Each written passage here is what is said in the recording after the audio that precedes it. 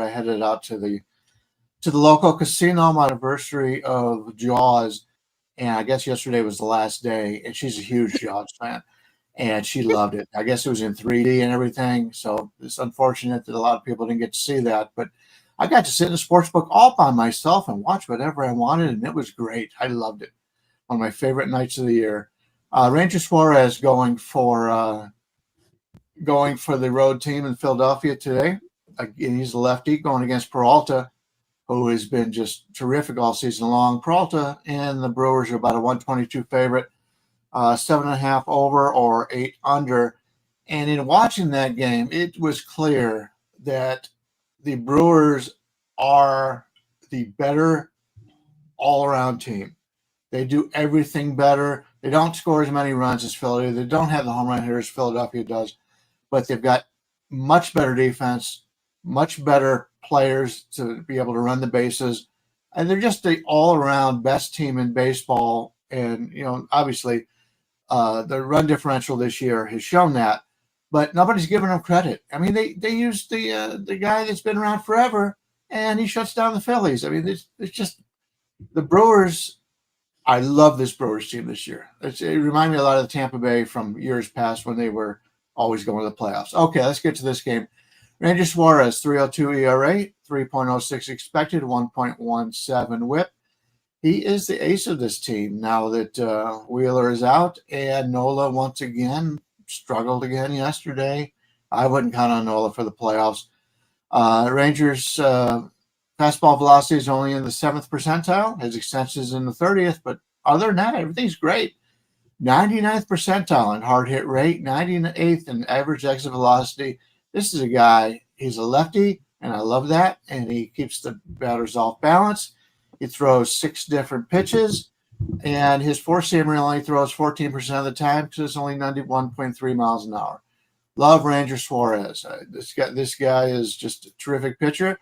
Freddie Peralta's having a career year. He's been around for 8 seasons and has a 3.59 career ERA. This year, 2.58, but his expected is 3.41, 1.07 on the whip. Ground ball rate, 27th percentile, which is not very good. Walk rate, 32. He's one of those guys that will put people on if he thinks you're going to beat him, and I have no problem with that. Shane Bieber's done that in the past. A lot of other guys have done it with success. Seems to be working out well with him. His strikeout minus walk ratio on the season is 17.5. Not outstanding, but very good. But he only throws 4 pitches, and his four-seamer is number 1 at 54%. He's about league average in that regard. But he's got a lot of red on his StatCast page, hard hit rate 93rd percentile, and I like both these pitchers. Now, the situation we're going to run into here is the total is only 7.5 here, and we did get some bullpen usage yesterday. That is a concern. It is a getaway day for these teams, but it is an afternoon game, an early game from that point, 4:10. The earliest on the card today. Like the under, Pinnacle just moved it to 8. And I think that's probably the way it's going to go. It's probably, if you get 7.5, I don't think I'm interested. But if you can get 8, I kind of like the under in it. But other than that, I don't know if I'm going to get there. It's clear to me that Milwaukee's the team to beat at this point. I just like the way they play, and all the other teams have the big stars, but that's not a team game. It's an individual game in that regard, and that's the problem you have. So, like Milwaukee on the season, but in this game, probably not going to get there with anything. My first impression when looking at these two teams was I got Philadelphia ranked slightly better than Milwaukee at hitting and bullpen, but I got Peralta slightly rated higher than Ranger Suarez on a curve. So kind of stuck here. Both lineups are top 6. Both bullpens are bottom 10 in current form. And both starters are top 10 on a curve of 30, which means they're both in the top 1/3 of starting pitchers. So I looked a little deeper and I found that Ranger Suarez has been absolutely tagged by these batters in his career. He's got 55 at-bats against, a 364 average against, and a 997 OPS. That's 250 points higher than what I would like to see at 750. So my first inclination was to kind of go for the Phillies here, but after looking at that and looking at the team total, Milwaukee Brewers team total only 3.5. Now I've got their hitters ranked 9 out of 30 in current form, and I've got the Philly bullpen ranked 18. Given the fact that Ranger Suarez could get knocked around by these guys, and he's got a bullpen that's in a little bit of tatters right now, I think 3.5 is a little low for Milwaukee. So I would look at their team total over 3.5, but I haven't played it yet. Yeah, this is a tough one. I think I would lean in toward the bullpen usage here. I guess something I've kind of said about the Brewers for a couple of weeks now is you're not going to see them really, just exert anyone if they don't have to.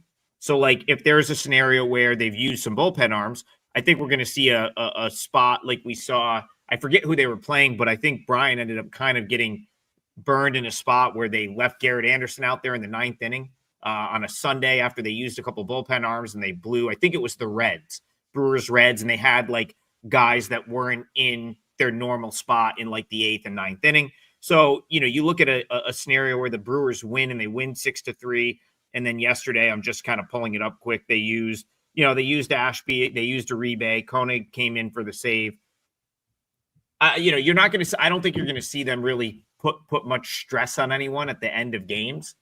So not one I'm going to spend much more time on because I don't believe I'll have a play here, but that would, I guess, be my concern in a game that otherwise looks to be very evenly matched. I thought on Monday or on Tuesday when we first started talking about this series that it was going to be a competitive series. It's been that to this point. So no play for me here. The thing that would put me off is maybe the bullpen usage, and maybe because of that, you get some late runs, and that 7.5 is a little bit low. So the slightest of leans toward Phillies plus money and the over.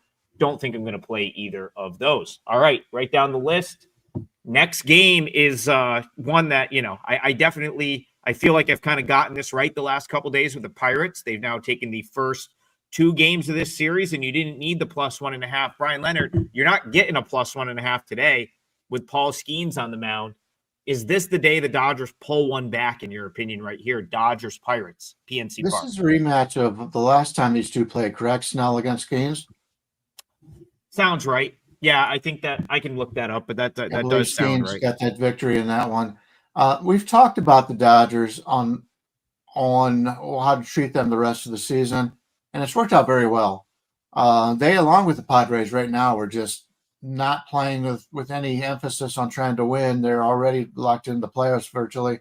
So there's some teams that we can go against, and it's going to be – I talked about this the other day where I said the Dodgers are about to play 3 teams that aren't very good, and then they finish the season with competitive teams and rivalries, that kind of thing.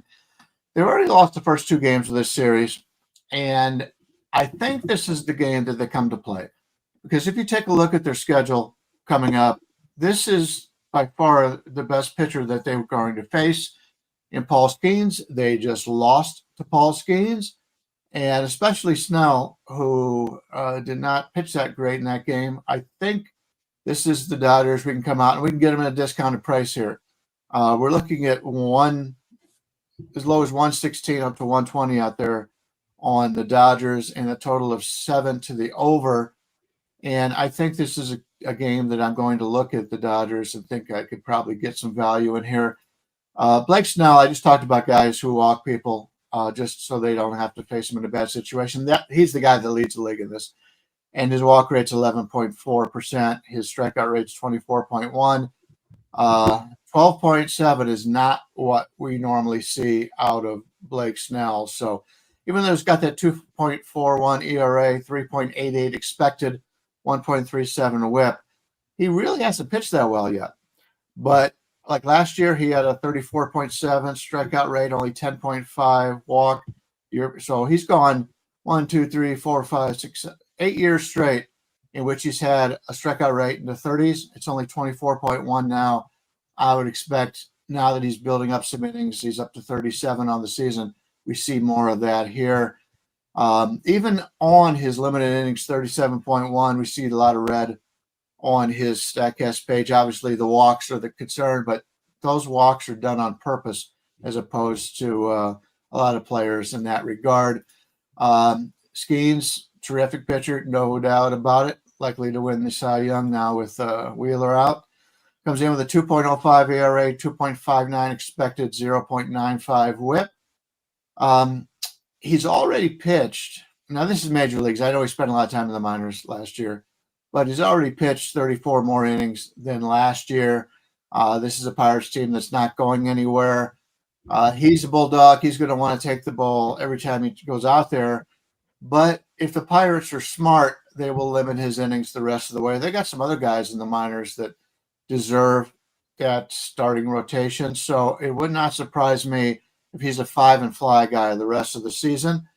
And if you take a look at the Pirates bullpen, they're in serious trouble here because they won those last two games. So they're going to lose out on their 8th and 9th inning guy, and their 7th inning guy is going to have to close for the Pirates tonight. So as this game goes on, I like the Dodgers a little bit more. Maybe if we wait a little bit in live betting, we can catch the Dodgers at plus money. But overall, on a small scale today with not too many games being played, I do think this is a game that the better team gets the victory, and that'll be the Dodgers. Guys, go to WagerTalk.com and see what we have up. I've got a Major League Baseball play. I'm sure my comrades here will have one up today, and a free play as well. So take the 10 seconds to go to WagerTalk.com, or see that scroller down there. You can see the shortcut right to our pages and see our free plays.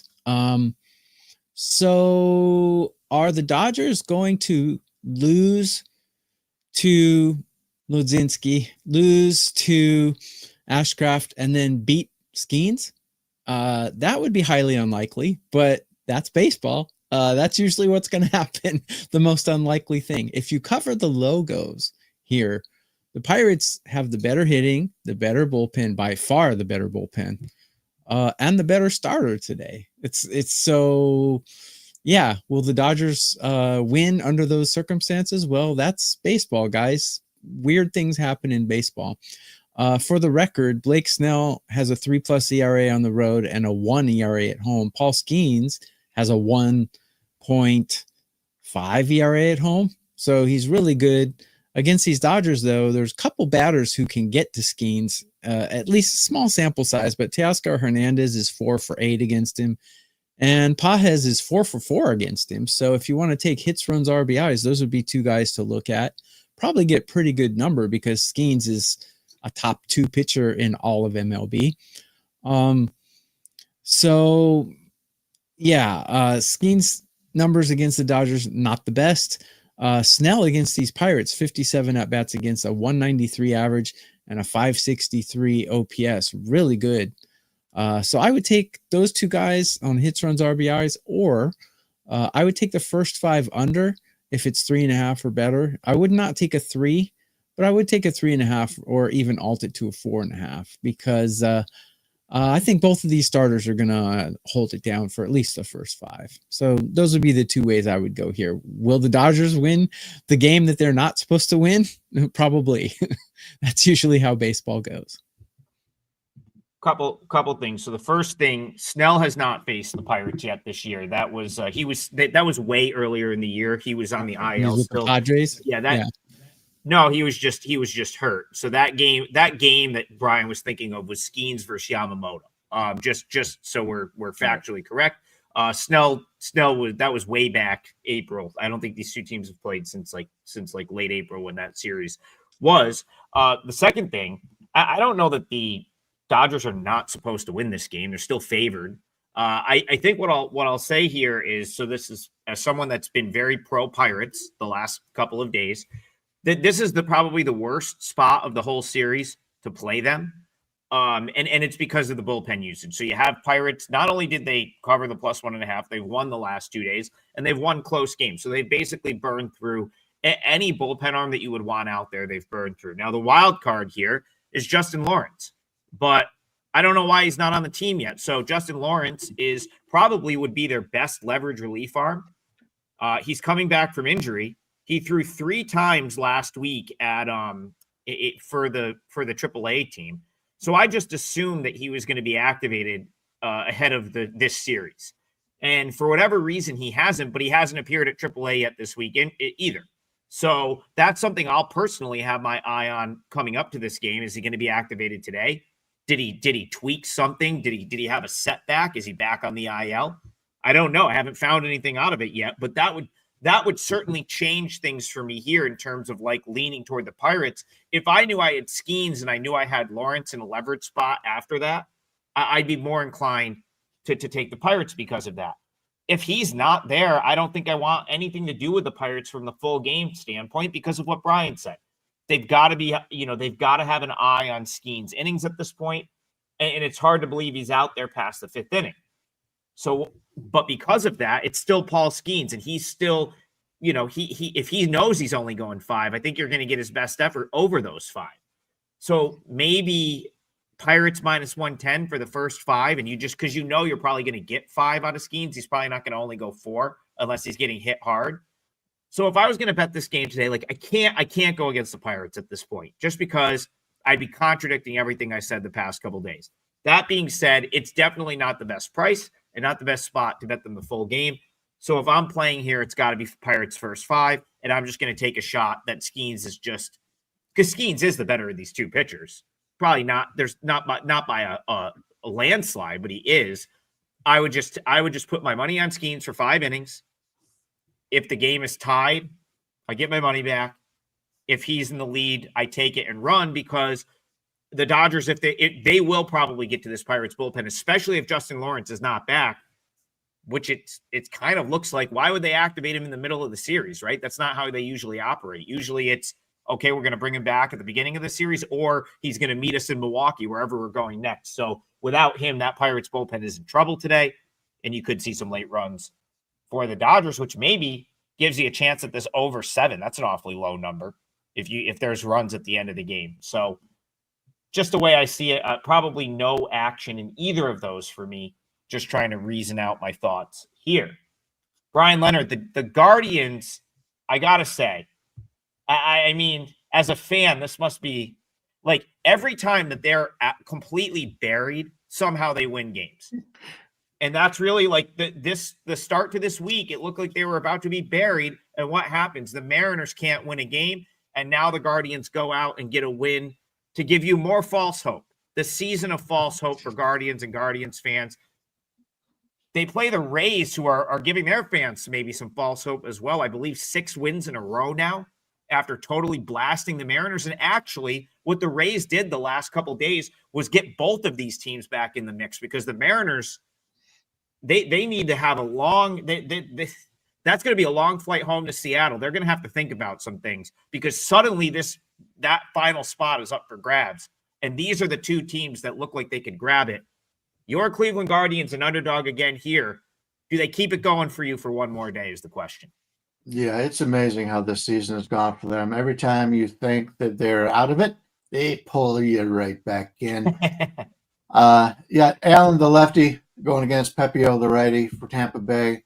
Tampa Bay is about a 160 favorite here, total 8.5 to the under. Logan Allen getting the start for Cleveland. He's 4.42 ERA, 4.72 expected, 1.44 whip. He's had a problem with his whip his entire career. In 3 seasons at 1.46. That's not pretty. In fact, the only thing, you take a look at his card, and no bright red at all, but his hard hit rate's pretty good in the 74th percentile. But if you take a look at his barrel rate, it's in the 27th percentile, and chase rate in the 4th. I think he's getting a little bit lucky on that hard hit rate. 5 pitches he throws, all at least 10%. His 4-seamer throws the most at 91.1 miles an hour, not overly impressive. He's just a guy, for myself, that's just eating up innings for Cleveland. And he's not one of those guys I'm looking to back on a regular basis. Pepio, A little disappointed season here for Pepio. I thought this was going to be a breakout season for him. He's done pretty well in 4 seasons, 3.46 ERA, 1.14 WHIP, but this year I thought was going to be the one for him to step up. He's got a 3.70 ERA, 4.01 expected, 1.15 WHIP.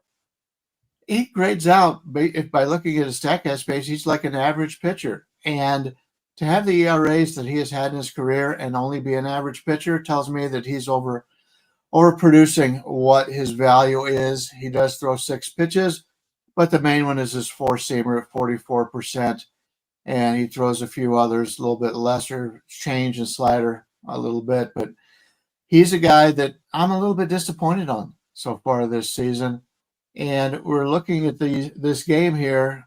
The way Cleveland's playing, they do have the lefty, and I do prefer the lefties, although the righties are starting to make amends on that on the season. But still, the lefties have a better record, and they've performed better. Slight lean to Cleveland here, but I don't know if I'll get there. I think both teams are overplaying what they have right now. Tampa Bay still has some quality players on the DL. Cleveland has brought up Big Christmas again yesterday, and he had a home run or two. And so he's always excites the crowd in Cleveland. They love him, even though he hasn't performed well. But I don't trust either one of these teams to win. But if I had to play it, I'd take the plus money with Cleveland. Pepio is a little bit disappointing this season, but take a look at his last 4 or 5 starts. 5 innings, no earned. 5 innings, no earned. 5 innings, 4 earned. 6 innings, 4 earned. So he's kind of coming in to it. He did not face the best lineups, St. Louis and Washington, in those 2 5-inning shutout starts. But I don't think Cleveland is exactly a power offense either. Cleveland's won 2 games in a row against Tampa, and Tampa does have false hope, but I think they still think they have some hope. I've got them ranked way higher than Cleveland here. Pepio, I got him 6 spots higher than Allen. I got the Tampa bullpen ranked 6, while I got Cleveland ranked 20. And hitting, got Tampa ranked 10, while I got Cleveland ranked 29. So I like the Rays here. I'm going to make it my parlay leg, actually. I'm going to take Tampa on the money line here. I think Pepio's had 2 really good starts, and I think he's going to continue it against another offense that's been a little bit disappointing this season. One red flag, his stats against these batters are not the best in his history, but that was not this season. I think a little bit of momentum means a lot. These guys are very streaky up and down, and I think Pepio's on a good streak here. So I'm going to take him and the Rays as my parlay leg. They're about 159 right now. 159. Good for a parlay leg. Yeah, and especially on a day where there's not much. I can't really argue with that from just trying to pick the winner standpoint. And if you're putting it in the parlay, no big deal on the price. So yeah, I mean, I would have interest in the Rays from a side standpoint, probably if the price was significantly cheaper. But you're not really worried about minus 160 in the parlay. So no issues with that for me. So I look at this and like I kind of, you go back to that last series. You had the one game where I believe the Rays won 9-0. The other 2 games were lower scoring. I think the books kind of look at this matchup and say we have 2 bad offenses here, and so we're going to price it accordingly. I wouldn't be surprised if poor pitching outweighed the quote unquote bad offense here. I think this one gets over. I don't like Logan Allen at all. I think it's shocking to me that he is still in a starting rotation in the bigs with some of the like when you look at StatCast page and stuff like that. And every time I watch Logan Allen pitch a big league game, it's typically how did he just get through 6 innings? How did he just get through 5 innings? Credit to him. I'm sure there's a lot of pitchers that have gotten to this level that wish they could sort of do that. Even if they would trade worse stuff to be able to navigate a game like he's been able to do. But again, like he's someone that can absolutely get hit. And I'm with you guys on I'm with you, Brian, on Pepio. I've been very disappointed in him this year. Coming into the season, I kind of felt like he could be a legitimate ace, and he just really hasn't been that. Expected ERA is around 4, which is not bad, but still concerning. Exit velo, he gets hit hard. It's just average in my opinion. He's been average to above average, nothing special. So again, you talk about an 8.5 in this type of game. Feels like there could be a timely hit or two on either side. You get to 4-4, it's already over. So again, I just think that the books maybe shaded this one toward the under because of the two teams you're dealing with. But these are not under pitchers right now, in my opinion. And this is not an under ballpark, really. Remember, we're not at the Trop, right? Like, this is Steinbrenner Field, spring training facility. Ball can get out of there quickly. It's not like a pitcher's park by any means. So I'll throw out a small lean toward the over, but we'll let TB keep that one, and we'll go Rays in the parlay. Have no issue with that. All right. Next game. Got this one wrong yesterday. I thought that was a home run spot setup, everything for the Royals. But Brian, you make such a good point about these sort of need to win teams. I almost feel like they've become a net negative. You said this weeks ago, and you've been right about this. These teams that get a little bit overpriced because they quote unquote need to win, or it's a huge game for them. The point you made was, well, it's a big game because they haven't won enough so far this year, right? It's so important for the Royals because they've put themselves in this spot by being an average team. And you're kind of seeing that again here. Royals at home. Yeah, you would think that they could get one of these. Are you willing to pay $1.50 to do that? That's the question. It didn't work out yesterday. Does it work out here? If anybody missed yesterday's show, I highly recommend you go back and watch at least the segment. It was near the end of the show. I think it was the last game we talked about, where I rarely disagree with these guys as much as that one. It worked out in my favor. I gave a good spot for the Angels, and Trick came back and shot me down with some nice information for Kansas City. It was a tight game. It could have went either way. But that was a really good segment, I thought. I learned from him. He learned from me. Yeah. And that's the way we're all good.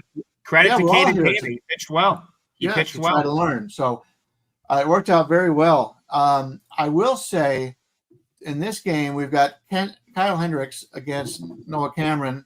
Cameron's the lefty. Cameron and Kansas City are about a 150 favorite generally, and about 9 on the line, slightly to the over.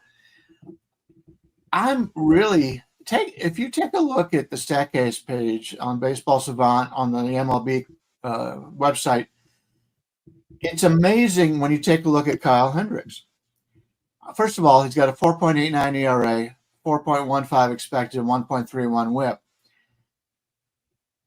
You rarely see this discrepancy from a pitcher in Major League Baseball. He's in the 95th percentile in average exit velocity, 88th percentile in hard hit rate, 84th in chase rate, 79th in walk rate. Terrific numbers. The same pitcher is in the first percentile in fastball velocity, first percentile in extension, 5th percentile in whiff rate, and 6th percentile in strikeout rate. Considering he doesn't strike anybody out, he's only got 89 strikeouts in 136.1 innings. How is this guy winning? He's got 6-9 on the season. That's a good season for him. He went 4-12 the year before. I like the way he's pitching, and I took some time and looked at what he's done this year compared to last year. Now, he's used the changeup for most of his pitches both years, but his changeup last year, he had a 295 expected WOBA. This year it's 290, but he's using it a lot against lefties. He's had success in that regard. Last year, 455 pitches against lefties, 372 against righties. This year, 448 against lefties, 376 against righties. A 290 WOBA is awesome. You take a look at that compared to his curveball, which is a 516 WOBA. That means against lefties, he's really good. And what does Kansas City do? Kansas City throws a lot of lefties against you. Mike Yastrzemski, Pasquantino, Adam Frazier, Massey, Caglione, Isbell, and Carter Jensen, the catcher that they brought up. all left-handed batters, and he gets to face them. So I like the situation right here with the Angels. Once again, this is a team that's been out of the playoffs a long time. They continue to find ways to fight and keep everybody involved. And I like the way Kyle Hendricks has pitched, and I think I probably said that twice in the last decade. Noah Cameron, rookie, having a terrific rookie season, 7-6, 2.92 ERA, 3.54 expected, 1.09 WHIP. And he's a lot of the same. He's very good in his barrel percentage in 90th percentile, hard hit rate 77th, average exit velocity 84th, but his fastball velocity only 19th percent, his chase rate 27th, strikeout rate 26th. He throws 5 pitches, all of them about the same. So I really like the way he does that. He's not going to blow you away with his strikeouts and his ability to get you out in that direction. But we got 2 crafty pitchers here. One is a longtime veteran. One is a young guy. And I like the situation for the Angels. You're getting them at plus 135 or so on this. You can even go as low as 130 up to 137. So let me play the Angels. I didn't use them yesterday because Trigg made a great reason to not play them. But I'm going to play them today. I'm going to take them at plus. Let's go plus 135. The Angels plus 135 here will be my part of the parlay. Guys, go to WagerTalk.com and see what we got up. I have a Major League Baseball play up, and I'm sure my friends here will as well. We always put free plays up. It's worth the 10 seconds to go check it out and leave a comment on the replay here. We read them all, and we appreciate you guys showing WagerTalk that you support our show. I'm going to go against Brian here. I don't do it often, but I like the Royals in this case. Noah Cameron, how many pitchers in Major League Baseball have as many innings as he's got with a sub-3 ERA and a 109 WHIP? Those are Wheeler numbers. The problem is he's been a little shaky recently. In his last couple starts, he's starting to give up runs. It's probably because he's young and slightly inexperienced, but the White Sox knocked him around for 6 earned. But if you take that start out, I mean, everyone's allowed a clunker. He allowed 4, 5, 6, 7 earned in his last 4 starts. Pretty good. And he's a better pitcher at home. Kyle Hendricks has a 5+ ERA on the road. And the Royals have the better bullpen. So I find it hard to bet against the Royals here, especially after the way they lost yesterday. I'm going to back Cameron and the Royals here. We'll see. We'll see on tomorrow's show who was right, either Brian or myself. But I like the Royals here. Yeah, no, I'm. You both make good points. So first of all, I just want to say about Kyle Hendricks. I hope when Kyle Hendricks retires that he opens a pitching academy, because he has got to be like one of the last guys right now. And I think it's going to come back into favor. I think you're starting to see guys start to do this more, but like for a while there, we just had a bunch of throwers. Like guys weren't pitching anymore. They were just out there trying to whip the ball in as fast as possible with as much movement and as much spin as possible. And what happened is guys started to like just get hurt. Careers were ending. So you're starting to get these guys that like are more Kyle Hendricks-esque, but he's certainly the last one from guys his age, in my opinion, that really are out there like pitching from like a cerebral standpoint, where everything he's doing is just trying to outsmart the hitter. He does not really have stuff at this point. He doesn't throw hard. He can't throw hard. Yet he's still in the league. And Brian's pointing out like some of the stuff on his StatCast page being very impressive. That's all brain right there. That's all just him being an elite pitcher. Like I used to think when he was back on, I mean, you can go back to the 2016 Cubs when they won the World Series. He was a part of that team. And I always felt like he was Greg Maddux-esque, and it's really looking like later in his career. I mean, this was Maddux when he was like 41, right? Like this is like what he was doing pretty much to stay in the league and get guys out. And that's what Hendricks has been able to do. So he's been very impressive. He's also been priced as this like bottom option, and he's not that. So again, I haven't really found any, really good reason to go against him. at all this year based on where the market continues to price him, which they've done here a little bit. Cameron, so I was on Cameron and the Royals in his last start, and he had nothing, and he hasn't pitched since. So it's worth pointing out that he was skipped. I don't know if it was just a rest thing. I don't know, but he had, and he went out there and fought for them in that start and actually hung around maybe a little bit longer than I think like most of those runs he gave up were in the first or second inning. And so credit to him for like doing his team a solid, staying in there, getting through 5 innings. But he had nothing right from the outset, because in the first inning of that game, he gave up a couple laser beams and they happened to go right at someone, got out of the inning. And then I think he got blown up in the second and third. Point is, like, he had, I think the innings are getting up there for him a little bit. And so I wonder if maybe being skipped and having the extra rest, we see him get back to the numbers that Tokyo Brandon pointed out, which are really, really good. And this is a guy I've liked this year as well. So I think just from a standpoint of like, giving a lean out or giving an opinion, I'm not going to go against either of you guys. I kind of lean toward the under here. And I don't know what it is yet, but if you can find a 9.5, which might be a little bit juiced, I think that is very playable. Even the under 9, even money or plus 105, I'm not sure what it is. Places I'm seeing an even money right here. 9's kind of that key number where you're still safe in a 4-4 game. So that's what I would look for. If you can find like an under 9.5 in this game at like minus 120 or less, I think that's a pretty good bet. And even under 9 at plus money, I'm fine with. What do you see, Brian? Yeah, it's 9.5 minus 130 if we were one of the few that are still with the ESPN bet. Pinnacle's got 9.5 minus 116. So that's great bet. At that price, bet in that regard. At that price, I think that's a really good bet, because I think I think Cameron desperately needed a week off, and they gave it to him. And I'm with you on Hendricks. He's outsmarting hitters, and the Royals lineup has not been tough to outsmart this year. I feel like they almost outsmart themselves half the time they're at the plate. So I don't mind that at all. Under 9.5 at that price, or really any under in this game, is the way I would go. All right, let's move it along. We've got 2 legs of the parlay locked in. I can guarantee you mine will be in one of these last 2 games. So let's get to it. It is White Sox Twins.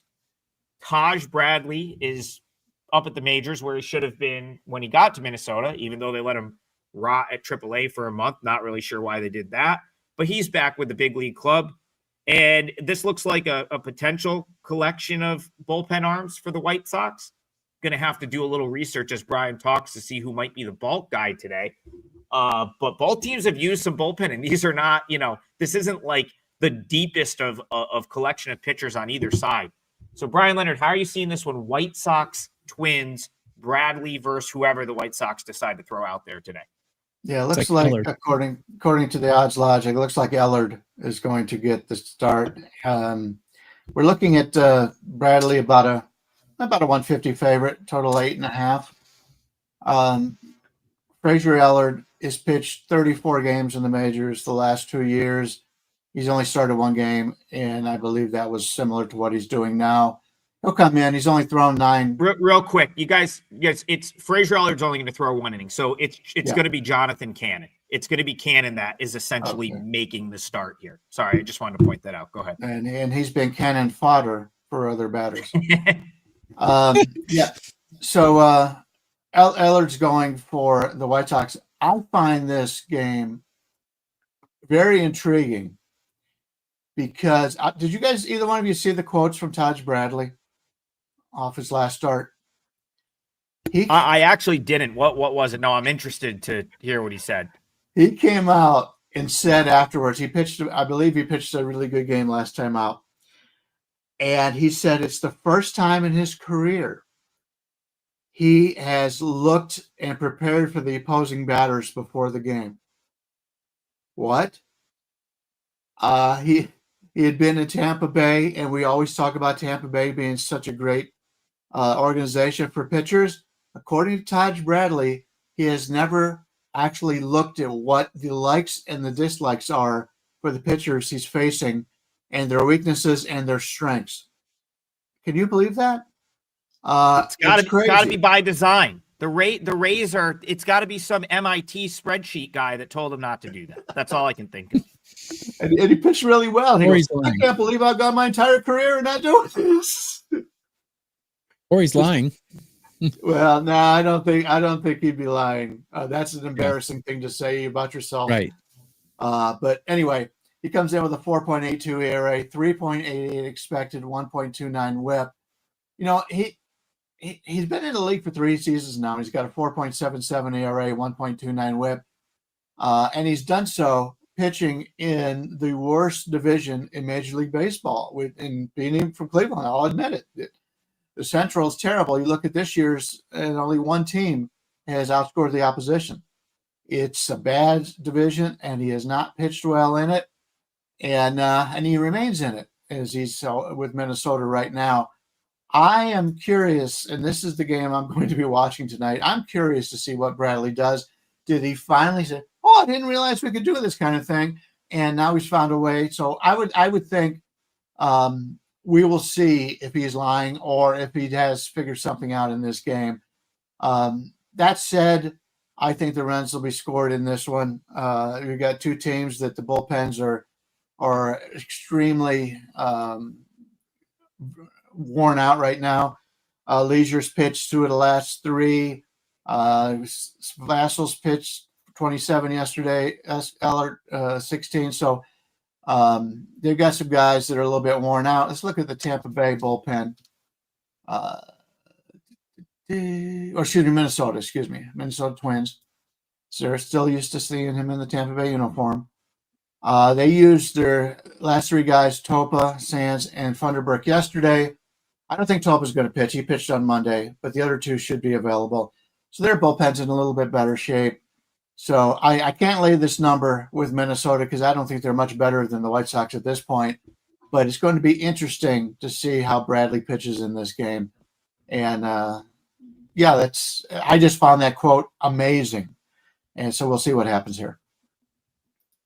Taj Bradley has faced the White Sox twice in the last 2 months, and he's given up 11 earned runs in 6+ innings. These guys have gotten to him hard. But like Brian said, if that's the first game he ever checked the opposition, he pitched 5 innings with 1 earned, so it's pretty good. But Taj Bradley, in my opinion, is a very inconsistent pitcher. I've never really been a fan of his, and now he's on a team that's basically a sinking ship. White Sox, surprisingly, not really known for their power hitting, but I've got them ranked 10 out of 30 teams in current form. So they're hitting quite well. And I've got the Minnesota bullpen ranked 29 out of 30. Taking a look at the team totals here, the White Sox 3.5 seems pretty delish to me. I think they can get 4 runs in this game pretty easily. Even if Taj Bradley has a good game, I wouldn't expect more than 1 or 2 earned runs in 5 innings, which will open up 4 more innings for them to just tee off on this disgusting bullpen. So I think Sox 3.5 is a good play here. Yeah, my parlay leg will be the over in this game, over 8.5. Jonathan Cannon has been awful at AAA the last month, absolutely terrible. He's gotten blown up in just about every start. This isn't a reward for him per se. This is like the White Sox just saying like, hey, like we just need a starter. You're up. Like it's not like, he's been down at Charlotte. So here's his August numbers. And one of these starts, now granted, one of these starts was at the big league level where he got smoked by the Mariners. His August numbers overall, 8.59 ERA. This is in 22 innings. He's given up 30 hits, 21 earned runs. He's walked 10 batters. He only has 16 strikeouts, a 326 batting average against, and a 1.82 whip. Those are his August numbers. It has not been good. His most recent start came against Nashville, where he gave up 8 hits in 4 innings. So the Twins should be able to get something there. You talked about the bullpen usage. You're going to get Ellard for an inning. That's fine. I don't think there's any guarantee that he just goes out and throws a clean inning. And then on the other side, like even if Bradley pitches well, The Twins have no relief. They literally no bullpen. They have no bullpen.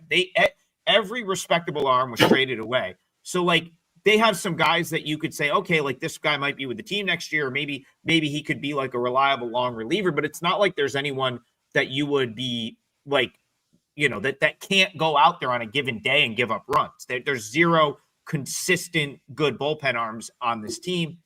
And yet the total's only 8.5. How is that possible? How is it only 8.5, right? Like for a full game, 9 innings between these two teams, and it's only 8.5. I thought we were going to see a 10 on the total there. So that'll be my parlay league, over 8.5. Cue up the 2-1 final where Bradley throws 7 innings of 1-run ball. But like other than Taj Bradley pitching well, which like you've said has kind of been hit or miss, there's going to be runs everywhere else in this game, and you only need to get to 9. On a day where there's not much else, I'll throw that in the parlay. So over 8.5, White Sox Twins, minus 110. Minus 110. Minus 110. Incredible. I will say this is a getaway day. Both teams go on the road tomorrow.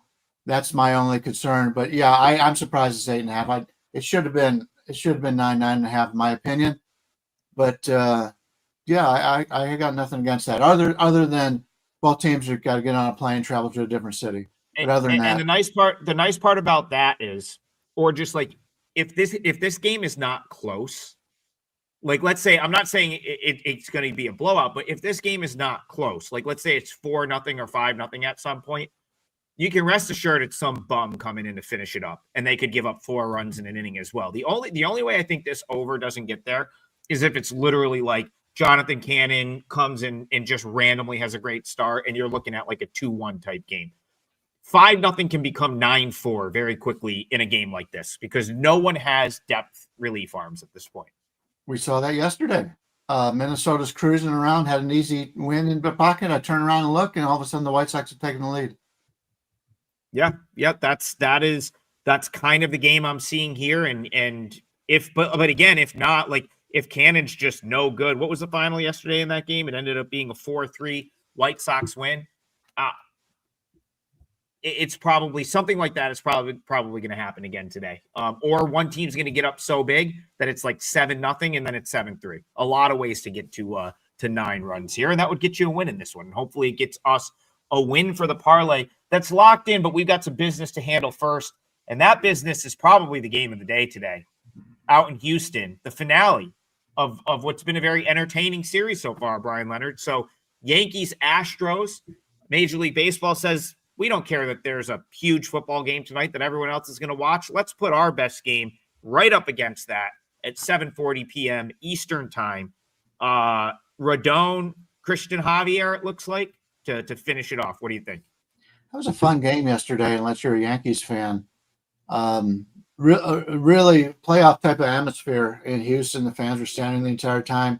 We had talked the day before about the pitch, the pitch thrown, and then the catcher hitting the catcher in the chest. I did read some articles about it, and they really had they went after the pitcher in the dugout or in the locker room. They went after him. They didn't go after the young catcher. And so they know he's gone. He's gone at the end of the year, by the way. Yeah. Framber Valdez. Teams love their catchers. The catcher's the most popular guy in the locker room. Every team. Yeah.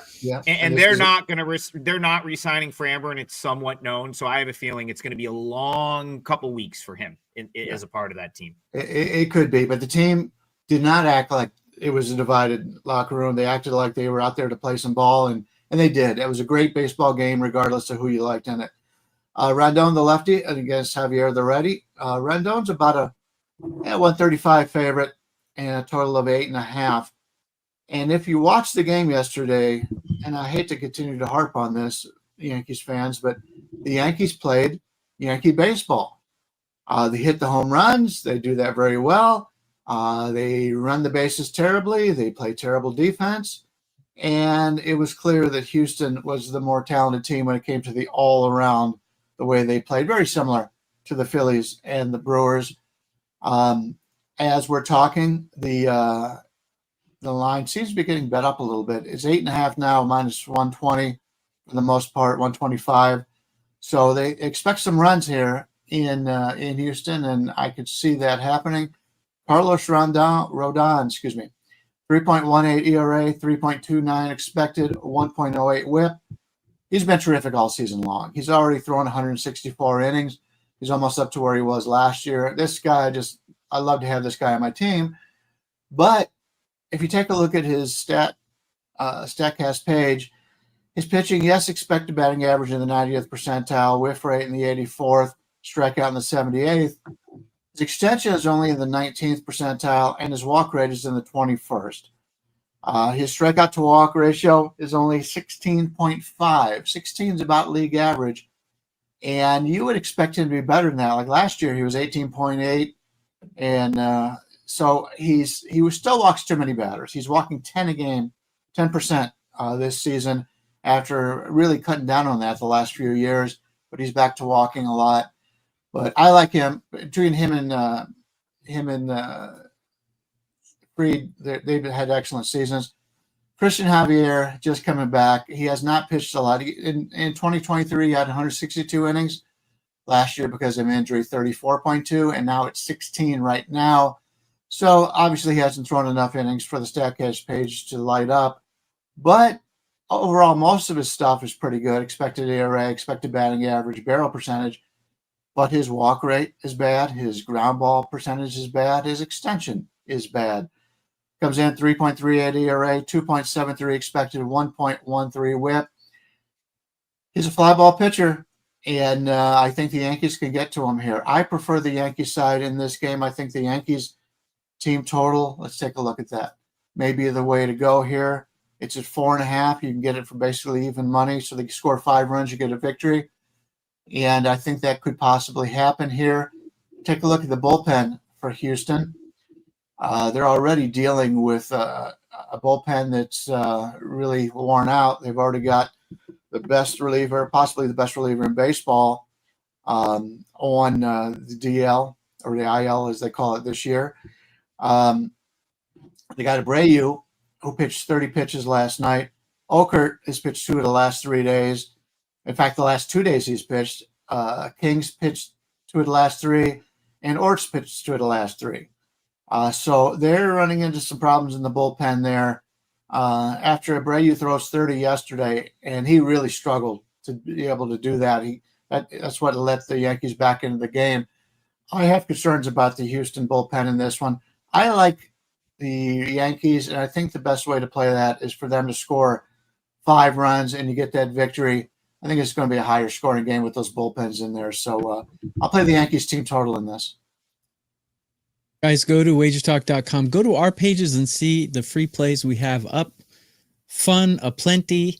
And we also would appreciate if you left a comment on the replay of this video and leave a like for us. Show WagerTalk that you still like baseball and as much as we do. Again, I have to go against Brian. Not directly against Brian, but I like the under in this game. And there's a couple reasons why. I think that Rodon has been pitching excellent. If you look at his numbers, they're almost as good as Cameron's numbers. They're like really good. A 108 WHIP. Who wouldn't like that at this point in the season?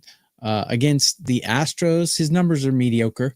But I think this season he's pitching better than he has in past seasons. I don't think his past history against this team matters quite as much. And the Astros have been a little bit of a funk at the plate, not looking like a playoff team recently, showing some good signs, but overall they're slumping a little bit. And although Javier has had some problems since coming back this season, in his history, he's dominated these Yankees. I mean, 61 at bats against and a 180 average, 690 OPS.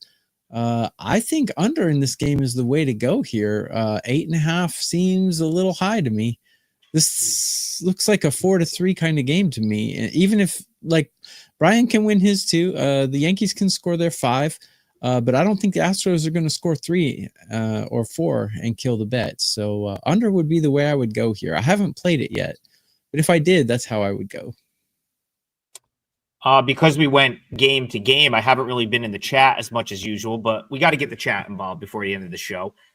Fortune not, I don't know if I said that correctly, says, is it a good idea to fade Jimmy Cross up? I'm assuming that's Framber Valdez, who we started the segment off with, the rest of the season.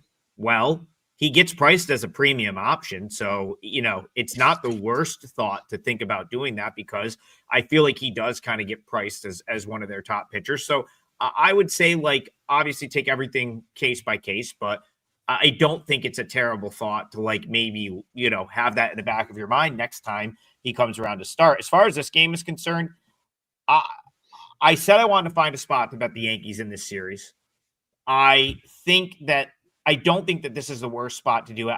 Ultimately, I don't know if I'll end up making a bet on the Yankees in this series, and I'll just have to, like, let it go, because the price was a little bit high here. But I guess my only concern is, like, there was a point in time last night where the Yankees were just kind of chilling. They were up 3-0. They probably took a look at that out-of-town scoreboard, saw the Reds were up 5-0, probably feeling pretty good about themselves.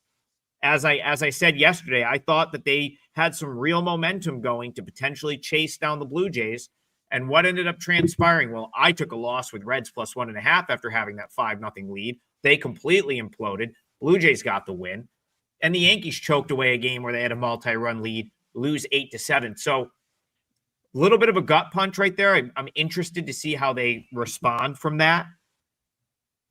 Again, I do think I prefer Rodon and the Yankees in this spot. And that was always sort of my, like, mindset going into this series, was that the Yankees would take this series. So based on everything I've kind of said, because we've talked about this game every day for the past 3 days. So the culmination of everything we've talked about, what would put me on the Yankees here, it could only put me on the Yankees here, because I did say on Tuesday, I felt like this was I felt like they would win this series, wanted to find a spot to bet them in this series. So far, they've now split the first 2 games of the series, so I could only be on the Yanks. But, man, the way that those 2 games played out last night was not great for this Yankees team, and I'll be interested to see how they respond to that.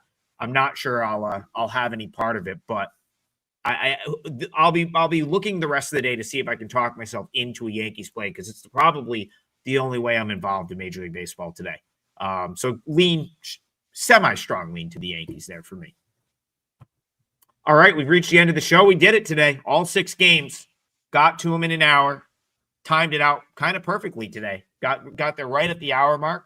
We have our 3-teamer locked in, so let's read it off. I'll promo myself real quick. I have nothing to sell for baseball on Thursday. I doubt I'll have a client play for baseball, but I do have a 5% NFL, and I went 4-0 in the NFL preseason, if that means anything to you. I'm going to try to roll some of that NFL preseason profit into Sunday. There's one game I really like. Might be the only NFL game I bet all week, but I do like that when it's up on my page. TB said he's got stuff up. Brian's been extremely hot over the last, God, it's been a while now, Brian. Running good. Number 2 the last 3 days, number 1 the last 7, number 1 the last month.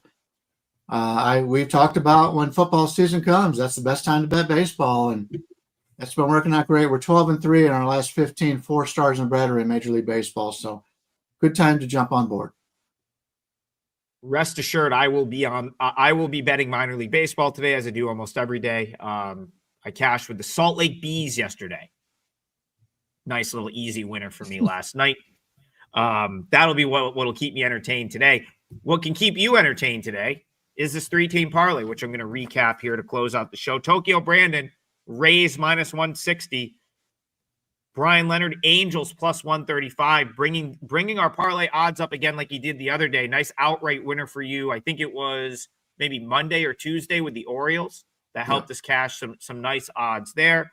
And then I'm going to go with the total. White Sox Twins over 8.5. That parlay plays plus 629. Obviously, could be different based on your book. Shop around for the best odds. But one more time, that is Rays, full game. Angels, full game money line. White Sox Twins, full game over 8.5, plus 629. TV, did you have some closing thoughts for us before we head out? Yeah, I have a MLB play up. I'm number 2 the last 30 days, and I'm number 1 in 2025. So we're all doing good. So go to WagerTalk.com, see what we have. All 3 of us usually put up a free play every day, so it's worth your 10 seconds to go check it out if you didn't get our plays from this show. I'll even go one step further as to say, like, if I do play Major League Baseball today, which the likelihood is quite slim, I will put it up for free on my page. And if I don't, I'll put my strongest sort of lean up for free. So that will be in the free play section. Since I'm trying to get you to buy the NFL play. And we have KBO. Yeah, I'll have is KBO in the morning. price. Yep. KBO is half price. That is nice that they let us do that. Yep. Always KBO, always half price. And we're getting down to it with the KBO right now. We're in makeup LG territory.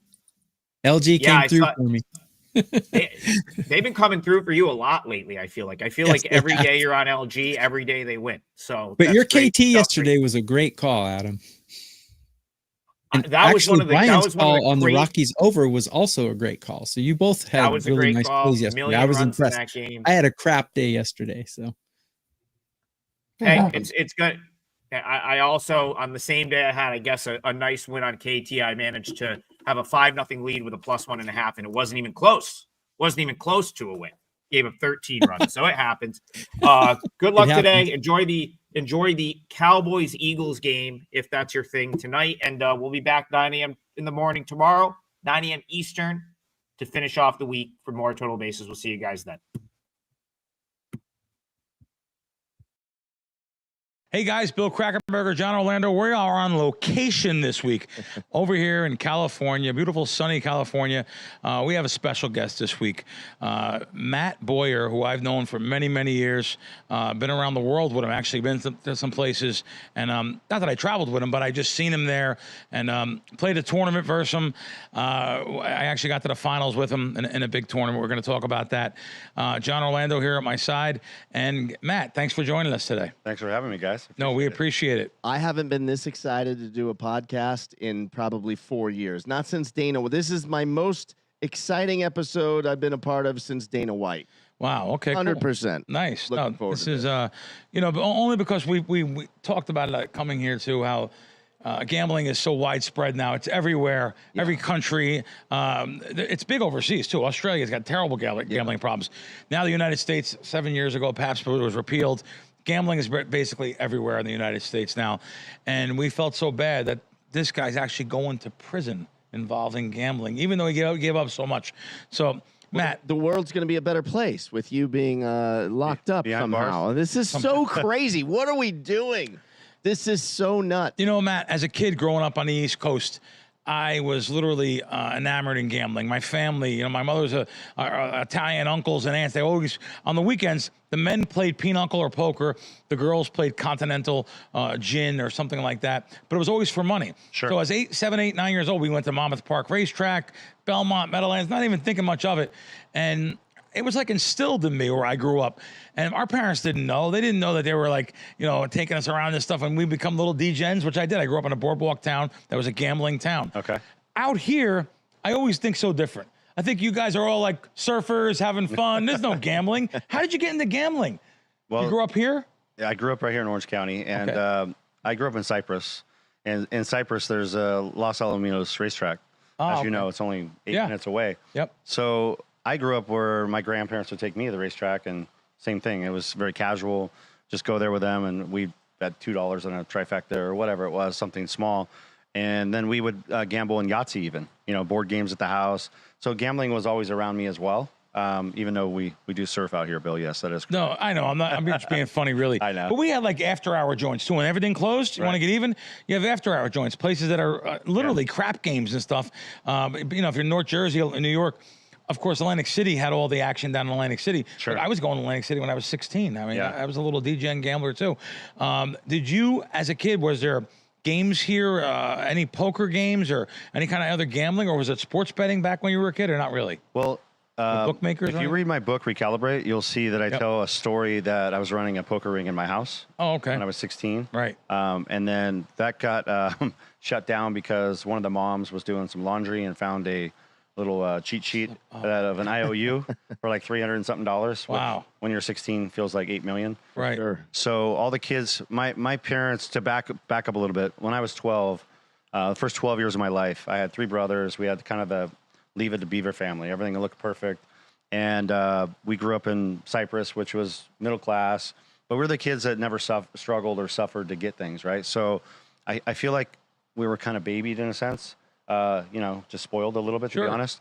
And then once my dad, who was a Vietnam vet, developed a really bad alcohol addiction, he started drinking 40 beers a day and 3 packs of cigarettes.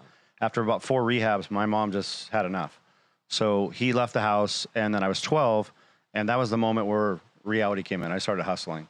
So from 12 years old, I didn't want to ask my mom for money. She's working 3 jobs, trying to keep us in the house. Sure. My 2 older brothers one was graduating high school, the other one was in high school.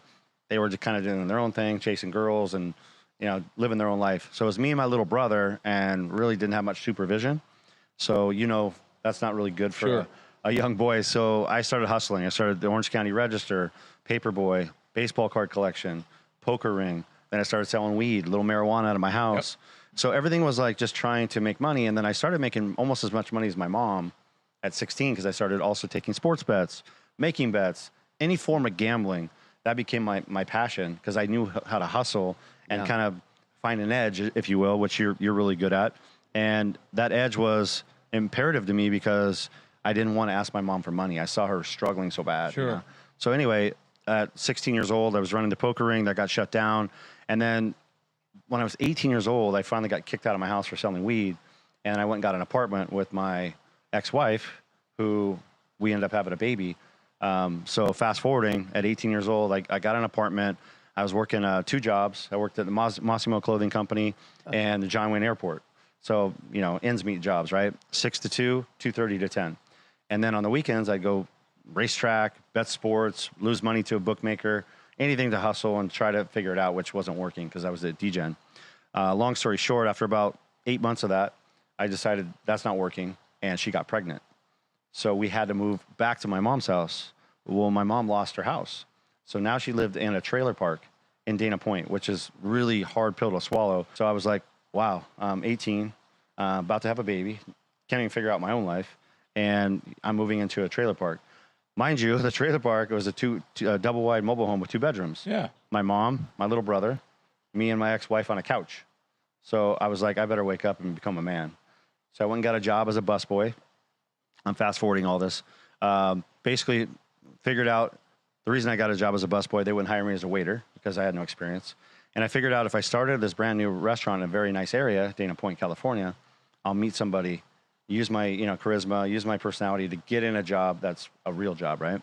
And it worked. About 5 months later, got an opportunity, go down to this commodity brokerage house, all these young guys making tons of money, Ferraris parked out, it was basically Wall Street. Boiler room. Very much, but legal. Yep. And so I worked my way up, got my Series 3 license. When I was 21 years old, I was the top retail broker in the world. And then I purchased the house that my parents lost. Wow. The very same home went for sale for $550,000. I moved into my parents' house. Me and my ex-wife, were sleeping in my parents' bedroom. It was eerie. It was crazy. My daughter was 2 years old. I was making $700,000 a year at 21. I had a Mercedes, and I was on top of the world. In that process, I've always been a gambling degenerate, so I was always gambling and always fucking off a lot of my money. And I decided at this point, instead of giving all my money to bookmakers, which I kept doing anyway, I'll just be one, because I was always taking bets, but it was never really a business. And I had this perfect opportunity because I have this brokerage firm with these young guys who are really just hookers, drugs, gambling, any vices you could put together, which is just like the movie. Sure. Wolf of Wall Street, really. Yep. Was my atmosphere. And I wasn't into hookers because I was married. I really don't drink too much, and I don't do drugs. Never done drugs in my life, but I love to gamble. So here it is. Let me just take advantage of this. So I started building a client base. And next thing you know, I had about maybe 50, 60 players, and I was making really good money because these guys are betting quite a bit. And I wasn't really afraid, as you guys know. I've heard the stories. I would pretty much take any bet, right? Now I had a bankroll behind me. So fast forward about maybe 2 years later, the internet comes around. And when the internet comes around, I said, this is a scalable business. So I was one of the first bookmakers to go to Costa Rica, use the per head shop, take advantage of that. And then I scaled my business to a dramatic fashion to where I had, eventually 1,200 clients when I got in trouble. Wow. But that's like in the late 90s? Yeah, no, it's Early later 2000s? than that. Because in 93, I graduated high school. I was 18. So I would say right around the year 2000. I mean, What kind of money were you doing at that point? back then, I would say probably the average bet maybe was I would say 500 to 2,000. Okay. And then I had some guys betting up to 5 or 10,000, which, mind you, this was 25 years ago. Yeah. So that was a bigger number then. Right. And of course, it escalated dramatically when I was probably about 30 years old. That's when I really started bookmaking big. And then, of course, at the tail end of my career, you know, $1 million bets. And Now, did you have anyone backing? No, I never had any backer. Really? Never. That had to be stressful. It could be, yeah, especially when you have a gambling problem. Client, if you have one, yeah. I had a gambling You're problem. like you were the equivalent of like a drug dealer. The rules Getting like high don't on get their own high off supply. your own supply. That was you. I actually got higher because I was gambling higher than I was taking, which is really a problem. You know, Bill knows this better than anyone. If you don't have the bankroll management, and then I would go to Vegas, I'd blow $2 million. I'd come home, I lost $1.5 million in my bookmaking operation. $3.5 million gone, and then maybe I went to Vegas with the 2. I blew that. Came home and I only had, let's say, 800,000 here. Now I got to go borrow 700 grand. I've been there many times. That's unbelievable. In many positions where That's unbelievable. You so were many booking times. and you were borrowing. 100%. I've borrowed money so many times in my lifetime over the last 30 years. No one would ever know because, of But course, everyone thinks bookmakers just win. You guys all win. No, not there's even close. losing weeks when you, especially if you have 1 or 2 clients that control your book that are big betting time. big. Yes. The 5,000 and 10,000 guys. If you have a guy betting 100,000, they're the guys that are going to control your week. they win or matter lose. more than all your players, right? At the end of the day, if you're a bookmaker that, like me, doesn't really care what the limits are, Right. and I'm willing to gamble. So Right. most bookmakers are smart enough to know, like, let's bankroll manage this thing. Let's not let 1 or 2 guys control your operation. That makes sense. But for me, I was a gambler. I was like, you know what? I'll beat this guy in the long run. I'll take it. As long as I know the money was good. I knew he wasn't sharp. I didn't want your action, Bill. Yeah. Let's be honest. No, but at the end of the day, it's funny you say that because I was down and I ran into you multiple times Of course. out of the country in Costa Rica. Not Costa Rica. We were in Dominican Republic was one of them. I mean, there's Bahamas. Right. But when I seen you in there, you were in the sportsbook betting, and I said, "Wow, this guy's sharp. You know what he's doing?" To myself, I got no one to talk to there. I said, "This guy's taking sharp bets and laying it off, making money." I didn't know your operator. I never asked you for an account. I tried that too. That didn't really work. Yeah, I never you know asked you for an this. account because I knew I wasn't going to get one. Well, I knew you knew who I was, so I never really was. To be honest, I was fair warned that you're smarter than the average bear anyway. Yeah. So if I would have gave you an account, it would have been through somebody else. Oh, okay. In fact, I think we discussed it one time. We never ended up We doing may it. have never did it. Yeah. I was but- going to get you a couple accounts with a Yeah. couple guys I didn't really love in the okay. business. Yep. What was the most amount of money you ever had to borrow? $2 million for sure. I definitely borrowed $2 million from a friend of mine. You have a friend that'll give you $2 million cash? I do. He would give me $2 million today. Wow. Yeah. I need some. Don't get me wrong. I compensated him drastically Sure. for it. Yeah. Okay. But he He definitely understands the whole business, though. not only that, he understands me. Right. At the end of the day, like, if I borrowed $2 million and I'm in the shoes I'm in today, he would still lend it to me because he knows I will get him the money eventually, even no matter what happens, unless I get hit by a bus. Sure. It's the only way he would not get paid. Sure. Because I'm not claiming I'm an angel. I'm not the most honorable person in the world. Like, I've definitely had my share of problems with people in the past, whatever. But I would never fuck over my friend, ever. Yeah. I mean, truly, I would actually ruin my own life to Sure. pay him back. Sure. Because he did me that solid of giving me $2 million, showing me that good fate, you know? And I had so many of those relationships, thank God, that I could come home and know that I had it covered. So it allowed me to, as you know, which is very important as a gambler, to walk into a casino, even if it was my, to be honest, last $2 million, I would gamble like I had $100 million at home. Because you can't go into a casino and be like scared or play Yeah. fearful. I mean, one thing about me, I have zero fear. To the I point was where with it's a you. problem. I was with you one time, sitting down at the table just to watch you, and you guys were betting 200,000 a hand. This is Yeah. the kind of money they're betting. You're talking about $400,000 swings. Blackjack? No, Baccarat, Baccarat. yeah. And he's had swings. I didn't know this till yesterday. Tell John what you bet on the Super Bowl. How Yeah, did you that- get down that that's- kind of money? I'll tell you, I have the tickets to prove it. I bet 1.25 million at the Atlantis Casino live in person. Wow. I have the tickets. Wow. I was in Atlantis, and then I bet all the rest of the bets through 40 bookmaking accounts. Oh my God. I'm not going to say their names No, of out of course not. respect, but Yeah. they're all well-known people. Wow. I had relationships with almost everybody How across much did you the get country. down total? 4.6 on the game, but some of it they were a dog. What game was it? Chiefs against the Eagles. I hope you had the Chiefs. Eagles. No, I had Chiefs against Eagles. Oh, yeah, Chiefs. I got lucky and won, of Yeah, course. yeah. But at halftime, I bet 4.2 million.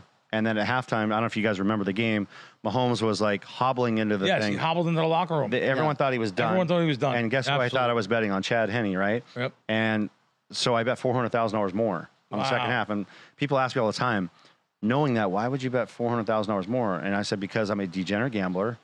And I was just hoping that Chad Henne would have the game of his life, knowing that I'm probably going to lose the 4.2 and hoping to, make a comeback because they were already down by, I think, 7 or 10 at the time, whatever it was. And when Mahomes came back out, and obviously he looked amazing the first drive. So crazy. I was like, I got a shot at this. Wow. And, what a feeling. It really was. But truth be told, I was already down $1.5 million at the Atlantis. Oh, okay. And then every bookmaking account I was betting on, I was already down for the week. Oh. So sadly, out of the 4.6, I made money, but it was minimal. Like I came home with $200,000 from Atlantis, which is nothing, consider all the risks and exposure I had. And then I came home to collect some packages around town for like literally $800,000. Wow. So it was, I bet 4.6 million. Could have been now 9 million, and I came home and maybe had $1 million total collected out of that whole process of the trip. Westgate Superbook, Super Contest. This year, we also have the Super Contest College, $500 an entry. I'm so pumped up for this. There's 568 people in this contest right now. I expect it to probably go up to about 900. You only have like a week though, so make sure you get in before August 29th. $500, like I said, 7 picks against the spread. This is something that's revolutionary. The town never had it before. Looking forward to this super contest. $1,500 an entry, up to $535,000 in the prize pool already. Super contest gold, super contest survivor. This is going to be really good over here at the Westgate. How many times would you say you have risked pretty much your entire net worth? Oh, God. Many times. It sounds like a ton. Many times. Many times. Wow. Truly. I've risked my net worth and money that I don't have many times. Like, I'm not even proud of it. I'm just being honest. No, it's good you're being honest because that's something people can't do. Well, they struggle with it. I don't. Yeah. I'm actually the opposite. I just tell the truth too much and say too much, which is very obvious based on my case. My attorneys hate what I'm doing right now. And I know there's clearly you said there's multiple people that you've been able to borrow from through your relationships and stuff, which speaks to the kind of person you are to be able to have access to money like that. But there's definitely been times where you even were like, oh shit, I'm in a jam now. Like, listen, I'm not afraid to admit it. I owed the Wynn Las Vegas. I lost $3 million there. I couldn't pay when I got home. Went on a payments plan. They took me to the Clark County DA's office. I had to pay 10% juice on it. Paid that off. Paid the Wynn. I ended up making it right always, but I've been multiple times where... Wait, you paid the juice on it, you said? Yeah. I talk on my hands a lot. Yeah. Sorry. So you paid the juice on it. Now, after you owed that money out, did you get credit again? No, not at Wynn. No, from casinos in general. Of course I did. Because it goes to Central Credit. Of course I did. And even with the remarks. Even with the remarks, they still put you in. 1,000,000%. Casinos really, they love to bury people. No, they really do. I mean, listen, they're not dumb. They have the best collection agency you're writing in the a bad world. check. It's a felony. You're going to jail if you don't pay. Yep. If a bookmaker had that. Right. I mean, other than back in the day when the mob would just do something drastic to you, there's no better collection agency than the jail. I want to go back to Punta Cana. I'll tell you why. Something you don't know. I've never really told the story to almost anyone except for my wife. So I'm in Punta Cana on that trip, and I win $150,000 in that tournament. That's what I won in that tournament. I had a double on a 17 versus I had, insane. I had a double on a 17. And I'm telling the story. I think you had a 19. Yeah. I had a 17. Oh, you guys were heads up? Unbelievable. Yeah. down to the last round, and he obviously won. No, I had a double on a 17. I got a 3. Yeah. That's not the point. Was really Is that. this how you met, or you already knew each other? No, we knew each other before that. We saw each other a million times. I actually felt it. And usually I would say, let's split. Can we split the money? Yeah. This money was nothing to him. He's not going to split 100. He might have. We actually talked about it. And Did we? And I said, you were like, hey, and I'm like, no, don't worry about it. I'm betting this one hand. Yeah, you're betting this on one hand. And you're like, okay. And then it worked out for you. But I got lucky. But here, the point I want to tell you that you don't know. So they wouldn't give me a check. I wanted a check. Okay. They wouldn't give me a cashier check. They wouldn't give me a check. They said, no, you have to take the cash. We don't deal with cashier checks with the states. It was the weirdest thing ever. Wow. So and the director of marketing, the guy that was the head of the place, did not like any. He didn't like any of us. Yeah. He just didn't like. Even though he was, and it might have been him. They made me take the cash. Wow. So now I have to go and declare it through FinCEN. Mm-hmm. And they were the nastiest people that I've ever dealt with, probably at an airport or anything. Mm-hmm. I said, I want to declare it. I say, Google my name. I declare tax one every year. I showed them the things, and they still put me in the back room and locked up the money. I thought I wasn't going to get the money. I thought they were going to steal the money from me. That's what I thought. Okay. I heard horror stories of people landing in the airport there in Dominican Republic, and driving over to Punta Cana, the casino, which is probably like 30 minutes away. Right. I heard horror stories about some things happening, but that's never happened to me. They pick you up in a limo, but I heard people got pulled over and robbed. That's what I heard. Wow. So, do you have any stories? Because I heard in the book, I'm hearing that you have a story of something happened to you. I think it's more than a horror story. Yeah.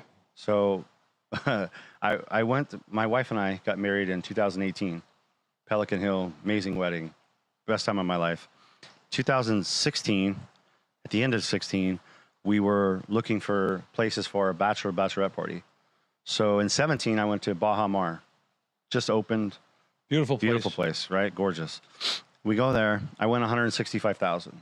Sticking around, checking out a location, $1 million line. Strike that. I had $1 million line that time. I already told you a story off camera about Periente giving me, promised me $1 million, only give me 500,000. That was the next trip. Anyway, I had $1 million line. I won 165,000. It's like 5:30 in the morning. We go to the airport, and you fill out the customs forms. Well, I did not declare the money, and the reason I didn't declare the money is not because I was trying to hide it for tax purposes. Because if you fast forward about 6 months earlier, I won about 300,000 in Las Vegas. I came through the airport. They put it through the scanner, got flagged. The TSA agent called a supervisor over. They came over. Okay, where'd you get this? Caesar's Palace. Here's the phone number of my host. Please call him, verify it. Okay, this is through, right? I land at John Wayne Airport. We're there, me and my wife. All of a sudden, we're waiting for my bags to come down. I see two guys with badges walk up to me. You could tell they're looking at me like, like they're looking at a picture. Hey, you're Matt Boyer, right? I said, yeah. Hi, Homeland Security, John, whatever his name is. I said, okay. We need you to grab your bags and come with us. I said, well, what did I do? I said, well, we'll discuss that. No problem. So I'm waiting with two agents. My wife is about, I would say seriously, like 5 or 6 feet away from me. The money's in her bag, carry on. And she looks at me and I give her the eye like, because the one agent had to go get another agent, a woman, because clearly they're about to strip search us or whatever. So I had this agent that I'm talking to literally kind of turned a little bit and I give her she just grabbed the bag and went straight out the door. If you guys know where Orange County Airport, the luggage, the baggage carousel is very close to the front door. She went right out the door. Wow. Okay, so this is a true story, verifiable. And so I have my phone. They didn't take my phone. And I'm texting her, get the fuck out of here. Just go across the street. El Torito's across the street.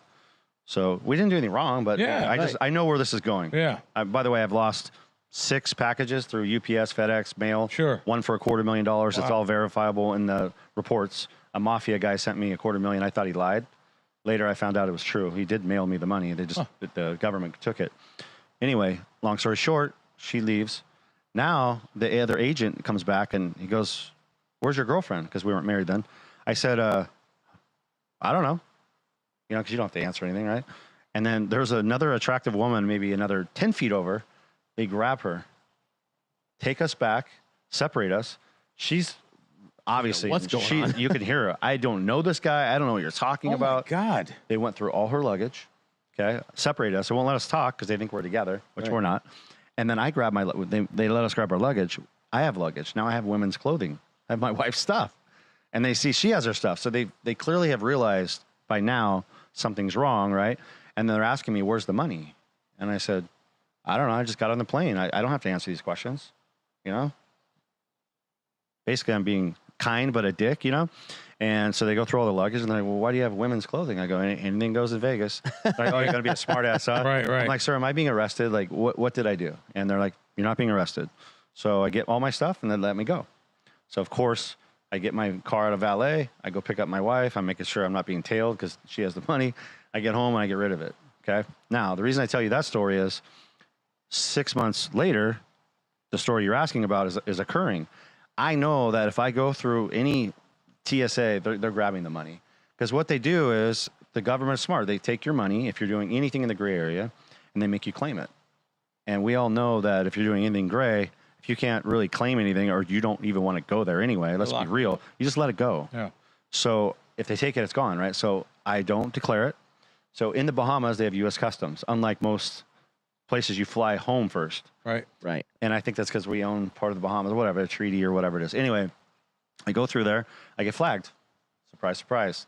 pulled aside. Do you have over 10,000 U.S. currency? I said, yes, sir, I do. Why did you answer no?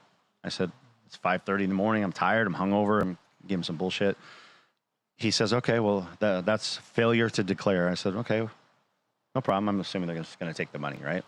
So we get back in the back room. Our flight's already gone. And my wife's like, hey, we're going to miss our flight. Can we book another one? He's like, oh, no. We're going to turn you over to the Bohemian government. Oh, my God. Come on. Yeah, and I said, well, I don't understand. You're taking the money. Like, what did we do wrong? It's a failure to declare, which is a felony. Didn't know that. I said, okay, honey, go ahead and book a flight. I'll deal with this. And she's like, no, I'm not leaving you here. And the guy says, well, no, you guys are both going to the station. And I said, well, what did she do? Well, she's with you. She's traveling with you. She's guilty of the same crime. I said, huh?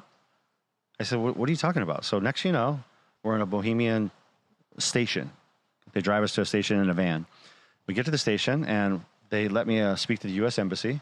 The U.S. Embassy did absolutely nothing. They asked what I did and what the crime was. They realized it was minor in their eyes, right? It wasn't like I was going to be held for whatever. So the guy says, stand up, please. And then the guard comes around, puts us in cuffs. My wife is hysterical. She's bawling. Never been handcuffed in her whole life. We're in a Bohemian jail. They take us back to holding cell. There's like 6 cells.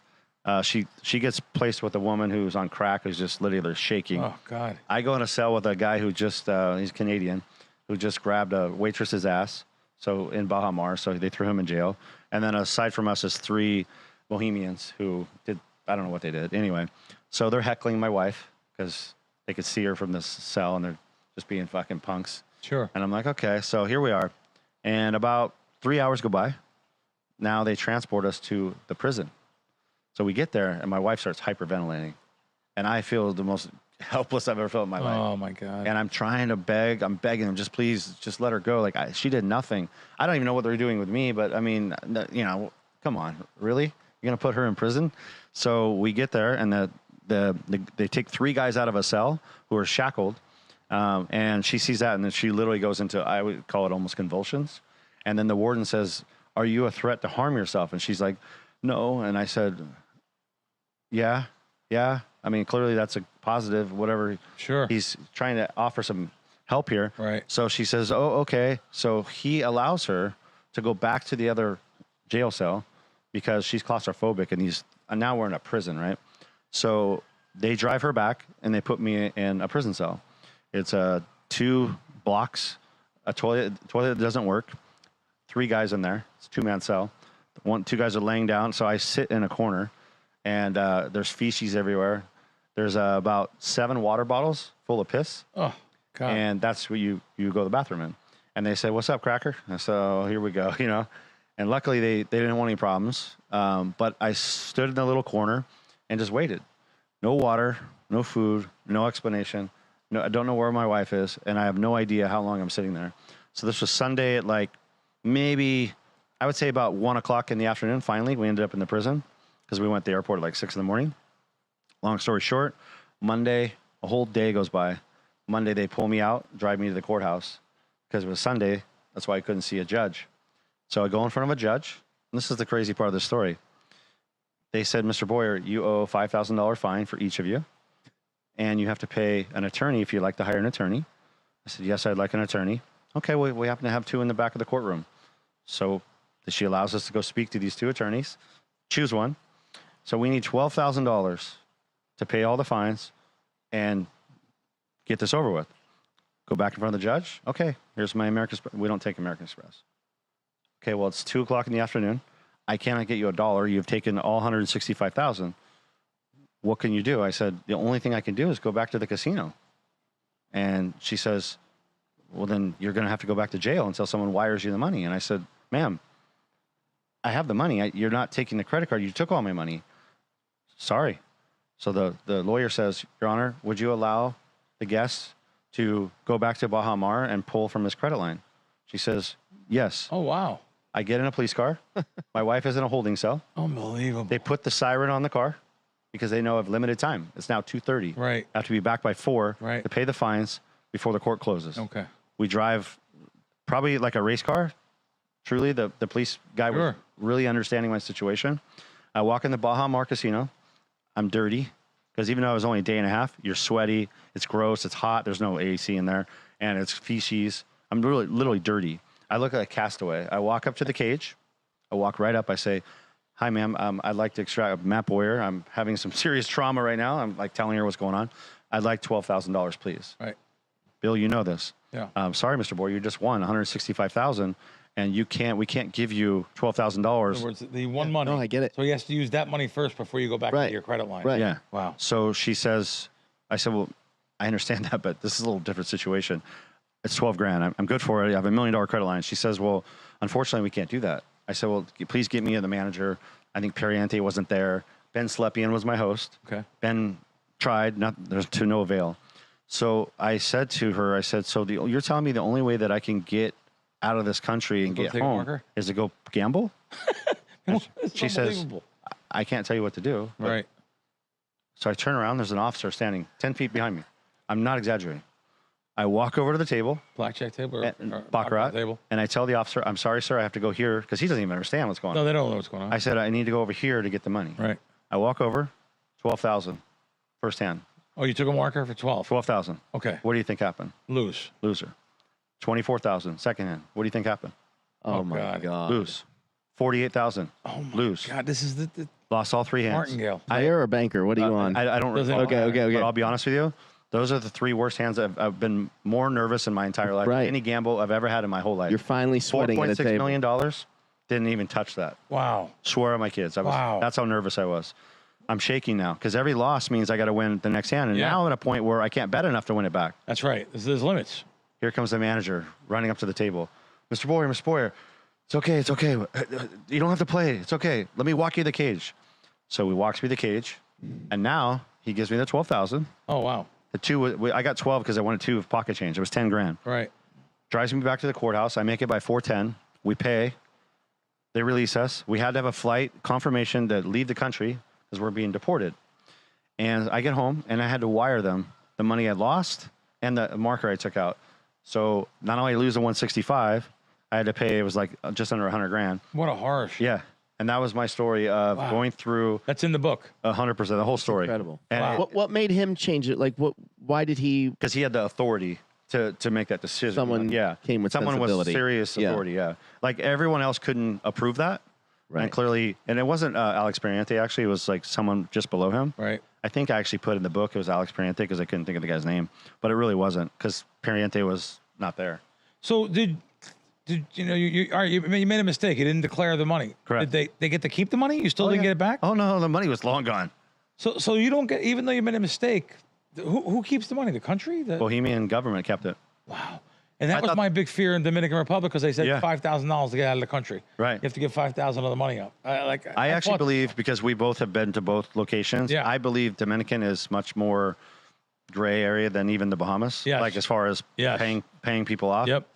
The Bahamas, I believe, they kept the money clearly, Yeah. but I was told that the Bohemian government, or I should say the customs agents, are told when customers win a lot of money Yes. to see if they declare it, Wow. because it happens all the time, but they usually just take the money. Wow. So I wasn't even worried. I was Sure. thinking, okay, I just got fucked for 165K. That sucks. I won the money. I had a great time. Whatever. My fault. I should have wired it. Wow. And the most thing you feel bad about is your wife or your girlfriend. Oh, absolutely. Right. Jail. Dragging him Yeah. down and What was the movie with the Turkish jail? The guy went to jail for a little bit of pot. I mean, it was just that thinking of those kind of scenes, you say to yourself, "Oh my God, Right. I'm gonna ruin." I bet you she's never went back again. Ironically, we went back for our bachelorette party love it. 45 days later, but she did not want to. And I said, babe, let's not We're let good. this. It's kind of the point of my book. Like, you can't let something in your life, derail you and change who you are. Like, of course, I understand why she didn't want to go back, but it was more like why we should go back. We'll do it right. I will never, promise her I will never go through an airport with over $10,000. Right. I won't. Right. As I've learned my lesson. Just like, unfortunately, I'll never be taking a sports bet the rest of my life. I Sure. won't take one. I might make one day. Sure. But I will not. And it's not because I'm just not going to put myself in that position. The risk, reward, Yeah. all the negatives I'm dealing with, I'll never do it again. And what did you? Now let's go back. Let's go fast forward a little bit. So you had these big customers and you had little customers. You had agents all over the place, which I never ever knew. I thought it was you. I didn't know you had agents. Yeah, no, I didn't know you had 48 agents across the 48 country. agents. I did. Wow. You know, some of them only had 8 players. Doesn't matter. Some had 50. You had a big operation. Yeah. Let's talk about WagerWire. And this is their segment here. This parlay, boy, you know, I'm tough on parlays. This particular one, so it's a 4-teamer. Inter Miami, which they already won, that's plus 195. Mexico Gold Cup winner, plus 185. The Lynx, WNBA, they're currently the favorite. They're plus 140 on this, and Buffalo won the Super Bowl, plus 7-1. So the current bet offer, I was thinking to myself, wow, it seems like it's pretty low considering the first 2 legs in, and it's $50 to win 11,570 is a true number. So the current bet offer is $613 at WagerWire. The cash out offer is $422. So it's a 50% boost from the offer that the sportsbook wants to give you, of course, through the WagerWire app, and WagerWire, they give you more. But I look at this bet, I'm not cashing this out. The Lynx are currently the favorite to win the WNBA winner title. And the Bills, a lot of the wise guys like the Bills this year. So I think closer towards the Super Bowl, if you get the Lynx in there, you're going to get a good buyout offer from WagerWire. So I'm going to say don't take the money right now and that $563 profit. Do not take it. Let's continue this parlay, you guys, and hopefully the Lynx get there and you can make a lot more money with the Buffalo Bills for the Super Bowl, or you can actually sell it right before the Super Bowl. So what did you do? Like, how did this come about where you had these big players and you had actually now what everyone wants to know, Ohtani's his assistant, is that correct? Yeah. How did you get him? What's his story? So my good friend, in fact, he called just a minute ago. Okay. He has a really good relationship with David Fletcher, Okay. you know, who obviously played for the Angels. And we're all buddies, and we go golfing and gamble on the golf course and hang out. And in that relationship, he developed, you know, more ball player relationships. So anyway, we went to a Padres Angels game back in 2021, and we would go to spring training with these guys. I'd go to the Arizona casinos with them, hang out, play blackjack, whatever. And then we'd play golf, of course. That day, we went to the game. And then that night after the game, we went to their private, I'm going to call it private poker game, but it really is just the players come back to the hotel and they just won, lost, whatever. They go, you know, eat some pizza and play cards. It's something I think all NBA, I mean, they play on the planes. It's just, let's be honest, they all gamble. Sure. You know, so I shouldn't say they all, most. Yeah. Long story short, Ipe was there, the interpreter, and he was on his phone putting in bets, you know, literally on soccer games. Sure. So my buddy's like, hey, you know, Matt can help you with that. You know, Right. you know, that introduction led to, of course, him starting with a small account, $1,000, $8,000 credit line, which turned into $300,000, which turned into $500,000, and then ended up being $40 million. So he had a $300,000 credit line, or Initially $8,000. okay, He was betting $1,000 a game. Sure. His first bet, which it's all public, they put out every text message, everything. $1,000 on a Turkish soccer game. right? And literally. And then it turned into, he blew the 8,000, asked for more credit. I gave it to him. Sure. Let's be honest. I didn't think the interpreter for Shohei Ohtani was going to stiff me. Sure. And I extended his credit line and got to 300. Then he paid it. He paid the $300,000. Wired me $300K. Yeah. Then he asked for 500. Well, shit, he just paid me 300. Sure. And he's clearly a bad gambler. So greedy wise, I was like, yeah, I'll give him 500. So I give him 500. He blows that. He pays. Then he asks for another 500, another 500. And as he's losing, he's like, look, I'm going to always pay you. Just give me more credit because I can't get access to the money instantly all the time to send $1 million wires. Right. I didn't care. You know, I didn't ask who it was from. To be honest, I didn't even know it was Shohei Ohtani until like the third wire. Right. But once I saw that name, I was like, holy shit. The wire came from Ohtani? Yes. You seen a wire from Shohei Ohtani. And you must have been like, oh my God, this is one of the biggest players ever in the history of baseball. Well, really. to me, it's like I had two feelings, right? The first feeling is the greed side of me is like, wow, I'm never going to have to worry about getting paid. I have the best customer on the planet. Yeah. Because he clearly wasn't good at gambling. And then the second part of me is like, this is going to put eyes on me. And this could be bad. And then I was like, I better make sure he's not betting baseball. So I went and checked, and there's no baseball bets, thank God. So I was like, all right, you know, I mean, this is really He's betting soccer, which is the biggest bet sport in the world. People don't realize that. by far. Yeah. Was it actually Ohtani making the bets, though? No. It was always the interpreter. It definitely was the interpreter. As far as this is the part that's still, in my opinion, in question. Right. Did Ohtani know that the interpreter was gambling and to the level he was? And did he steal his money or borrow it, or that part to me is still in question. But clearly, it's known that he stole the money, and that's why he's in prison, which I feel terrible for, to be honest, because I'm a greedy guy. I love money. I'm not going to act like I don't, but I definitely don't want to be part of a fraud scheme, or I didn't want to affect baseball or Shohei Ohtani's, tarnished name. I mean, that I hate to say it, but I have some play in that, not on purpose. But that bothers me. And he went to jail right now. And did he get like 5 years? Yeah, he's in prison 57 months in Pennsylvania. You must feel terrible. The guy you were dealing with all the time. He was a nice guy. I really paid do. You, Very honorable guy. I think he would have paid every dollar. I didn't know he was stealing the money. Sure. People ask me, well, how'd you give an interpreter who makes $200 grand a year, $40 million in credit? I'm like, well, I didn't ask who it was. One thing about being a bookmaker, at least for me, was you don't get personal. Yeah. I mean, I have a relationship, but it's very business savvy, and my job is to give them a service, and their job is to use the service, right? Of course, I don't want people to blow their brains out and lose more money than they can afford, but I can't control what they're telling me. I can't control where they're getting their money. And to be honest, it's not my business. Yeah. I mean, yes, it is, but it's not.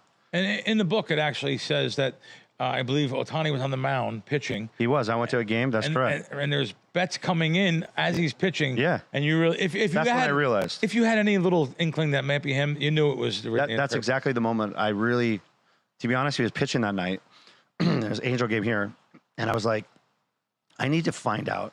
Excuse me. I need to make sure that Shohei Ohtani is not putting these bets in without asking, because I really didn't want to know. So I went to the game, and I was watching him pitch, and I'm on my website, and Turkish soccer games, and all this bets are firing, and I'm like, that guy is very talented, but I promise you, he can't be on a cell phone and pitch at the same time. So I knew, and then I was like, okay, what Crack, this? Maybe they're partners on the account, but let's be honest, either you gamble or you don't. Right. And he's known to be a guy who's never gambled. And you've been known, as I have, as a guy who always gambles. Right. So, if John doesn't gamble, and he never has, he's not going to all of a sudden start betting $40 million on sports. Yeah. This is not going to happen. Yeah. And Ohtani easily could not have known. I'm going to use this example, and you can cut it if you want. John's dad, Tony Orlando. Yeah. He had how much stolen from him? 10 million? Yeah, over a 14-year span. 14-year span. His assistant, his right-hand man, his accountant, stole $14 million of his money. Yeah. And he didn't realize. Yeah, that's something I was going to bring up is, I used to own a PR firm, and I represented, I won't say names, but I represented a lot of NFL Hall of Famers, a lot of Olympic gold medalists, world record holders, and I had a lot of clients for many, many years and became very good friends with them, as you probably became good friends with your clients. Of course. You become good friends. It's just what happens. Yeah, relationship. And when you have the trust of someone that is high profile, I absolutely had access to. I had American Express cards. I had credit card numbers. Right. Because sometimes you're booking. You're the publicist, but you're also the personal assistant in many cases, and you're booking rent-a-car and rooms and flights and stuff and dinner reservations, and it's a big party, so you have to give someone a credit card number to hold the table and all that stuff. And I could have done the same type of thing on a much smaller scale, but still, we're talking about millions of dollars. Of course.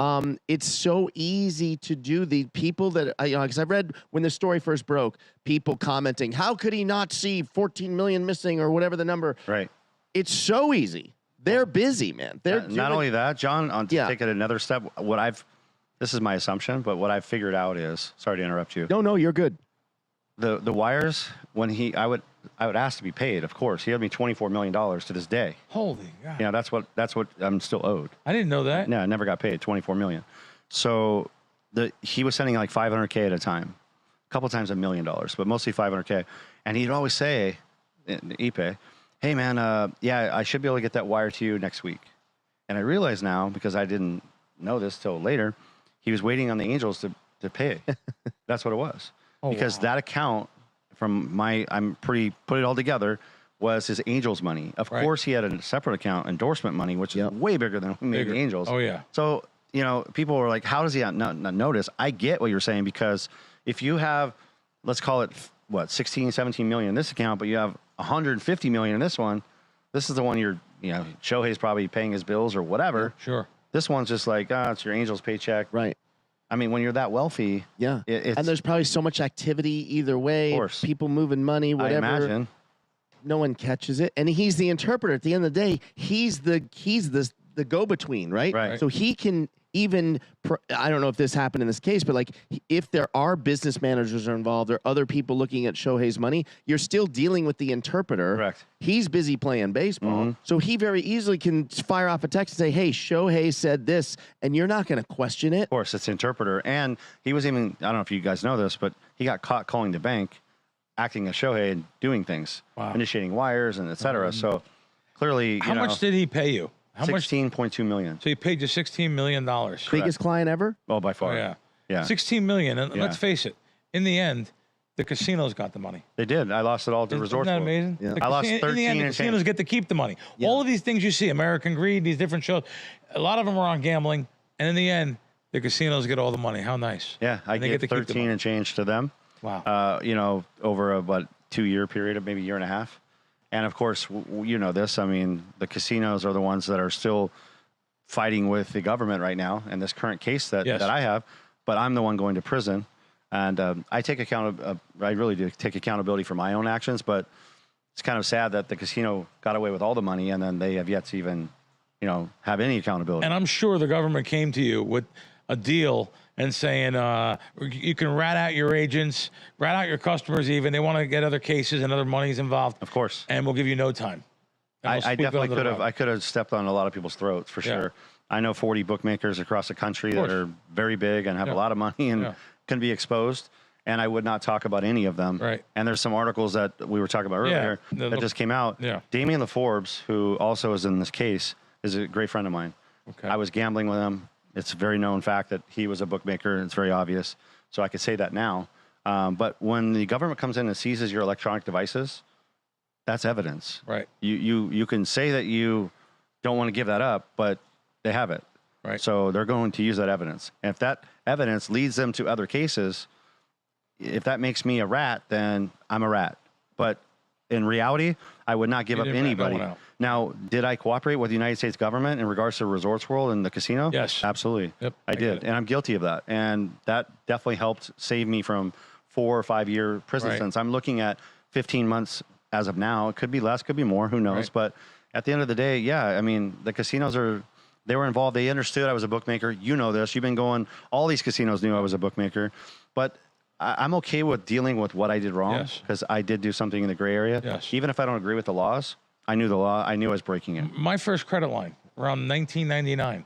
I'm at a casino downtown Las Vegas. And my buddy said, oh, if you need some money, I'll get you a credit line. He's just a player, a big player. And I'm like, how do you get a credit line? How do you do that? Yeah. He's like, oh, no, I'm going to get you. Well, trust me, the host will get you a credit line. To this day, I still can't believe what happened. I had about $4,000 in the bank, and I had a $50,000 line in 10 minutes. Yeah. I want to tell you something. I really didn't have a job. Can that still happen today, though? Now I think, believe it or not, and he probably doesn't realize this, I think his case is instrumental why it can't happen today. Why it can't? Why it cannot happen today. But there's no question of that. that $50,000 line, I went to other casinos and opened up lines of credit based on me borrowing and paying back. Oh, this guy's good. Central Credit hit it. They never checked to see if I had a job, money in the bank. And now it happened after they checked a little bit. Of course. And said, hey, Bill, you have to get the $50,000 in an account to cover your line here. Right. Wynn was real strict with that. But I cannot believe what happened back then. That's how I got casino credit everywhere, was because one host put it in for me and got it pushed through credit. Right. I'm telling you, no one checked anything. I had it the same day. Now the KYC laws, which is know your customer laws. Correct. Casinos are really enforcing that. And I have to tell you, I think your case is instrumental in them forcing that now. There's no question. Casino host doesn't want to go to a player and say, hey, that $25,000 you got, they want to know where you got it from. And that just happened in Atlantic City at the Hard Rock to a friend of mine. He literally went in and with $50,000 cash, and they wouldn't let him go over 10 unless he had. You had to prove everything. Yeah, they had his ID, they had his stuff on file. Now they're pushing this KYC law. They don't want to do it. No, but they have to. I think your case is instrumental. The Resorts World, the whole thing. No doubt. In fact, I'll even go as far to say there was a point where I had probably $400,000 in my bank account, and I had $8 million in credit lines throughout the country. There you go. Wow. I had $2 million at Dominican, $2 million at Bahamas, $2 million here. I mean, you know this. Did you have to float markers to pay other ones? Oh, for sure. So you have to juggle markers. You have to take money, and now you have to hope to cash them out to pay the other casino. Let me tell you a real quick story. I took my children to Panama, Dominican Republic, Bahamas, and Foxwoods, all on private jets in about a 3-week period. I owed money at the first casino, $2 million. So I took a marker from here, paid this one, went to this one, paid this one, lost here, just shuffled the whole markers and all 4 trips. And I walked out of there with a free trip to all 4 spots. I have pictures of it. My kids went to Panama. You remember Panama? Yeah. Did you ever go to there? Trump Casino there? Yeah, it's closed now. It's closed. I beat them for $4.4 million. Wow. Yeah, that's Baccarat? one. Wow. Yeah, baccarat, all baccarat. Always baccarat. Well, I played blackjack there, but I got counting, so they shut me off. Right.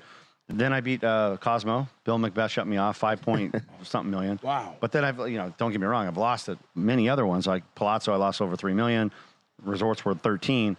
But my point is, I was juggling all of that, and you know this. If you work a good deal, which is why I was the only one, I think only one to get my wife as a licensed casino host. I pulled that off. That was a smart move. So a little late in the game. Being the rep instead of a casino host.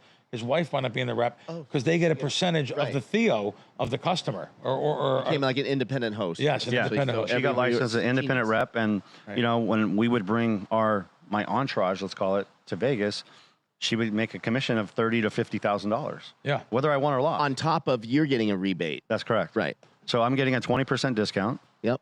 She's getting her commission. And then, of course, I'm negotiating just like you did, Bill. Sure. I want gift cards. I want Louis. You see some of the liquor here in my house. Or, I want this Chanel purse for my wife or this watch. You negotiate everything. I mean, I was king of that because I knew that they wanted the high-end business. And let's be honest, over time, I'm going to lose anyway. So why not negotiate the best deal? Sure.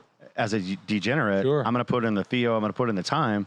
So that's the only way I could even out the odds as best I could. Because, as you know, you're going to get cut off playing, sharp stuff or counting cards and blackjack. Too. Sure. So let's go to that date. I think it was October 5th, 2023. Yeah, correct. So let's go to that date now. I seen on your Instagram, we got 10 million hits. Yeah. On the Instagram saying that you guys were somewhere smiling. Right. And then when you got home, everything changed for you. Yeah. That particular weekend, if you go back and look, I think it was October 3rd. I was in Dallas Cowboys game. Stadium. Okay. We took 2 jets from Resorts World. There was 16 of us. We flew to the stadium. They bought a suite. I bet $800,000 on the game. I won on the Cowboys beat the shit out of the Raiders. And I was down $1.5 million at Resorts World. We came back that night. I took the $800,000 I won. I won it all back. So I ended up winning that trip, which I never beat that place, by the way, ever. Wow. And we flew home on Monday. And then 2 days later, the FBI came and raided my home, 29 agents and a dog. 6 a.m. And it was 9:33 a.m. I'll never forget. I was putting my son in the G-Wagon, and I heard FBI freeze, and I look over and 8 red dots on my chest. 8 red dots? Yeah. AR rifles full. They're going to shoot a bookmaker? Right here, right in my driveway. They're going to shoot a bookmaker? I mean, they definitely came prepared. Wow. I mean. And you're in complete He's got his little kid there. No, I had my son.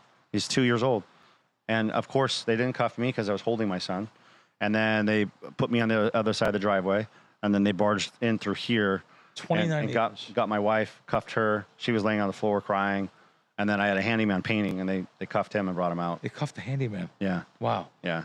And did they? What did they take in here? Did they get money? Did they get cash? Yeah, about $270 in cash, gold coins, casino chips, jewelry, about 30 handbags. Is it like the movies where they just turn the house upside down? Yeah. Type of thing? It really is. It really is. Did they know where to go? Did you have like secret money stashed? I opened every safe for them. I did not. I opened everything. I cooperated completely. You cooperated. Just show them, hey, here's where. I said I knew they're going to find it. So why make it hard? They just rip open your stuff more. Right. And they're just doing their job. At the end of the day, I didn't sign up to be an FBI agent, so I can't be mad at them for that's their job. And I understand. So I try to be kind to them because they're going to do their job. You might as well make it easier on them. Right. They're going to find everything in your house. What's going through your mind at that point? Are you sitting there going, oh my God, like my life is just completely over? Well, I was raided in 2014 by the feds. Oh, wow. Yeah. And that was a little different experience. There's like 14 of them, and they took the money. I signed over an abandonment form, which states that I committed a crime. I'm admitting I committed the crime, but I won't be charged for it as long as they release the money and I don't hire an attorney. So, to be honest, my mistake at that point, I was 39 years old, father of 4, greedy, love gambling, love sports. I'll just build a bigger business. It's kind of like, you don't learn a lesson from that, I guess. I mean, that's the message here. I should have walked away. I had an opportunity to do something else. Yeah. But I just built a bigger business. Sure. And when they came back this time, it was much harsher. And in the end, I've been on those private jets. I've been on maybe 10 in my life, going down with a bunch of big gamblers and stuff. In the end, that's the stuff you miss. You miss the lifestyle. The lifestyle. It's so cool having great dinners and it's something that you've probably been on hundreds of these jets and big parties and maybe even $5,000-$10,000 dinners and stuff, being part of them. Worse, Bill. So my son, you guys saw my son, he's 4 now. Yep. He was 2 when I got raided, and he's been on 44 private jet flights in 2 years. 44 Wow. times. So we were going every 2 weeks, right? Right. And then, I'd bring my nanny, I'd bring everybody. I'd bring my whole entourage because I'm a family guy at the end of the day. I love my kids. Of course. So instead of me going out there and leaving my family at home, I said, I'll bring them to my office, right? So that being said, we've probably been on, 500 jets. Wow. We had in Dominican, I don't know if you were there for this trip, we had a private concert with Andrea Bocelli. Wow. Meet and greet with my wife and I, literally front row, 17 of us. We've been to Blake Shelton backstage. I mean, Sure. I played golf with Charles Barkley, Travis Kelce, and the American Century Championship. Sure. I put a picture in my book. It's a receipt to talk about dinners. Guy Sauvage, a $15,000 dinner. Wow. It's Was that at just a Caesars? dinner. Yeah, at Caesars. Yeah. And I put that in there as a point because you're right. Like, people are going to watch this and they're going to judge me for, living the lifestyle, being greedy and all that. Yeah. It's true. Yeah. But when you taste it, as you said, it's really hard to walk away from. Because I did have 39 years old, I had an opportunity to walk away, and I chose to continue, that chase the dragon and feed the dopamine rush. And you're right, caviar. Like, I'll be sitting here, literally, just to give you an example, before 2 years ago, and I'm like, I'm kind of bored. Text my wife, hey, let's go to Vegas. We'll talk about it when we get home, right? Yeah, she knows, right? So I get home, I'm like, let's just go. So I would get online and send an email to Resorts World, negotiate the trip. They'd have a plane here in 4 hours. We would just get in our car and drive to the private jet and jump on it, and I'd be in Las Vegas fucking 3 hours later, gambling my balls off. And there would be caviar on the plane, and obviously we get there, that you've been to those villas, or 12,000 square feet with a pool and a butler. Yeah. The butlers knew us. They'd have my crib waiting for my son, all his formula. I mean, the service is impeccable, and those things are hard to get away from. It's like a drug, Yeah. And one thing I know about you that you don't know, I know you were triple George to everybody. So what that means is he's taking care of everybody. I definitely tipped overtaken care of from some of the butlers and stuff, and some of the people just in general. Thank you. They were really nice. And dealers too. Good tippers is the fastest way to Krackomberger. No, because you know what it is. I know a lot of them. I know a lot of people that are really wealthy. Cheap. Yeah. And if someone's around, they're going to tip. Right. But when they're not, if they're leaving their room when and they're not giving $5 to the maid. Yeah. But they're gambling, $20,000, $30,000 a hand. Sure. So I heard that. I'm not, just I heard that, and that's. No, I appreciate that. it. Makes us sad though that what's happening. I to you. definitely tipped very well. And no matter what, people watching this, there's going to be haters. Oh, for sure. I have haters. Yeah. There's going to be haters. And they're going to say, he knew. It was Otani's. That's what they want to believe. Of course. But I like that you were very open about everything, and you are an open book. Speaking of which, now where can people find your book, which John and I are going to be getting right now? Yeah, please. Where can we find your book? It's on my website, MatthewBoyer.com. Okay. And it's easiest way is Amazon, because you'll have it in 2 days or whatever. I wanted to, we were trying to order it once we booked this with you on Monday, but it wasn't going to arrive to the house till today. So I was like, damn. And I've made fun of. There's like 10 reviews already. Great reviews. I've made fun of Barnes and Noble for years because I'm like, how is there still a Barnes and Noble? And there's one on Charleston down the street from Red Rock Casino. Yeah. So I told my girlfriend, I'm like, I'm going to run down to that bookstore. And I'm like, how funny is this? I've been shitting on Barnes and Noble now for 5 years. And I'm like, I can't wait to go, but they didn't have it yet. Well, because that's different. You need I self-published my book. Okay. And I've learned a lot about this. I've never done this before. But you need like a Schulster and Smith or whatever they're called, like a big publishing agency. But that'll probably be my next move. My goal now is get my book out myself, get my story out, at least give a narrative of who I am as a person, because I'm being judged as a predator for being a bookmaker. Yeah. The evil side, all the sensationalized news makes me look bad, frankly, but I am who I am, man. Like, you judge me, hate me. Like you said, you're always gonna have haters. At the end of the day, I know who I am, and I'm a good father. I'm a good person. I made some errors and as far How as did you get I can't believe you have a book out. And I didn't know it was a couple of days ago. Your book is out. You didn't even go to jail yet. Yeah. The book is out. Yeah. What is the book about your life story? About is the Ohtani situation in the book? there. Everything. Everything is in the book. Literally. I mean, And there's definitely book 2 coming. yeah, there is. There is book 2, and I'm excited for that. Yeah. How about like a movie? I mean, a movie. Yeah. You have some things set up. Can you tell the audience what you Yeah, have? of course. What you have So planning I on have CNN? I have a sizzle going with Netflix right now. Okay. I'm hoping they pick it up. If they do, They will. The doc will be very good. Sure. I think that doc will be it because I'm honest, man. So Sure. I'll just tell the truth. The bad parts too. Like one thing I do in my book is I don't sugarcoat anything. It's really easy to tell everybody that your body fat's 4% and this and that, or your cock is a lot bigger than it is. But at the end of the day, you just tell the truth. Haters, lovers, whatever, they're going to appreciate the truth. So my book tells the truth that when I was broke and borrowing money and putting myself in bad predicaments and owing bookmakers. I've owed bookmakers my whole life too. I was one, I'll interrupt you. It's the shocking most thing about this whole interview to me.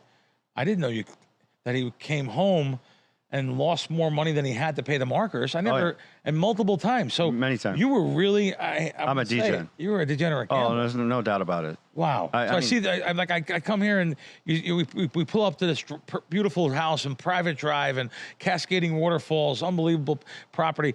And you didn't matter because you were still gambling to a level above your head. Oh, for sure. I had no idea. Yeah, no question. If you're going every 2 or 3 weeks and you don't have an edge, Right. because I really don't. Sure. I mean, I negotiated good deals, but I had no edge. Yep. You gamble that high, that often.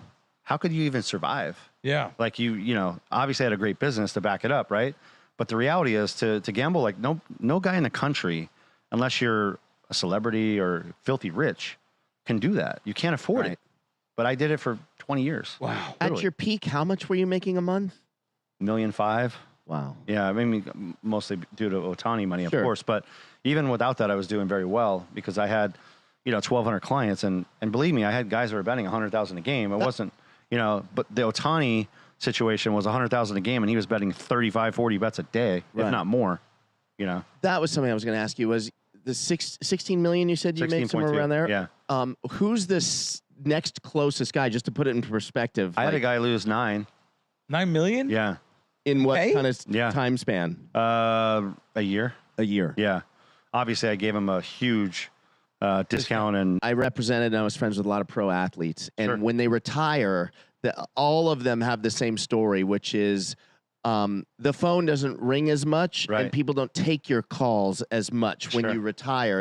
Because when you're not supplying tickets to them anymore, or Right. you don't have the money's not flowing like it used to, so you're not the source of bail you out loans anymore. They don't call as much. Is it similar for you, like Oh, yeah. with what you've gone through now? sure, I've lost. You some had an friends. entourage with you, and Yeah, I've had some stage 5 clingers that are no longer clinging, no question.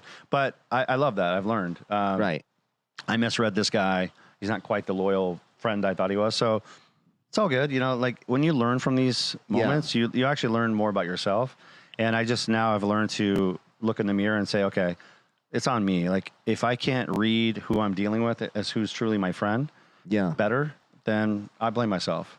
Have you had the reverse though, like triple down Oh, yeah. on Big time. support? Big Yeah. time. More of that, actually. That's Really? great. More of that. Good for you. Good. Truly. And I it's funny. Which is not surprising, just from I've known you now an hour or Yeah. whatever it is, and I I appreciate could it. tell from his Instagram, sure. The kind of person you are. Well, thank you. I actually want that because we all know that social media is mostly fake. Yeah. It's people, fluffing their life and Yep. their marriage, and they're out cheating or whatever. Mine is not. I don't cheat on my wife, and more importantly, I tell the truth. I mean, if you look at my social media, it's not all positive.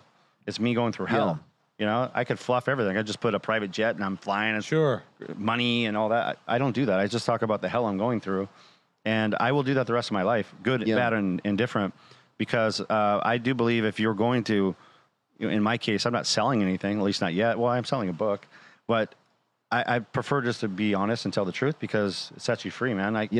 I'm okay with whoever accepts me for who I am now. I know they accept me for truly who I am, whether I have money or not. And I will make more money in the next 10 years than I've made in my whole life. Wow. I have no That's doubt good. of that. That's great. Let's talk about the family stuff a little bit.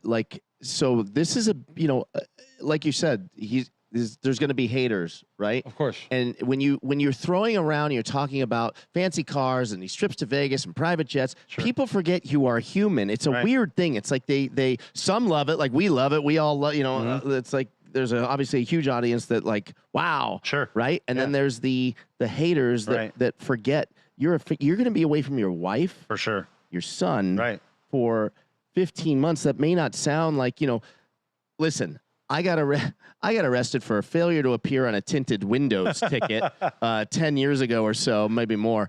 And I was in jail for 4 hours. Yeah. It a long felt 4 hours, like wasn't it? eternity. Yeah. I don't think people realize how far. I'm not trying to rain on your parade you're correct. right now. Hey, I like owning it. 15 months, man. That's a long time. This to is lose a your long liberty. time. And listen, here's the other problem. Never mind the fact that I lose my liberty. That sucks, right? Being stuck somewhere where you can't go anywhere is bad enough. But just being not a father, missing moments with my kids. Right. My son came to me 2 days ago. He put on his T-Rex costume. And we just got it in the mail or what, Amazon. And he put it on. Daddy, yeah, look at this. I said, oh, that's awesome. He's like, are you going to be a T-Rex for Halloween? And then my wife looked at me and I'm like, Oh, I'm not going to be here for Halloween. Halloween. That was rough. That was like a moment of like, wow. Yeah, Reality that was hard. hits. So like she started to cry and I was like, fuck, Yeah. And that's on me. My job as a father is provide and protect. And I'm failing to do that. So if I've failed in anything in my life, this is the first moment of failure, a true failure.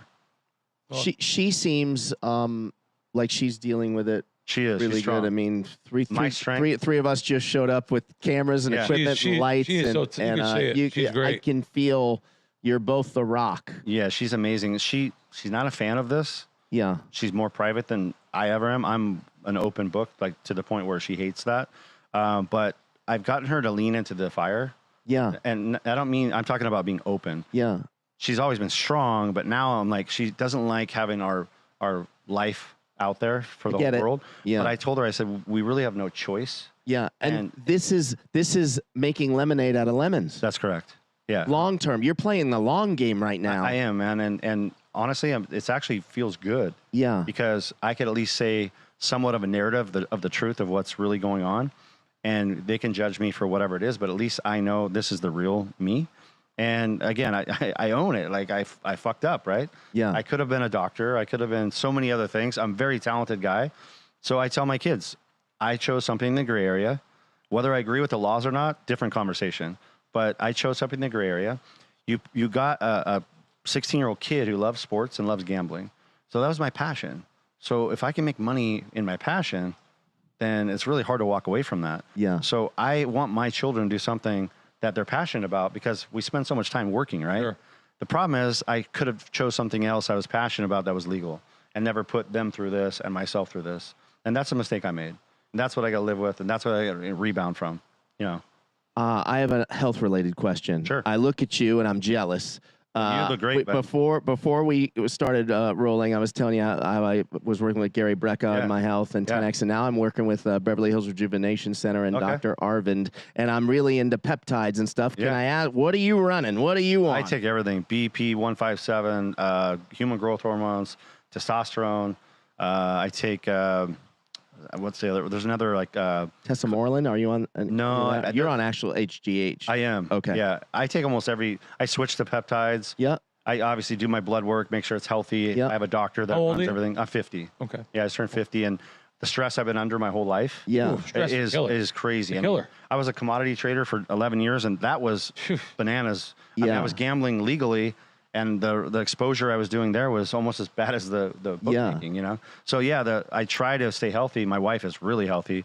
We very clean. Yeah. We work out. And even through all this, so in my last 18 months, as you know, have been kind of stressful. I've gone through a lot of stuff business-wise. I told you a little bit you did. before. And I fell off a little bit, and I gained like 20 pounds back of the because you got 35 that I lost. distracted. And pizza, and it's just you're stressed. I was and, going to say that to you. You look a little chunky now. It is what it is. it doesn't look, I don't know what you looked like before, but it looks like you've stayed on the course. How have you I've been able to do that? I mean, luckily, I own a jiu-jitsu studio, which I've been really pretty bad about going. I've been going like once a week, and you should be going at least 3-4 times. But I do other stuff. I'm always active, and in truth, I cold plunge every day, and then I use my infrared sauna, which I have here in my house, which helps. But those are like my moments to like kind of live in my moment and realize the shit I'm under and kind of have like a moment of like, wow. And those things really help me, along with eating clean and then just trying to obviously work out, because my body fat, I just did it the other day, is 9.6%, and I'm 50. But about 8 years ago, I was down to 4.4 when I was like extreme crazy about it. That sounds like too lean, though. That's hard to keep. I was like, it was all I cared about, just getting, where you eat portions. Quick shout out to heritagesports.eu, our sponsor. Been around 30 years, 100% kickoff bonus, plus they have a money-back guarantee on your first deposit. Some real good specials over at Heritage. heritagesports.eu. Been around a long time. Check them out. Now, you're going away in a couple weeks? I go probably, I'd say October 1st, yeah. So you're going to go in October. Okay, you're going to go in October. Like, what kind of food are you going to get in there? I mean, shit. I've heard it's but you still have to work out and stuff. And, yeah, I mean, you're going to be I'm going to lose weight. You're going to be real popular in there. We decided that. I'm sure. That you're going to be real popular. Sure. People, they love to gamble. They're going to ask you Just about the everything. Stories, your right? stories. You're going to be, you're going to be real popular wherever you go. I think, honestly, I'm not worried about prison. No. At all. I'm more worried about just, again, being away from my family. Yeah. Going to prison is whatever. I mean, truly, I don't think it's really rehabilitating for me as a human being, but I will use the opportunity to strengthen my mind. Clearly, I'll work out a ton. There's nothing else to do, right? And then if I can improve my mind in any way, educational-wise, I will. I've grown so much in the last 2 years. I'll be honest with you. Before this happened, I was getting kind of stagnant because I had this amazing business, and it was so easy, and I ran it so efficiently that all I did was like gamble and screw around. I wasn't really challenging my brain.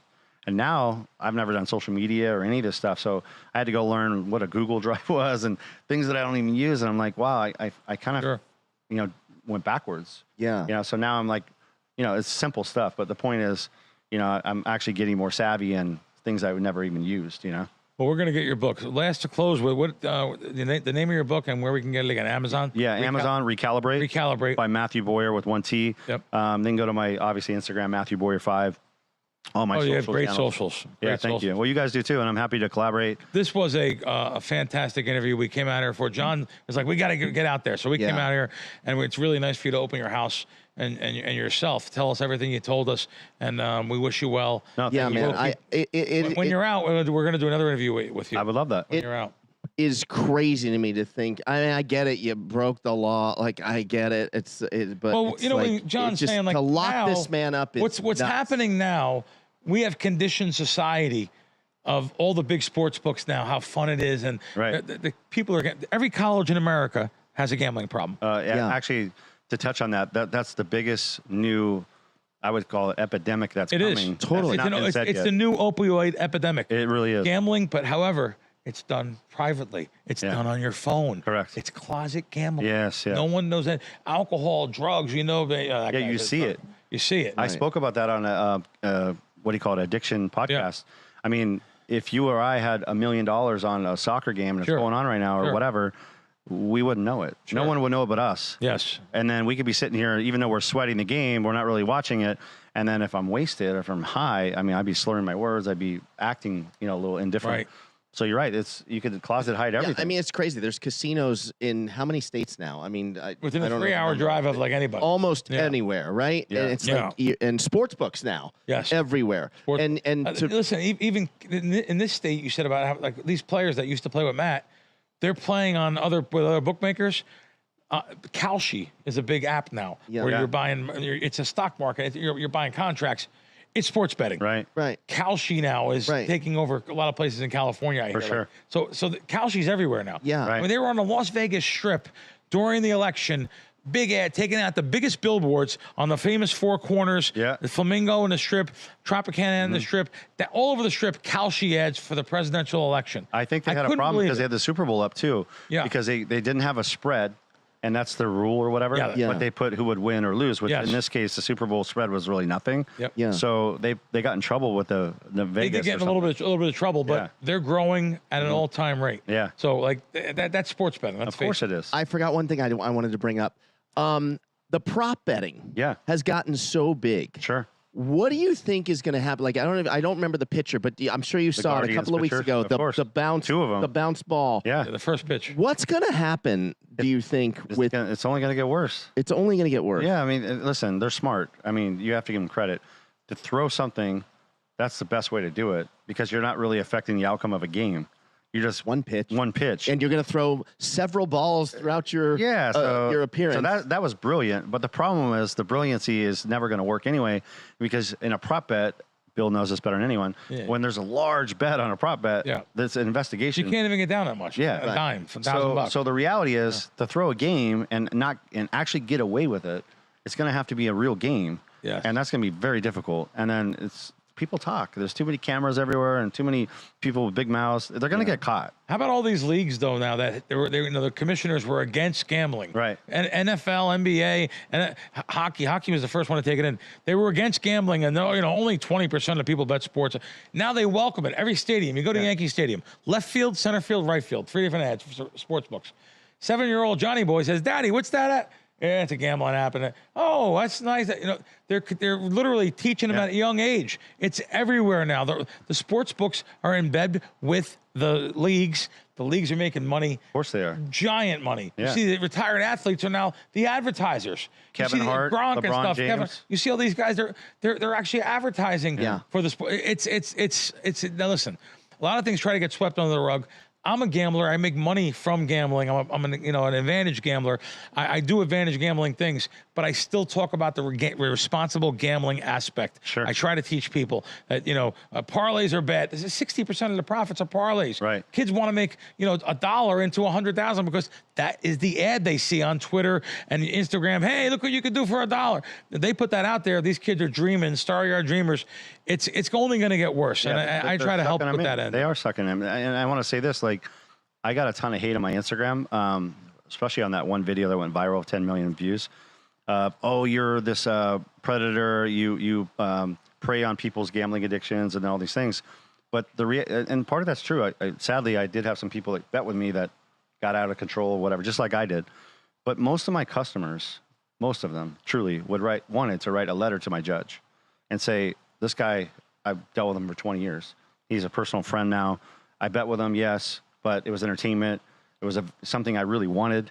Doesn't make it right, but I just want you to know, I said, don't bother. It's not going to help me. Right. But my point is, I had relationships with most of my customers, or my agents did with the customers. It wasn't like we were going around with advertising signs. They came to us to bet. And they're going to make the bets regardless. It's like with me being or mad at someone else. For having a shop that sells cigarettes and saying you're giving them cancer. They're going to go buy the cigarettes regardless. Yeah. Well, do you blame Budweiser because someone's an alcoholic? I mean, they gave them the beer, but did they walk into their house and hand it to them? Right. They would have bought a Corona instead. It doesn't matter. It's the person that has to be accountable for their actions, including me, which is why I'm going to prison. Yeah. I'm not happy about it. I'm not, thrilled, but I did the crime. I'm doing the time, and that's it. Let's end on this one, sure. Okay? Bill loves his restaurants. He's making a name for himself online with top 5s, top 5 pools in Vegas, top 5 restaurants. Okay. Let's fast forward 15 months. Sure.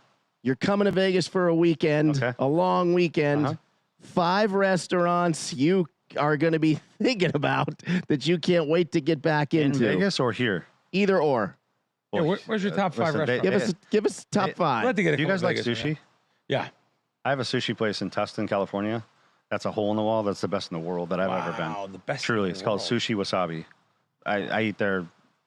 I don't eat there every day anymore because it's expensive and I'm watching my money. But wow, it's fantastic. Wow. Japanese owners, they're sweethearts. The husband's the cook, and obviously his wife is the waitress. And you walk in there, it's a hole in the wall. I mean, to say that, he's been to Nobu in the top. Oh, Nobu doesn't even. Nobu doesn't even compare. Not even touch it. That's sick. It's amazing, and it's all omakase. You can't order a roll. They don't even make rolls. It's real sushi. Wow. That's my favorite. If I were to die, that's my last meal. Wow. Okay. Truly. But in Vegas, man. What do you like in Vegas? You guys will laugh. I like Guy Sauvage, and not because I usually don't like French restaurants because it's like portions are a joke, right? I need big portions. But I just order 8 million things. Sure. And because I didn't care about the price. But I like that restaurant. It's really a cool experience, nice. right? But as far as real food, I mean, obviously, I've been everywhere in Las Vegas. There's no, Nothing stands out. honestly, No steakhouses maybe or I'm a pig, so I like everything, man. Right. Right. A steakhouse. I'm trying No. to. It's sad because I haven't been to Vegas in over 2 years. It's been Right. 2 years. Longest And- stretch ever, Oh, probably. by far. I mean, not even close. Sure. And I miss it. You know, I miss the dopamine rush of walking in that Right. town as kind of like a celebrity. I mean, Sure. I have an ego. You know, like Sure. I like to walk in a place and feel like I'm somebody. You know, Oh, yeah. I do. Thank God. Yeah, with my Mr. family, B, Mr. but, B. You know, Yeah. they treat you like gold, whether Yep. it's fake or not. Doesn't matter. Yes, it's fake. Of course. Good point. But I'll be honest. Resorts World's restaurants are not my favorite, so definitely wouldn't be there. Palazzo has some amazing restaurants. What's Really? that? Mott 32. Yeah. 32, is that good? Chinese place. That's fantastic. Wow. That is really good. Unbelievable. I've seen the ad for it. Didn't ever Oh, went. so good. And you know what's funny is I love what's the Greek place? Milos. I love Milos. I love Milos. Milos. Or no. It's in now Palazzo. Oh, right. It used to be now it's- Cosmo, correct. right? Be Cosmo. And that's a chain. Yeah. So usually a chain is not the best Yes. restaurant. Yes. But One of those Dior. are the ones I would go to all the time. So Really? Milos is sadly, great. I can't give you like, Yeah. this is the one. No, that's okay. Other than Sushi Wasabi. Sushi wasabi. And while you guys are here, you should go there. It's in Wow. Tustin. Well, that's great. This has been great. Yeah, And man. we wish Thank the you so best. much. We really are touched by this too. Yeah. You know, John and I really on the way here we're saying how bad this is because we know what it is to gamble. We Sure. bet sports, even though we don't bet with illegal bookmakers, but still we know what it is to bet. People just bet in sports. By the way, let's close with this. This man paid his restitution. Every you dollar. paid. Most people have to get billed. What'd you pay him? 1.6 and change. They have that already. It's done. They Yeah. took that. Yeah. So Take a man away they from took his his wife money. They and took his kid money and for 15 months Oh. for doing something that happens And we're gonna get hate for saying that now. but every it's fine. single day Well, yeah. in the city we live in. Yeah. All day. South Point, you can do it 24 hours a day. You can make bets on sports.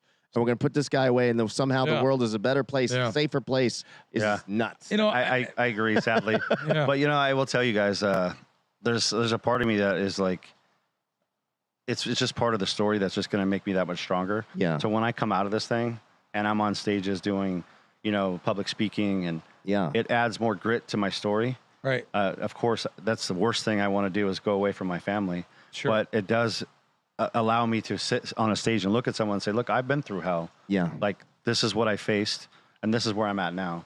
And I promise you, I'll make more money than I ever have. That's what And never mind the money. Yeah. I will actually do something where two people win.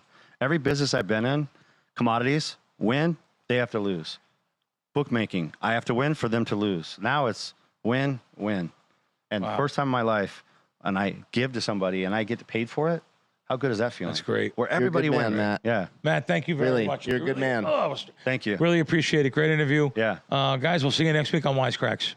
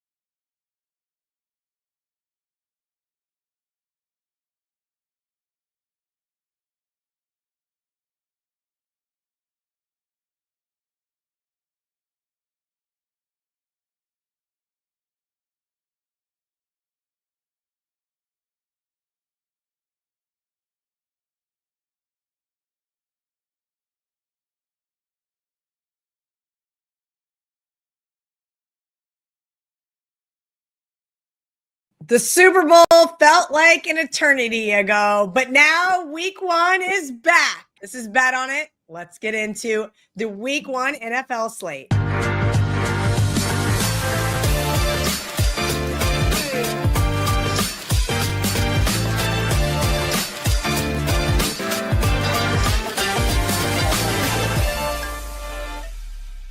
Kelly Stewart here with Marco D'Angelo and Gianni The Greek. Guys, we've been anticipating this moment for a really long time. These lines have been out basically since May. I feel like we have talked about the NFL ad nauseum here at WagerTalk.com, whether it's divisional previews, Super Bowl previews, regular season win totals. I'm ready for the season to get started, but I'm already sweating my survivor pick. We're going to get into some of those here in just a little bit. But first, we're going to get into those primetime games. Thursday night football. Dallas is an 8-point underdog at Philadelphia. 47.5 here is the total VR. Break down this NFC East rivalry. Well, listen, gun to my head, you're going to force me to take the points here with the Dallas Cowboys, especially now that it's up over a touchdown. This was at 6.5 at one point, got to 7.5, now 8. And you could even find 8.5. And who knows where it will end once the teasers start rolling in and the books have to protect themselves against the teaser. So the possibility that it gets up to that 9 is a lot greater than it getting back to 7, because if the betting syndicates were going to get down on Dallas, they would have done it already, able to get 8.5 out there. So be cautious there. And if you like Dallas, I think you should wait. If you like the Eagles, you probably missed the boat because, like I said, it should just continue to climb as the teasers start rolling in. But look at the history of this series. Last year, Eagles dominated. That's a rarity. If you look over the last 10 games, I don't even have to look. It'll flip a coin. I bet they're close to 50-50. You look over the last 20 games between these two, don't have to look. Flip a coin, close to 50-50. Home, away, really doesn't matter. Like they each team has probably won 5 of the last 10 straight up. The other team won 5 of the other 5.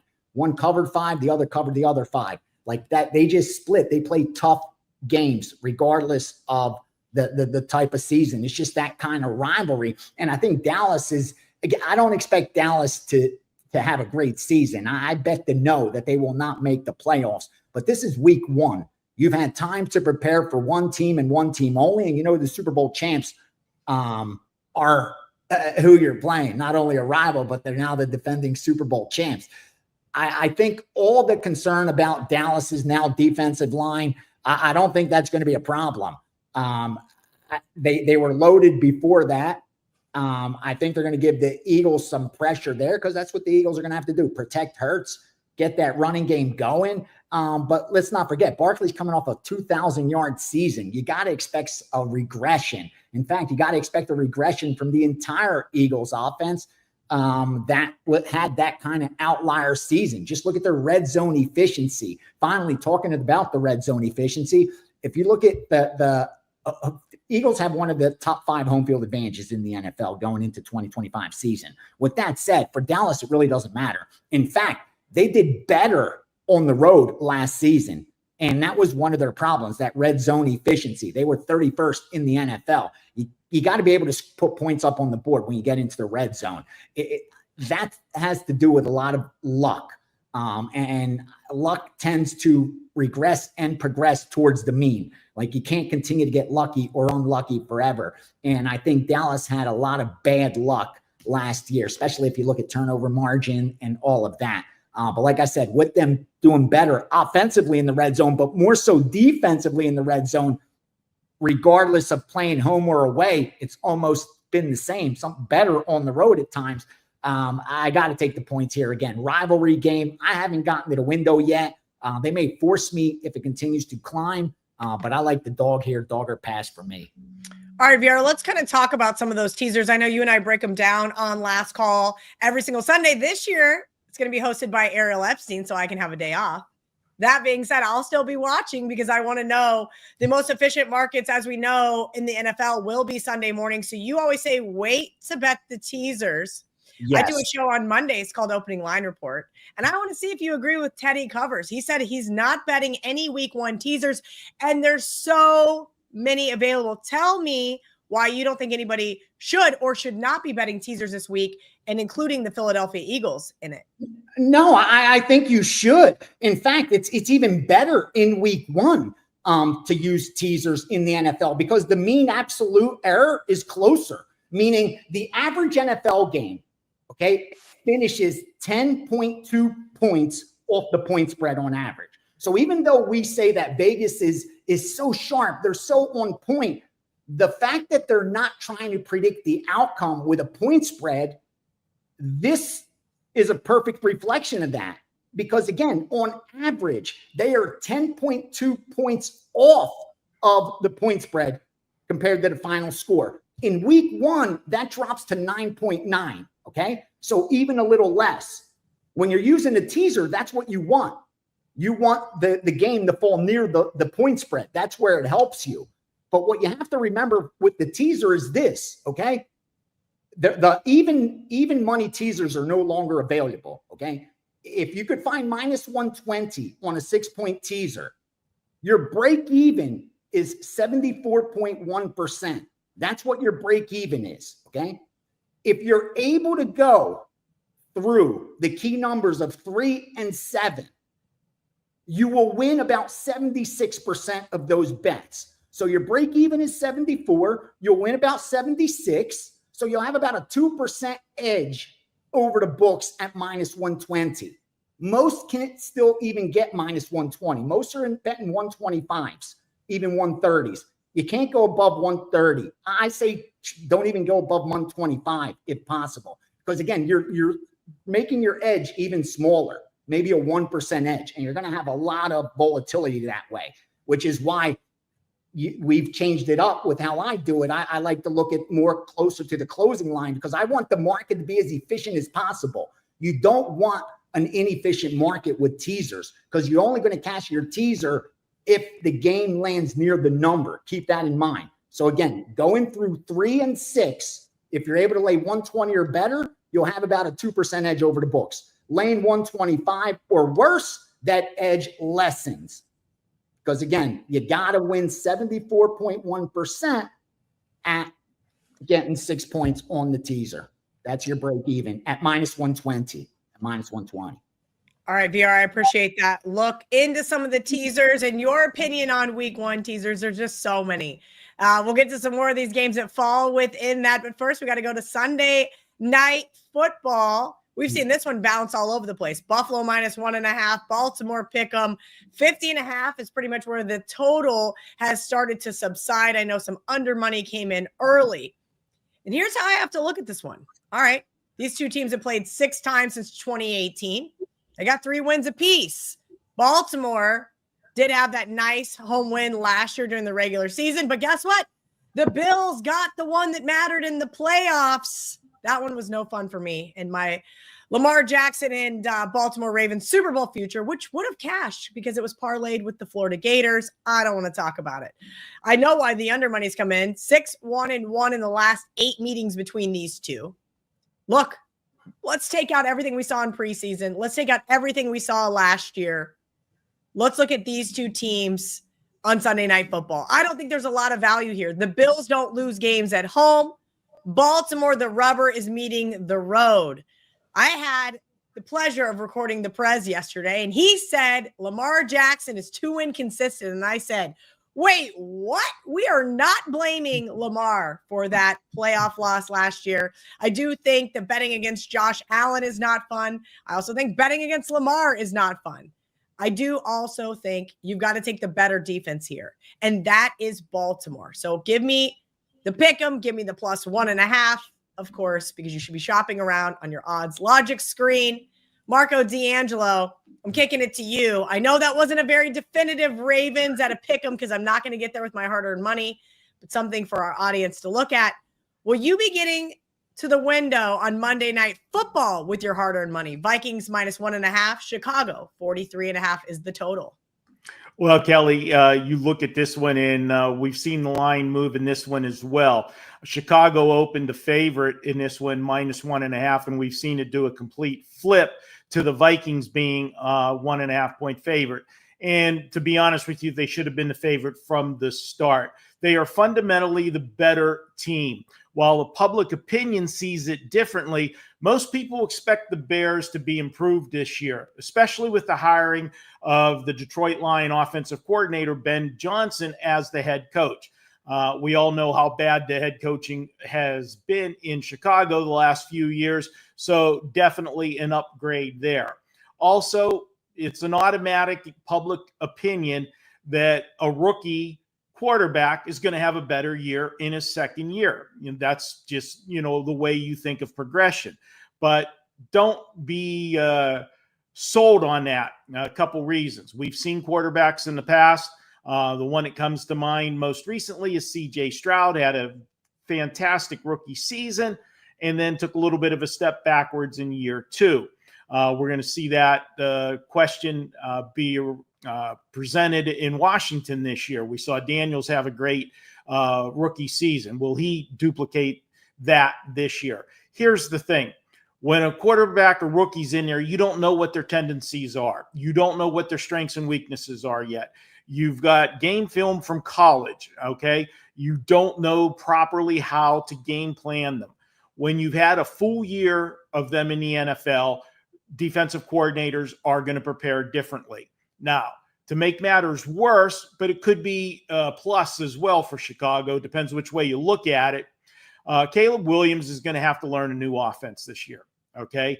And I go back to Cleveland and Baker Mayfield, and remember how many offensive coordinators and head coaches he went through early on in his career. And I think it really hurt him because he had no consistency early on.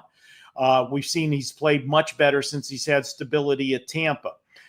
Caleb Williams, this could be a breakout season for him under Ben Johnson, but there's going to be a learning curve, okay? They didn't get a lot of playing time in preseason. And again, what do you learn in preseason going against vanilla defenses?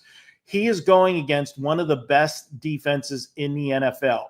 And the question mark with Minnesota this year is J.J. McCarthy. What's he going to be at quarterback?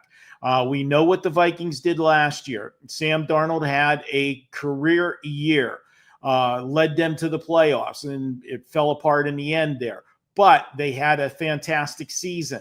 If you remember, before Sam Darnold took over, the only reason he took over was J.J. McCarthy got hurt in preseason.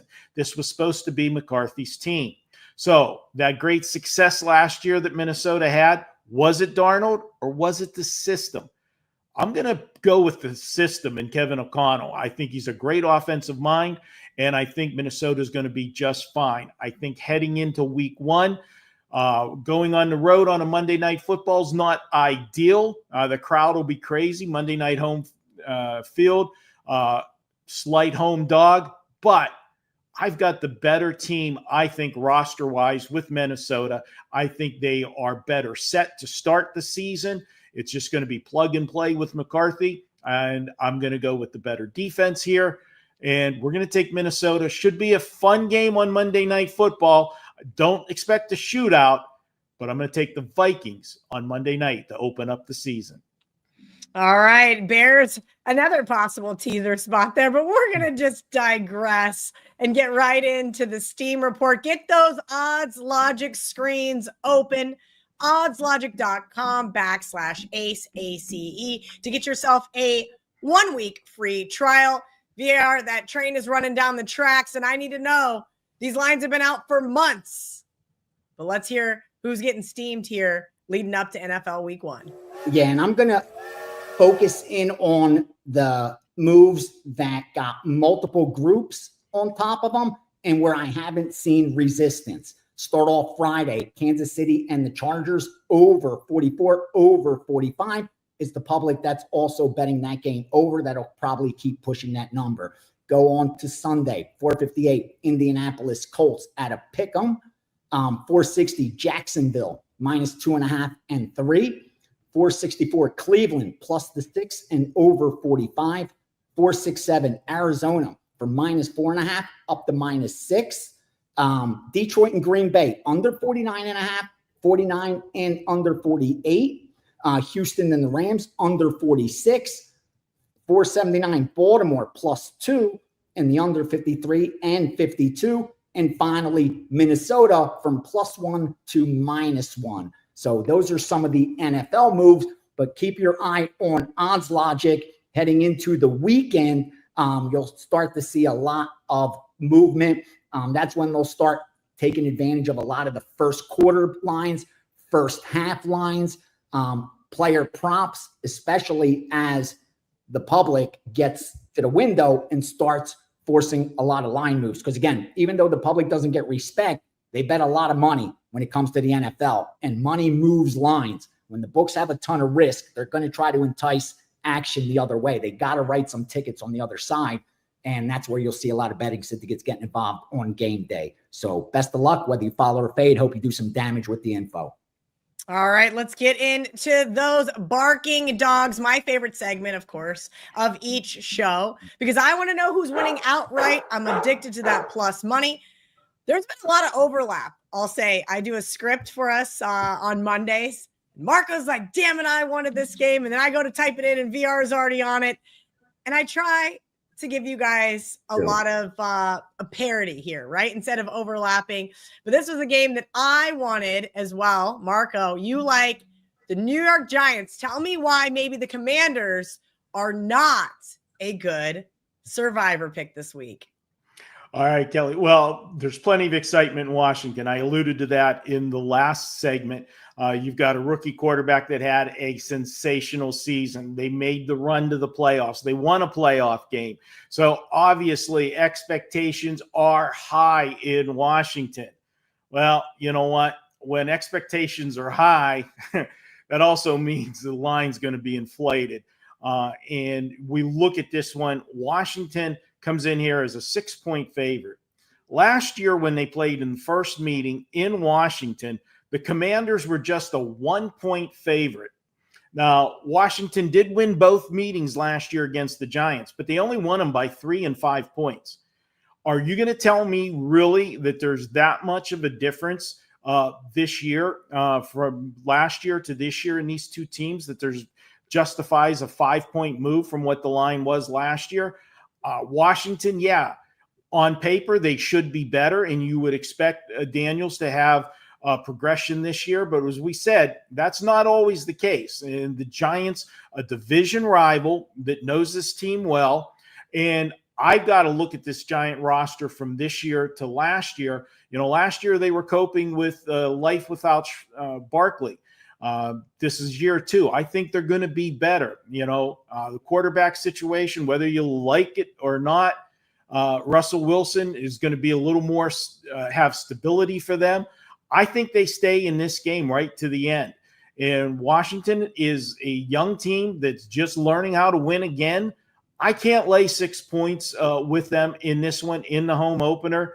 I'm going to go ahead and take the Giants. I think this game goes right down to the wire, field goal either way.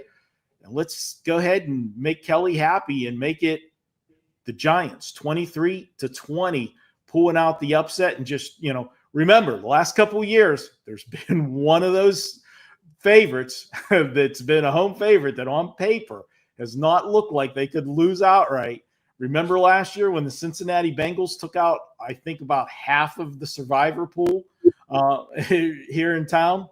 Who's going to be that monstrosity this year? Yeah, I know. Trust me. I've looked at the Eagles on Thursday night. I've looked at the Commanders. I don't want to play the divisional game. We're going to get to it in the best bet segment because it worked for me last year, at least from a survivor standpoint. VR, the Jets. If you guys look on the odds logic screen, you can maybe find yourself a 3. VR, let's talk about the Jets, why you like them on the money line, and the difference between that 2.5 and, of course, that 3. Jets, Jets, baby. Yeah. Again, the NFL 3, they're charging so much now. Like you can't even get it for less than minus 130 in most spots, taking off the 2.5. Like they go from plus 2.5 to plus 3. Most are now charging over that 130 price. And if that's what you're paying, don't do it. You're not getting a better number. You're paying for it. And based on the money line that you're being charged, you're overpaying. So I know it makes you feel a little better because 3 being such a key number, and you're thinking if the game lands 3, at least I'll push. the probability of it happening isn't high enough based on the VIG they're charging for that half a point. So unless you're getting it below the minus 130 price, I would not be buying half a points on and off the 3. Again, there was a long time you were able to take advantage of that before it was so widespread of how key of a number 3 is, and you were able to buy a half a point at a discount. That is no longer the case. Here with the Jets, we did take the 3. I released that to my subscribers as a premium play. I like it on the money line as well. It's almost a fade of Pittsburgh as much as a bet on the Jets. What's Pittsburgh going to do? I mean, they're a huge transformations taking place in Pittsburgh, and it needed to. Because the way they just collapsed down the stretch last year, you got to remember, this team got so lucky and they were still bad, meaning only one team did better than them in turnover ratio, and that was the Buffalo Bills. Otherwise, Pittsburgh was number 2, with the number 3 team, like 4 turnovers were less than Pittsburgh got. So Pittsburgh got very lucky, and they still couldn't win and cover football games. That doesn't bode well coming into the 2025 season. Now, all the hype around Rodgers, not only Rodgers in Pittsburgh, but now Rodgers returning to play against his old team, which, he didn't play long for the Jets. Too much hype around that and just not enough time for that offense, which I get it. You got the names there with Metcalf and Rodgers, but it's going to take a while to see how this offense plays together cohesively. And I just think you're being charged for that already. You're being charged for potential over credentials, and that's never a good idea, especially laying points on the road. If they could contain J.J. Watt, I think this is the Jets' game to lose. I like them here at home. I like what I'm seeing out of their new coach, defensive-minded, defense. And against this Pittsburgh Steelers team, that's exactly what you need to do. Give me the Jets. Take the points. Sprinkle that money line. Jets start off 1-0. All right. I'm going to take a small little doggy here myself because this is a tough week. We know there's going to be upsets. We just have to kind of sit back and relax. But here is a game that I think is a winnable game for the LA Chargers. It sounds so weird not to call them San Diego all these years. Look, Kansas City has won 8 of the last 10 meetings. So why am I calling for them to lose this game? Well, the last 3 have been decided by a total of 10 points. The Chargers have a real opportunity to win this one on a neutral field, which we hope the conditions are better than the last time they played in Brazil. Patrick Mahomes basically has an all-new receiving core. Plus, Rashee Rice is suspended. They had a couple of turnovers on the offensive line. No Joe Thuney, no DJ Humphries. I expect the Chargers to take advantage here of the team with the Super Bowl hangover. We all know how bad it is for the team that loses the Super Bowl to come out in the next season and get a win week 1. I get it. It's the Kansas City Chiefs. You guys think that me betting against this team is not the smartest thing I've ever done. Would I have liked to have gotten the 3.5? Of course. But I do think that move from 3.5 down to 3 over the summer tells us exactly what we need to know. Hey, look, Andy Reid, Patrick Mahomes, Steve Spagnuolo, and the Chiefs 4-10 against the spread in the last 14 games. I think you're paying a premium here once again for the Chiefs, and it's just not that necessary. Could be a 21-20 final, and it wouldn't surprise me in the slightest to see the Chiefs win by a game-winning field goal. But give me the Chargers plus the 3. Give me the Chargers on the money line. All right, guys, let's get into It's a trap. The trap game of the week. It can't be the sandwich unless Marco's feeding me open face sandwiches, and it's right around lunchtime, so of course I'm hungry, Marco. Let's hear it. Who is the biggest trap on the board this week? Okay, I'm just going to make note, Kelly, you gave me a lot of grief last year about always having a small dog, but I had the biggest dog this week. Just making note of that. You did, and I'm very proud of you. Okay. Listen, I would love to say that this team that is your trap game, this is who I was going to put in as my dog, by the way, but you're going to give them as your trap game, and I was like, we can't run it back to back. Yeah, no problem. And Kelly, much like I did with the college trap game in week 1, what did I say I like to do? I like to listen to the noise, hear all the noise, and then I'm going to go against the noise. And the noise that we heard last week, it worked out well for us with Auburn against Baylor in this spot for the trap game. Now I'm going to do it here with going against Cincinnati. And I know I'm high on Cincinnati coming into this season, but I'm not high on them in this first game because all we heard about all summer long is how they get off to slow starts. And to take care of that, they played the starters in preseason. Joe Burrow, head coach Zach Taylor said, we're going to play players. We're going to be ready. We're not having that slow start. And what have we seen? They put up big numbers in the preseason. We know this offense can score a lot of points. And then what's the noise we heard about Cleveland all summer long? The quarterback room. We've made so many jokes about that quarterback room. They had 4 quarterbacks. What do you have when you have 4 quarterbacks? No quarterbacks. When Joe Flacco's your starter, you're in trouble. Well, okay, all jokes aside, Joe Flacco will be the starter, and he can move the football. Why? Because he's going against the Cincinnati Bengals defense. That is the one Achilles heel to the Cincinnati Bengals defense, to this team this year. Yeah, they're going to put up crazy numbers offensively, but defensively, they're going to have trouble stopping teams, and they're going to have to outscore them. So you think, well, that shouldn't be a problem because Cleveland, with that quarterback that they have, they're not going to move the football this year. Yeah, they'll be able to move against this defense enough to stay in this game. And I'm going to bring out my golden rule. Give me the better defense getting points.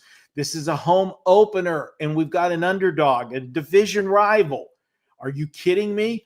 Too much love for the Bengals here. They should not be this type of favorite on the road. We saw this number at 6 down to 5.5. I'm taking Cleveland, and don't be surprised until they get that monkey off their back, Cincinnati, with those slow starts, losing this game outright again. But I feel very comfortable with Cleveland plus the 5.5. I think it's going to come down to a field goal. Let's go ahead and take Cleveland, winning it on a late field goal, 23-21. This is Joe Burrow, 6th season in the NFL, and he is 1-4. That's his first 5 starts. 1-4. Buyer beware if you are going to use the Cincinnati Bengals again in week 1 of Survivor. VR, you're up first here because it is time for best bets. Please let everybody know what you've got going on over at WagerTalk.com, and then tell me why we need to be looking at the Giants +6. My Sunday NFL week 1 package is up, already premiums in there, and we'll have the Steam Room Sunday leading into kickoff also. NFL season package is up, college football as well, currently sitting number 1 in college football. I expect the same damage in the NFL, set up nicely for a good regular season, and playoffs have always been good to us as well. So jump on board for the entire season. That's where you get the weekly Steam Rooms, which will come with all that time-sensitive information that we get, player props, first quarters, all that stuff leading up to kickoff. Head on over to WagerTalk.com, and don't overlook the free picks page. I put free premiums every time I put out a free pick. They're not just opinions. It's a premium play off the card. Best bet, I got to fade the Washington Redskins. Few teams are expected to regress like Washington. You got to remember, this is a team that won how many football games in 2023? Like 4 football games, and then came back and won 12 the very next season in 2024. Historically, those teams always regress. We have the flip side for the Giants, where they won 6 games in 2023, then dropped to 3 games in 2024. Only one place they could go is more or less up from there. And I like what I see on the defensive side of the ball. And that's what you want for your dog. If you're going to bet a dog, you want 2 things in the NFL. One, you want 60 minutes of effort. And you've seen against Washington, this is more or less a NFC East rivalry. The history shows split, at least recent history. If you look over the last 10, 12, 15 games, you'll see close to 50-50 point spread and straight up with both of these teams. They play close games. Even last year, which was an outlier, and Washington won both. They played both of those games were very close. And that's what you want from your dog. You want them to give you 60 minutes of effort. That always leaves the back door open. You know what I mean? You're down 10 points, but if a team's got heart with 2 minutes left and get the ball, that backdoor touchdown's always open. And you want them to have the ability to win the game outright. That's key, especially in the NFL where we see, even double-digit dogs can win outright. And this is one of those dogs that I think really can win outright because it's such a big game for them in week one that the Giants can't allow what's happened to them in the past. And they've been outscored in the first game of the season over the last 2 years, 68-6. So they've played back-to-back blowouts in game one. I think you have a lot of new pieces, new attitude, coaching.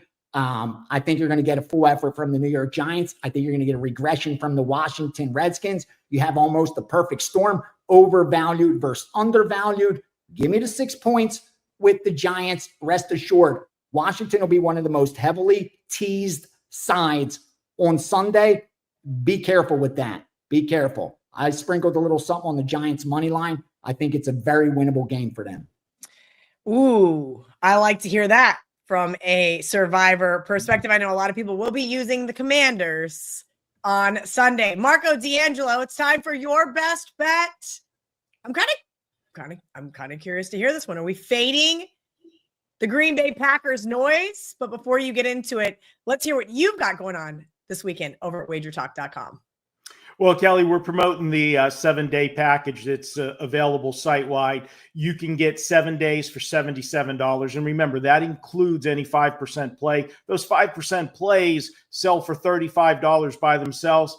Good opening week for us last week in college football, 4-0 for us. And remember, last year we were the number 2 combined college and NFL football in money won at WagerTalk. So great season last year, off to a running start this year. Get on board, and that'll include also those 7 days. You'll get my baseball plays and my WNBA plays. WNBA 53-25 with our selections in the WNBA. So you will get everything. The playoffs are about to start. So 7 days, $77. Head over to WagerTalk. For this one, we're going to take a look at Detroit and Green Bay. And you know what? Green Bay was getting a lot of love during the offseason as people expect Detroit to take a step backwards this year. They lost both their offensive coordinator and their defensive coordinator. Both got head coaching jobs this year. And people expect Jordan Love with another year under his belt as the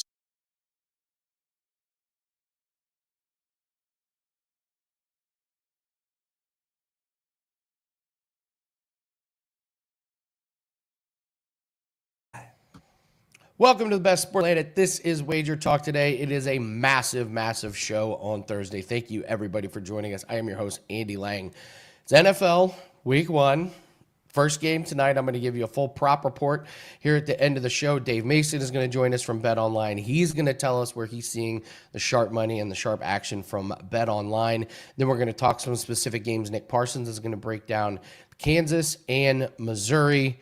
And, of course, Gianni's going to get us started with the Steam Report. We have a ton to get to, free picks, breakdowns, so let's hit that like button, please. It really helps the algorithm out.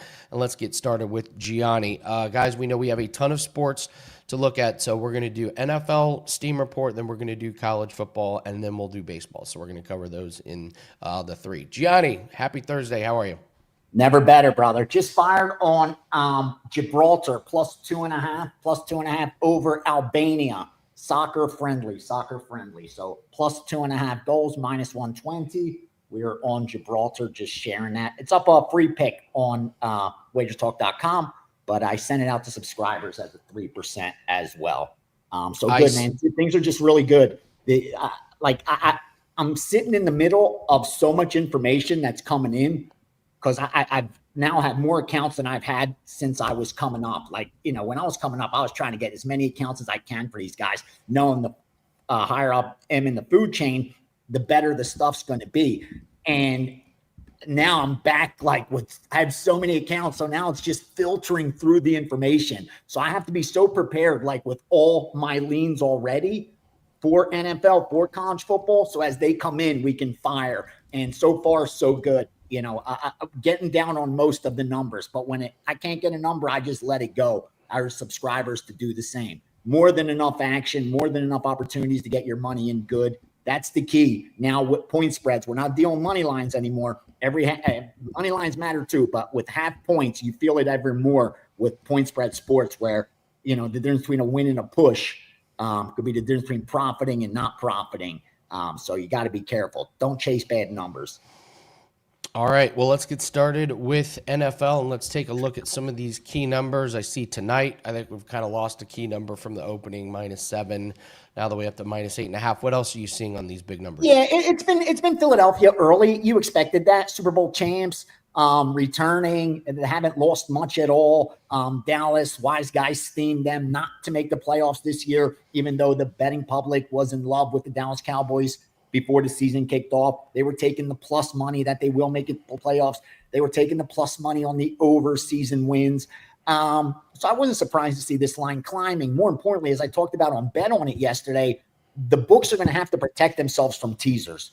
With this being a standalone game and so many Sunday NFL just sitting there ripe for teasers, rest assured, not only are recreational bettors going to start teasing, but you're going to see a lot of sharp bettors teasing the Eagles because they fall under the wong where you could go through 3 and 7. So I expected the books to get up to about -9. I'm actually surprised there's not more 9s across the board. But the reason for that is because a couple 8.5s were getting picked off last night. There were some sharps that liked the 8.5 on the Dallas side. Now, did they lay the 6.5 on the Eagles and work in the middle? Only they know. But that's the only reason we're not seeing 9s across the board is as the books were attempting to do that yesterday to get some teaser protection, you started seeing the 8.5s get picked off at -110. That's why now you got to pay -115 to get that 8.5 or 8 at -110. So interesting game tonight.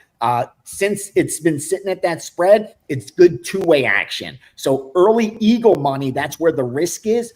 But as of today, the tickets coming in, good balance from the public, good two-way. The only thing that really stands out is Eagles money line, Eagles teaser. So if the Eagles lose the game outright, it will set up a huge Sunday for the books because it already wiped out so many live teasers. If the Eagles win the game outright, there will be a ton of live teasers going into Sunday's action. Now, tomorrow, there's another game, standalone game, steam on the over 44, over 45. You got the public and the sharps on the same side. Let's move on to Sunday.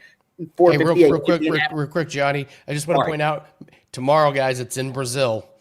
Make sure you know that this is not a home game for a certain team. This is in Brazil. Yes. Be careful with those numbers. And so just wanted to throw that out. Okay, we'll move on to Sunday. Yeah, completely different situation there. You're absolutely right with the standalone on Friday. Sunday action. Remember, these games have been out there a long time. So that means you're going to see good two-way wise guy money. They're betting numbers, not teams. So when a line moves too significantly, especially off or on or through a key number, you're going to see some two-way sharp money. But here's some isolated NFL signs that multiple groups got down on. The 458 Indianapolis Colts. I love the Colts as well. 460, forgive me, Jacksonville, -2.5, -3. 464, Cleveland, +6 and over 45. That's on everybody on Cincinnati there. 467, Arizona, -4.5, all the way up to -6. Detroit, Green Bay getting steamed under. Surprising they got out ahead there because I expect the public to go over there, but they went under 49.5 and under 48. Houston and the Rams under 46. Then Sunday night, Baltimore plus the deuce and the under 53, under 52. And then on Monday night, no surprise, you're seeing Minnesota now flip the favorite. They took Minnesota at +1. They took Minnesota at pick 'em.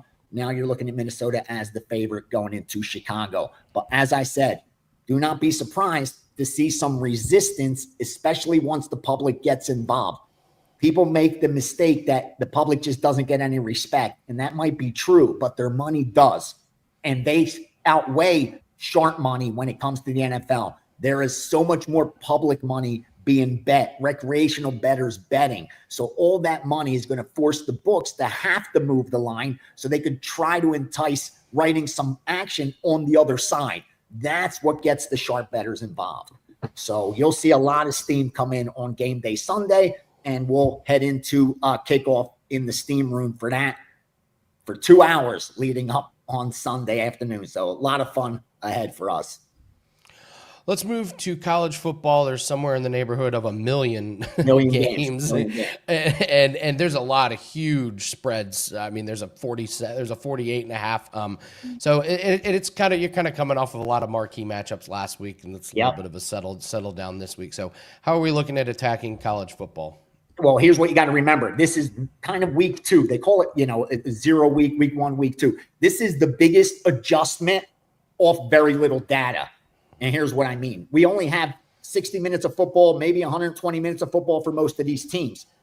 And there's nothing but analysis on those 2 outcomes. So you're going to start seeing an overreaction to that, a lot of recency bias. So that's where you could take advantage of the college football, where a lot of conclusions have been drawn, but it's more on projecting than actual data reflecting it. So that's the key going into week 3 that I'm seeing a lot of from the sharp bettors. They're taking advantage of those teams where there's a lot of recency bias around. Now, here's what we're looking at for college football. Start off Friday, primetime action. Over 57, over 58, James Madison, Louisville. Move on to Saturday, Baylor, +4, +3.5, +3. They like Baylor. Illinois, but on the money line. Multiple groups took Illinois up to -150 on the money line. 346, Navy, -19.5, -20. 376, Charlotte, +16. That's down to about 2 touchdowns right now, I think. 356, Cincinnati, -18, all the way good to -120, up to -20. Forgive me,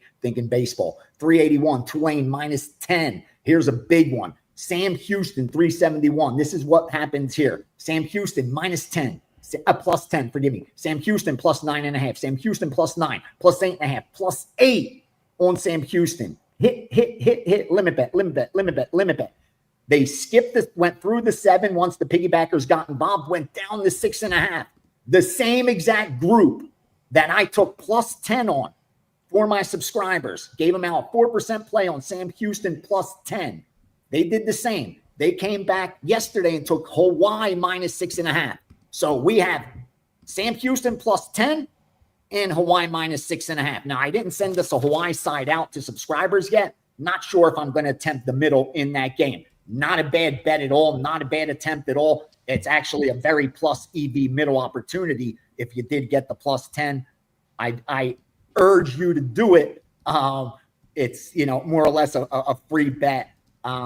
Then Colorado, 362, laid the chalk, 23.5 with Colorado. 405, UCLA, -1.5, -2. Oregon State steam, 350, Oregon State. We faded Oregon State last week. We're betting Oregon State this week, -2, -2.5. Mississippi State, 398 +7. Be careful there. I know the Sharps took the 7, but that is one of the most one-sided public dogs that I've seen on Saturday. The public is loving Mississippi State. They are taking them on the money line, thinking they don't even need the 7 points. That's why you're looking at 6.5 here. That Wise Guys got involved yesterday. And then finally, 411, San Diego State +3. I know that's a lot of information, but we got a lot of games and a lot of opportunities. I hope you guys do some damage with it. Well, what I didn't hear you mention was these huge numbers. It doesn't sound like there's a lot of appetite for -37.5, -44.5, -37.5 on some of these monster spreads, right? No, those are even, you'll even see here in Vegas, at least, they'll call them circled games.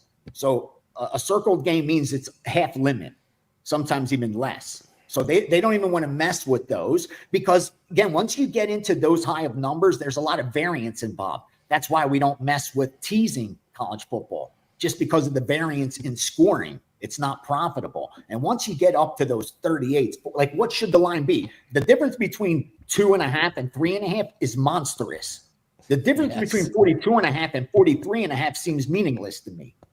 That's the yes, difference. it absolutely That makes does. it so hard to book those games once you get into those 30s and 40s. What is each half point worth? Almost nothing once you get up to those numbers, where a half point's worth so much when you're talking about from -1 to -6. But once you get into -20s, 30s, those half points mean almost nothing. The worst is when I saw somebody on the back end, they bought a plus 30.5 to plus 31. Like they felt more comfortable. So they were saying, this is what they concluded. They The concluded values on 31. that at plus 30.5, okay, plus 30.5 minus 110. So they concluded that there's probably not a 53% chance it goes over 30.5, that they cover the 30.5, but they're confident about almost 55% that they'll do it with 31. So they're not confident. There's not even a 53% chance they'll cover the 30.5, but they're 56% that they'll cover the 31. Like again, when people say games are fixed or Vegas doesn't have to do nothing. All they have to do is open their doors and let people go in and make bad bets. They don't have to fix anything. Fix for what? People are buying half points on 30.5-point spreads. What do you have to fix? Yeah, by that time the backups are in. Like, you think you can handicap a game with the starters? Do you think that's hard? Try with the backups. He's sleeping so much better now with 31 than 30.5. Good for him. Oh, too funny. All right, let's move to baseball. Very limited card today. Makes sense. It's it's NFL debut here. What are we seeing on any lines here? Funny thing, yesterday I had a 4% play, just one baseball bet. It was the under in the Cleveland game. 7-0 in like the second inning. I was oh man, terrible bet. I look in the ninth, it's 8-1. We're in the eighth. I'm like, oh my God, this is gonna actually push. And it ended up pushing for me. Sometimes when you're running good, like things like that happen for you. When you're running cold, there's no chance. They would have scored that run in the bottom of the ninth when it wasn't needed. You know what I mean? Absolutely. They go 8 straight innings without putting up a single run to beat you. It's so crazy how that works. All right, MLB, 954 Pittsburgh plus 110. 956 Tampa Bay minus 145 and the under 8.5 there. 958 over 9 LA Kansas City. I like that bet. And 961 New York Yankees minus 125. And at 8.5, they went under. Oh yeah, it is that Tampa Cleveland game. I gave you that because it looks like it went from 8 to 8.5, but they're hitting the under at 8.5 there. All right. Yeah, you're so right. Like about you getting like a miracle push. That's just the stuff that's running. But when you're running cold, it just turns into a miracle loss. Yeah. Like, you never when it get rains, those. it pours.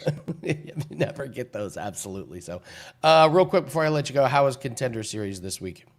I ended up losing a little bit. Up for the season still, ended up losing a little bit. I hit my totals again, hit 2 out of 3 totals. The one that I lost was that controversial one where the ref didn't know whether it was an illegal blow or not, didn't know whether to stop the fight. Like that was I don't call it a bad beat, but it was a little bit unlucky. But the signs I did not do well.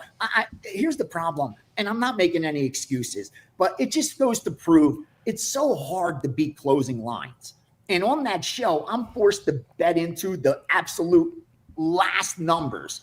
And it's hard to do because it's sometimes it's such a favorite type of show. And I like the favorites when I leave the house, but they're minus 325. And I get to the apex and they're minus 550. And by the time we're in the production meeting, they're minus 750. By the time we air, they're minus 1100. Like, what do you do at that point? You can't give out a minus 1100 when it was minus 300. So you either sprinkle the dog and pray, even though you know it's the wrong side, or you get creative that he does it in the first round or does it inside the distance. Or it's not an easy racket, but it's a seed I know so many would love to have. So I'm not complaining. This isn't me bitching. It just goes to show you that it's very hard to beat closing lines.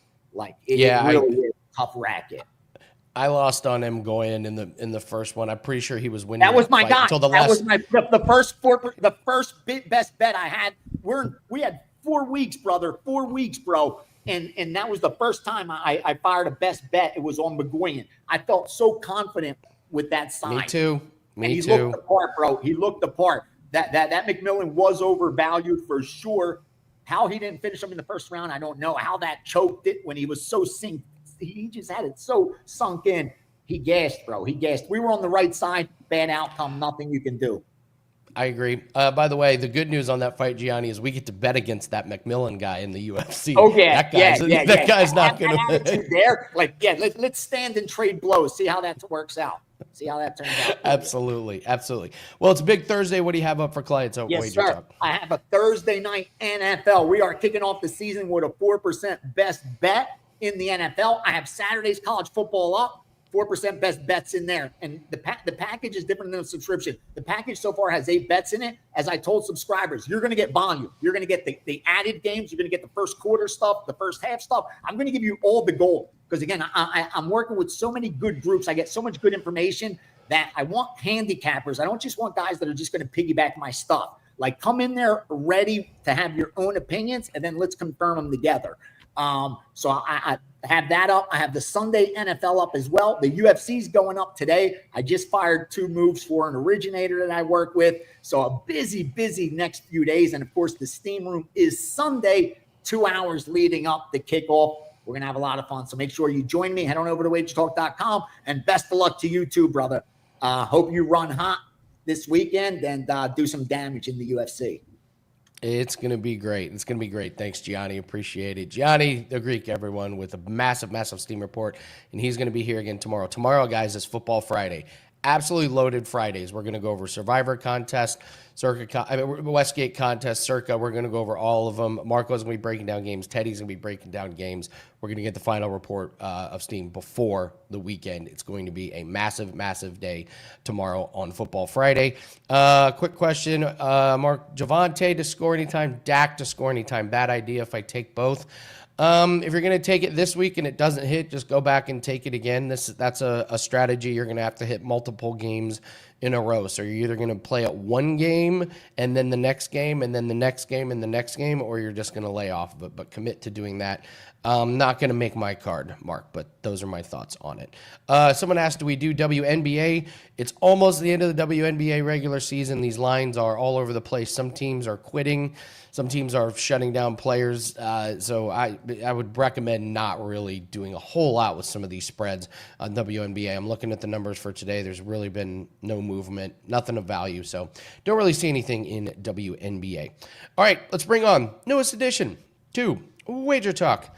The one, the only, the surprise, Joe Madden. Joe, is this the right StreamYard link? What are you doing here? How did you end up here? I don't know how I ended up here, Andy, but I'm really excited to be here. It's going to be a ride, that's for sure. Absolutely. We got a couple new shows to talk about, so we wanted to bring you on, and so let's talk about what you'll be doing here. Yeah, absolutely. So for Wager Talk, I'm going to be doing a last call. Now this week it will run tonight as well as Friday because we have the Friday game in Brazil, but the regular schedule will be Monday and Thursday night, kicking off at 7 p.m. Eastern for last call, making sure you guys get those best of the numbers right before we jump into the games and talking the best of the numbers. Andy, we're seeing that total fly up tonight for Thursday Night Football. Hard Rock just posted a 48 for that total. I love it. Any thoughts or anything you like on tonight's game or tomorrow's game? Oh, absolutely. There's a ton of stuff I'm liking for tonight's game. I really does feel like this game is going to go one of two ways, so I'm going to stay off of the spread. Either feel like the Eagles come out and just blow out the Dallas Cowboys, or the Dallas Cowboys somehow pull off a miracle win here against their divisional rival. I don't want a side at all in this one. I'm going to look at the first half. I do think looking at the first half total, over 24.5, that number is still coming in at plus 100 is the right way to go, because we're going to see both of these teams, I feel like, come out of the gate nice and hot. And I'm worried about the Eagles if they get up really big in the first half. slowing down the clock in the second. So I'll take the first half over 24.5. I think in a winning or losing situation, Dak Prescott's going to go over his passing prop. Now, I got it yesterday and I got the worst of the number. Andy, I got 248.5. It's dropped to 244.5 as lots of people expecting the defense here of the Eagles to shut him down. But I'm going to still stay with it. You're going to get a great number if you ult it up to that original. And then I'm going to take Dak over 1.5 passing touchdowns. I think A.J. Brown will get in the end zone for the Eagles. That's coming in at plus 155. You can look at his receptions. It's too highly juiced at minus 140 for the over 4.5. And then I'm going to take Ferguson here for the touchdown for the Cowboys. He's coming in at plus 290. We know he's a prime target for Dak for those short passes out there on the field. So Jake Ferguson touchdown plus 290. A.J. Brown at plus 155 for the touchdown. Dak over for his passing touchdowns of 1.5 as well as his passing yards. And then that first half. I love it, Joe. What's great is I got a bunch of props here, and we didn't overlap any of them. Nice. It's amazing. We're not on different sides, so that's certainly a good thing. So, all right. Well, one more time, tell everyone when you're going to be on, what time, and what days of the week. Yeah, absolutely, you guys. So make sure you check out Last Call with myself on Thursdays this week, Friday, but regularly Monday and Thursday right before football kicks off at 7 p.m. Eastern. And tonight we're going to have Andy jumping on the show with Andrew McInnes. So make sure you do check it out. Absolutely. Absolutely. Joe, it's awesome to have you here. I've been wanting to work with you for a long time.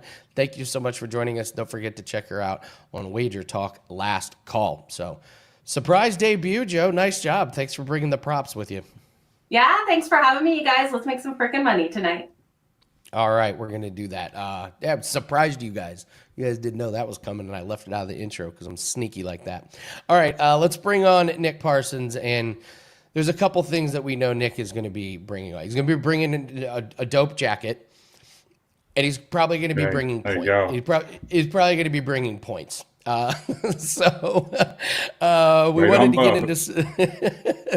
to get into one game and get a little bit more specific on the breakdown. So we're going to talk Kansas and Missouri. What's your breakdown on this game? Well, it's the border showdown here, and Kansas has some good news, Andy, because players like Dean Miller, DJ Graham, Bryson Canty, they're all back in the mix here. And so what that does, Andy, is it really gives the Jayhawks some experienced and dangerous weapons for Jalen Daniels to utilize. And I mean, he's for sure one of the biggest playmakers in the Big 12. Now, Missouri, it does enter hot. It had a pretty good season last year. It finished 10-3 last year. It's already 1-0 this season. It destroyed Central Arkansas 61-6 last weekend. But Kansas, it's already 2-0. It's been unchallenged in either of those games. It thrashed Fresno State 31-7 in week 0, and then it hammered Wagner 45-7 as a 46.5 point favorite last weekend. And the history between these two teams, it shows that the dog has done really well. Over the last 15 meetings, the underdog is 10-5 against the spread, and it has 8 outright upsets. Add to that this is Kansas' first regular season game versus an SEC opponent since 1998. And so I really think that the Jayhawks are going to be up for this moment. And being a situational capper, I always look at the schedules, even though it's early in the season. And I'll argue that for sure that this one sets up better for Kansas. It has a bye week next week. Missouri remains here for a game against lightweight Sunbelt Louisiana. But I mean, Andy, Jalen Daniels, he has all of the tools to extend plays, to keep drives alive. And I think he will make Missouri uncomfortable here. And so I do not see the Tigers rolling over the Jayhawks, Andy. So I'm grabbing the points. All right. Love it. Of course you're taking the points. It's a no-brainer. Exactly. No-brainer. All right. You told us last week you're doing several contests. So what's your plan? Tell us about the contest. What's your plan going into week 1 here? So we're in the Circa Millions, the betting memo show, which is the show that I produce for Sportsmemo guys. You can find me over at Sportsmemo. I come on every Thursday to WagerTalk to talk about some of the things that I'm doing on the betting memo, but also over at Sportsmemo. So yeah, I've entered the show, the actual show, the betting memo show, into both the Circa Millions and the Super Contest at the Westgate. And so I'm actually going to finalize those picks today, and I'm going to share those picks on the show on Saturday, guys. So if you tune into the show on Saturday, you will get all of my contest picks. All right. What do we have going over at Sportsmemo these days? So just we finish up the summer special there with the $5 Wednesdays, guys. But we do have a special going on right now for $69.99 for 3-day passes, all inclusive, or flex passes, guys.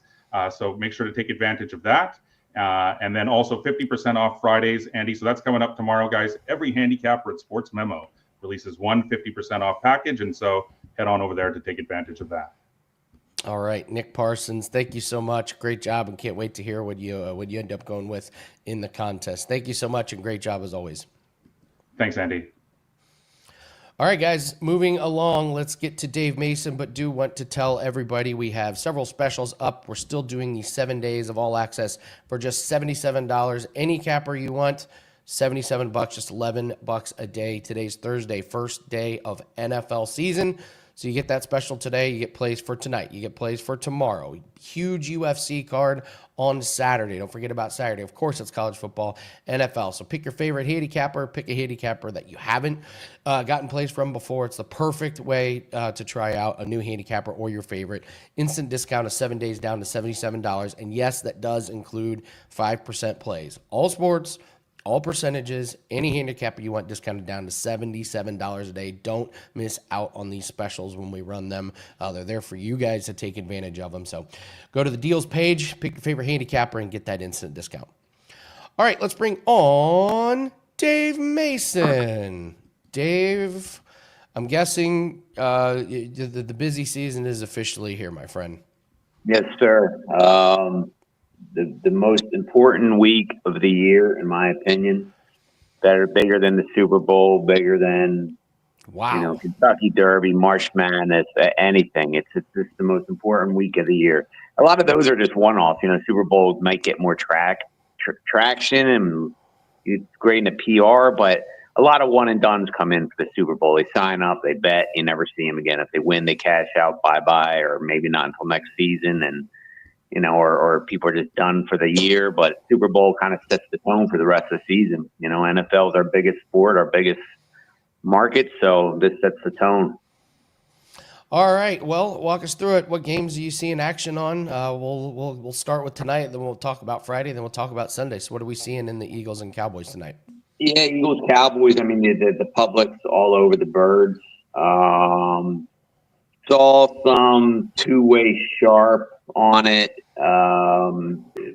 Birds minus 7.5, and then yesterday went to 9 and took a little bit buyback on the Cowboys +9. As far as other sharp stuff, Jaguars -3, -160 outright as well. Chiefs -2.5 early. Rams -3 even and -2.5. Dolphins, what is that? Under 47. Falcons under 48. More sharp stuff will come in the next few days as limits go up. All right. Well, we do. I don't know if we have the graphic ready, but we try to beat Dave Mason. So what's a game or what's something that you guys are a little bit worried about? How can the public or sharps beat Dave Mason and Bet Online this week?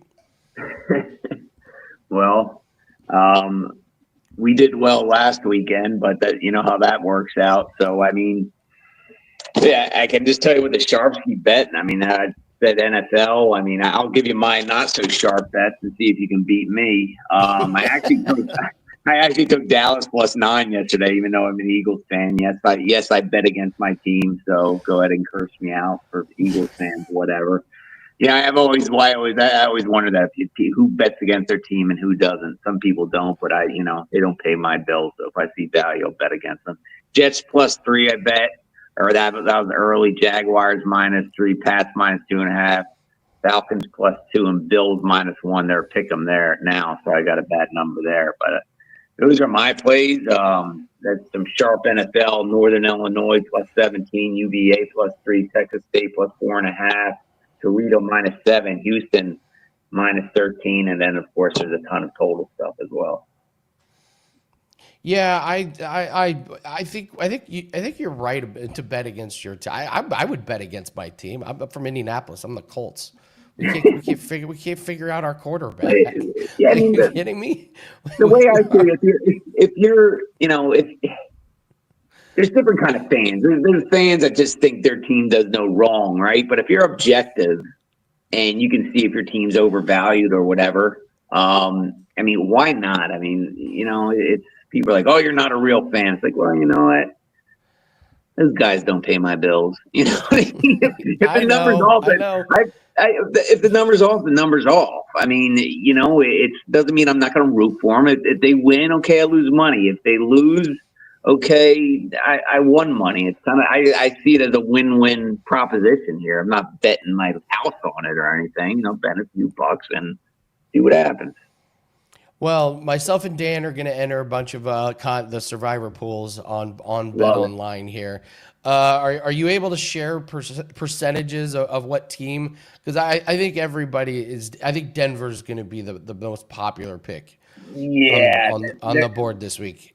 Yeah, they're my pick for the survivor pools I'm in as well. Let me bring that up. I know they're the most popular. It makes sense. There's a lot of tough matchups this week. Yeah, a lot of tough matchups.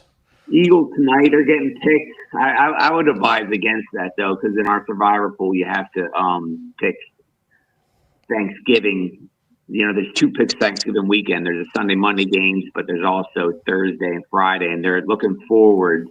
They're as of now, sure, lock and change, but as of now, the Eagles will be the best pick for Thanksgiving Day and Black Friday. So.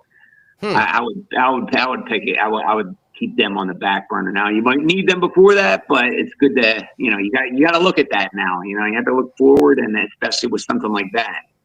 Cardinals are a popular pick. I would stay away from road chalk week 1. Who else is getting picked? Washington. Washington's getting picked, but Denver is by far the top pick, and I'm on Denver too with my survivor pool. Yeah, I guessed Arizona, Cincinnati, maybe probably some people dipping their toes into the Bengals water. I just try to stay away from road teams this early. Later in the season you might have taken some road teams, but week 1 you got 32 teams you can pick from, and why would you take road show? That's just my theory, but who the hell knows? Yeah, road teams with horrific defenses always a bad idea in survivor pools. So, how are entries looking for that one? Good. Now we're ahead of pace of last year. There's going to be an overlay. I'm 95% sure there's going to be an overlay. And when we put $1 million on the line in our meetings a few months ago, we knew there was going to be an overlay. We keep it. We keep it affordable, $30 entry. That's a lot of entries to get that $1 million. So we know, there's a ton of entries, right? But we keep it affordable. We could raise the limits or raise the entry and probably get to that 1 million. But we want as many people to join as possible. We want to keep it, for the common guy, the $25 bettor. We got a ton of them. So we want those guys to be able to play and enjoy themselves as well. But we have an overlay of we're halfway there. My prediction will get between like 750 and 850. So I think there's going to be between $150,000 to $250,000 overlay. With a spread survivor, first time we've done it, we put the prize pool low because of that. We put it at $100,000, and we passed $100,000 2 days ago. I haven't looked at numbers today, but as of yesterday, we had $113,000 coming in, and there's no rake there. So every dollar we collect is going to go to the prize pool. So we should get, I don't know. Again, first time we've done it, so I can't really predict, but I'd say we should get over $150,000 easily, maybe $200,000 in that one. And that's only $20 to entry. That one's only $20 to enter. And again, you can enter numerous times for a discount, just like the big survivor pool. So, here's a moral question for you: How many is too many entries? Do you think you should just give because my buddies do this March Madness pool, and you can enter like multiple brackets, which I think that's bullshit. You get one bracket. You get a bracket. You're in a pool. You get a bracket. Survivor's a little different. How many is too many? I don't know. First of all, everybody has the opportunity to buy in. We keep it cheap. We keep it cheap so anybody can buy in for the whole lot or not. And it's sure, it increases your advantage, but still, you need to go that whole season 18-0. You can't even push a damn game. There can you need to go 18-0. Wild. So it's still, even if you can buy 20, 25, it's still extremely difficult to increase your odds, sure, but everybody has the same. And if we didn't do it that way, then it's either, okay, the prize pool is a lot less, because if we're just letting people buy in for $30 one time, the prize pool is going to be $50,000 or something. That's not going to be that attractive. Or we raise the buy-in to whatever, $500 or whatever, and the common guy just isn't going to be able to enter. So, there's pros and cons to every way you do it. We've been doing it this way for years. I've been doing these survivor contests for online books since before I was working on Bet Online back in 2009. And I think we're the first people to work with. I'm not mentioning any names, but but that was kind of my thing, is like low multiple entry discount as you go up. And it's worked, Like we had the mega contest too, 200,000 mega contest. And we played around with all sorts of things, buy-in for $250, buy-in for $500, buy-in for $100, and yada, yada. And none of them really ever got a lot of what we wanted. So we were like, you know what? The hell with it. We might get a $200,000, a lot of weekly prizes. I think $50,000 goes to the year-end prize. And it's free to enter. You just have to bet throughout the season to get prizing. So we stay with that, and that works with us. But, buying into mega contest or super contest or whatever other books called, there are other books, and that's great. So we do what works best for us. I love it. Tell everyone where we can find you at. Yep. On Twitter at Dave Mason, BOL, and online.ag. We had some of the earliest opening odds. We big limits, rebet functionality, a lot of props. So come on over to betonline.ag this football season. And once again, you can enter those survivor contests, both of them, until Monday night if you dilly-dally. So, but of course, Monday night you only have one game to choose from. So don't wait till then. But we always get some laggards by that last day. But we'll be open to Monday. We'll get up to 750, I think, at least. That's it. All right, Dave Mason, thank you so much for joining us. And go check them out on Twitter and go join betonline.ag. I've been using them myself for years.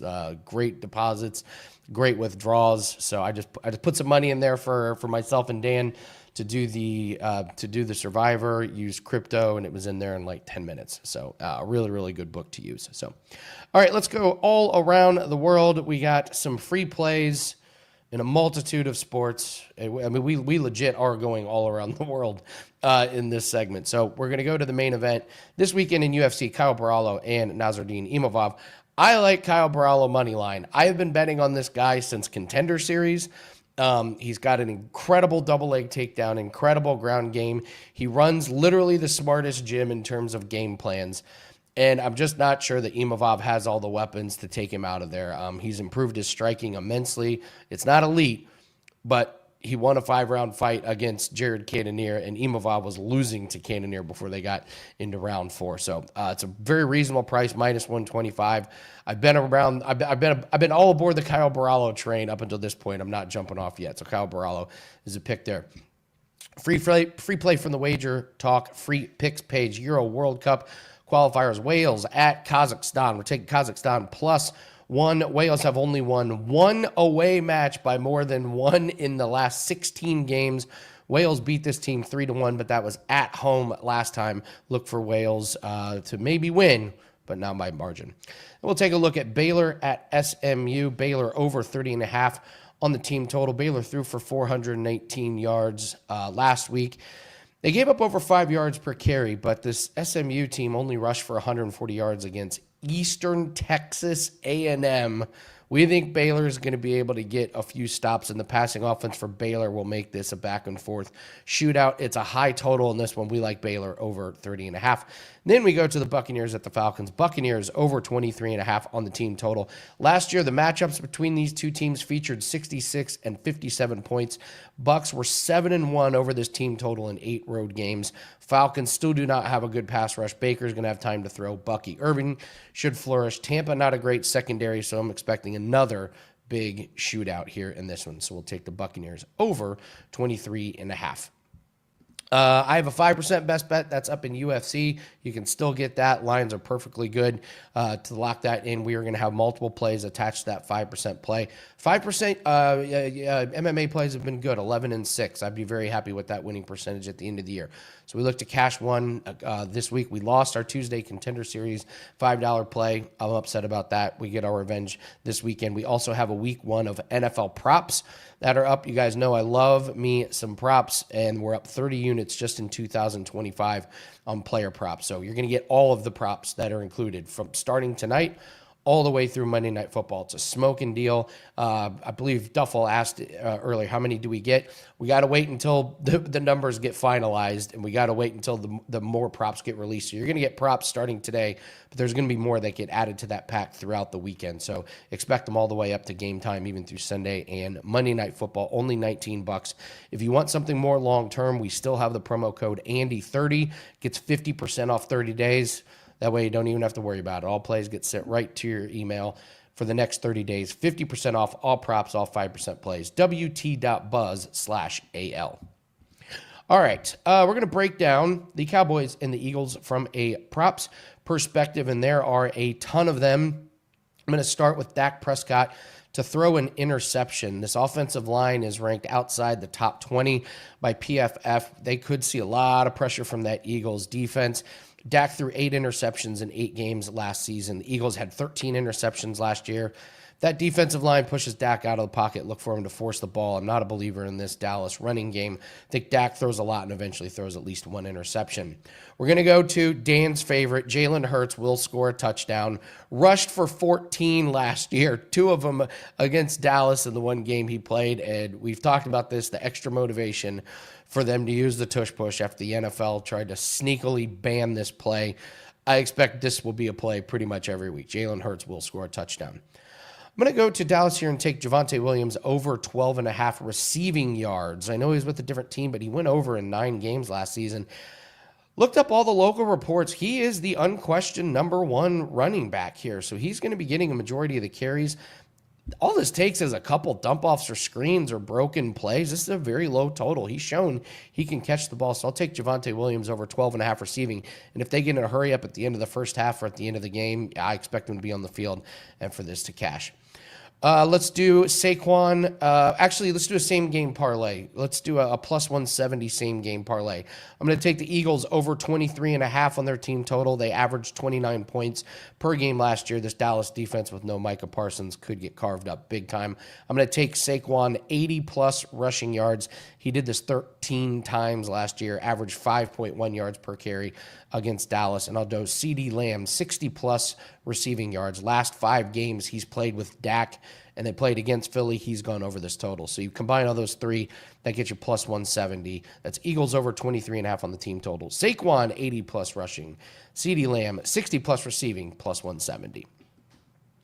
All right. Thanks, guys, for joining us. Telling you, get ready for tomorrow. Jam-packed show. We're going to get you ready for the weekend, but it all starts tonight with Thursday Night Football. So make sure you're locked and loaded. Make sure we're betting responsibly, and make sure you're here tomorrow. Same time, same place. And please hit that like button as we're wrapping up here. And if you have not subscribed to the channel, no better time than to do that now. We got football season and a million breakdown videos on college games, NFL games. We got multiple handicappers breaking down the same game so you can get different perspectives. But if you hit that bell, you get notified when all these videos get released so you get the best of the numbers. Thanks very much for joining us. Happy Thursday. Can't wait to do it again on Football Friday tomorrow. Good luck on your plays. Take care.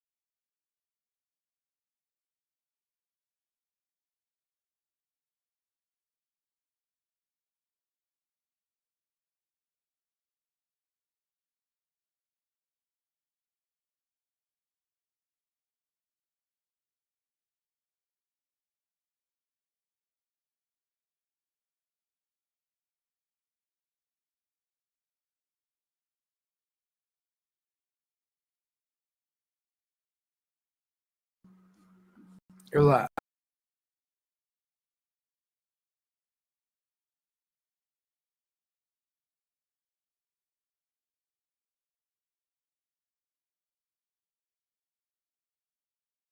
Big NFL primetime matchup this Friday night. Free for everybody on YouTube. Chargers Chiefs in Brazil. Second time ever the NFL's gone down there. We'll recap how it played out last year in that first game between the Packers and Eagles. I've got some tidbits on that as well. But let's more importantly talk about a free play for you with analysis. Chiefs Chargers coming up right here, right now. Hi, this is Steve Merrill, WagerTalk.com, right back here on WagerTalk TV. And this game is on YouTube. It's not YouTube TV, though. It's free on YouTube for everybody. Friday night. Second time they will go down to Brazil, the NFL. They, of course, did it last year, and it was a high-scoring shootout. Slippery field, not good turf conditions. Packers, Eagles. And I've always said slippery surfaces sometimes help the offense, and we saw that last year. Jordan Love, of course, injured late in the game as well for the Packers. The NFL claims that the field conditions will be better this year, and I think this line is a little inflated. In fact, we've seen some of the money this summer come in on the over, pushing it from as low as 44 up to 46 now.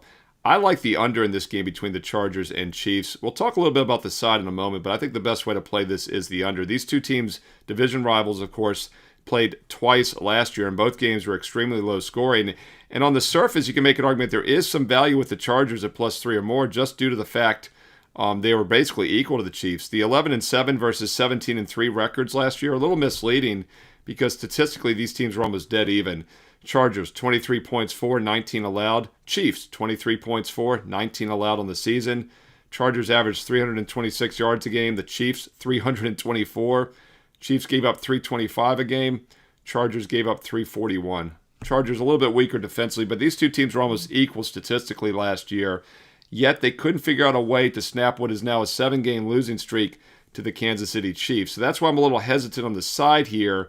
By the way, divisional dogs in week 1. Our friend Ralph Michaels had some great charts this week on Wager Talk today about long-term of the past couple decades.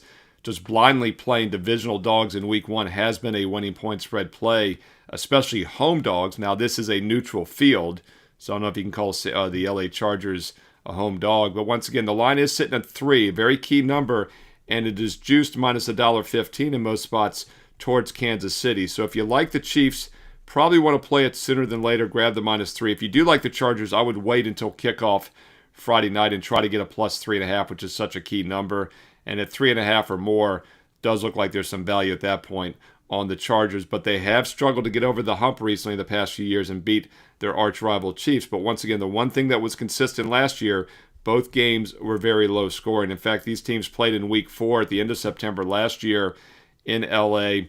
And the Chargers lost that game 17-10, stayed well under the 42-point total. Nothing misleading there, as they really were bad offensively, just 224 total yards. Chiefs actually pretty good offensively in that game, right around 329. But then the rematch in early December in Kansas City, another low-scoring game, this time 19-17. Chargers almost got over the hump in that one. They lost 19-17 on the road as a 4.5-point road dog. It stayed well under the 42.5 again, and the yardage was even lower. Chargers 288 total yards, Chiefs only 298. Neither team got over 300 total yards in the rematch. So I think both defenses hold the edge in this game, and we have a very inflated total, maybe due to the fact that game was so high scoring last year between Green Bay and Philly.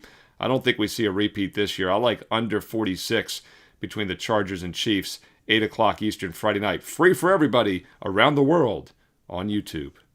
Hey, what are your thoughts on this game? Drop them in the comments below. Side, total, player props. How are you attacking this? You know, the Chiefs last year were embarrassed in the Super Bowl. And yes, that might be the sell sign this year going forward. We all know that the Super Bowl loser often struggles the following year. And there were some telltale signs. Their offensive line was really battered last year. They have made several changes, new additions this year. Will it be improved, though? We'll have to wait and find out. I'm not a believer quite yet. And the other problem the Chiefs had offensively last year is the receiving core, which definitely looks weak again. I have some new pieces there, but once again, I'm not sold till I see it otherwise.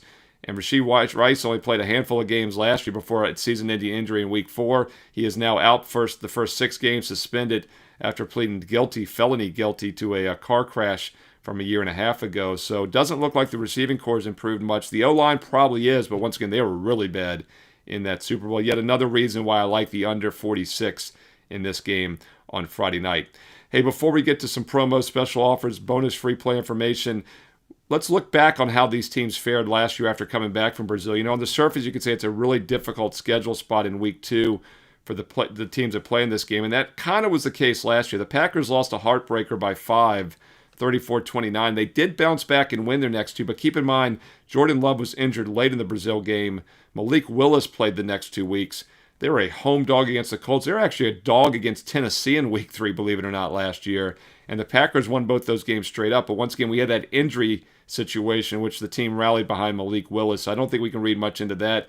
What is more noticeable to me is that the Philadelphia Eagles did not play well after returning. And this is something to keep an eye on with both the Chiefs and Chargers moving forward, perhaps next week. The Chiefs are at the Las Vegas Raiders next week. So that could be a little bit of a tough spot for them, depending on how this game plays out. And the Kansas City Chiefs, by the way, their game 2 is against the Philadelphia Eagles at home. Super Bowl rematch. Wow. Should be a motivated spot. And then they're against the Giants in week 3. And by the way, the Eagles lost after winning the game in Brazil, they lost their week 2 outright game against the Falcons, if you recall, in Monday Night Football. I liked Atlanta in that game. Eagles lost outright at home. Beat the Saints in week 3 by 3, and they're actually a road dog at New Orleans, but only a 3-point win, 15-12. And then they lost outright, only scored 16 points at Tampa Bay in week 4, and then they only lost one more game the rest of the season through the Super Bowl. So my point is the Eagles did not respond well after the win in Brazil. They had 3 really ugly games after that and then played fantastic the rest of the way. Just something to keep an eye on with both the Chargers and Chiefs next week in week 2. Once again, Chargers are at the Raiders.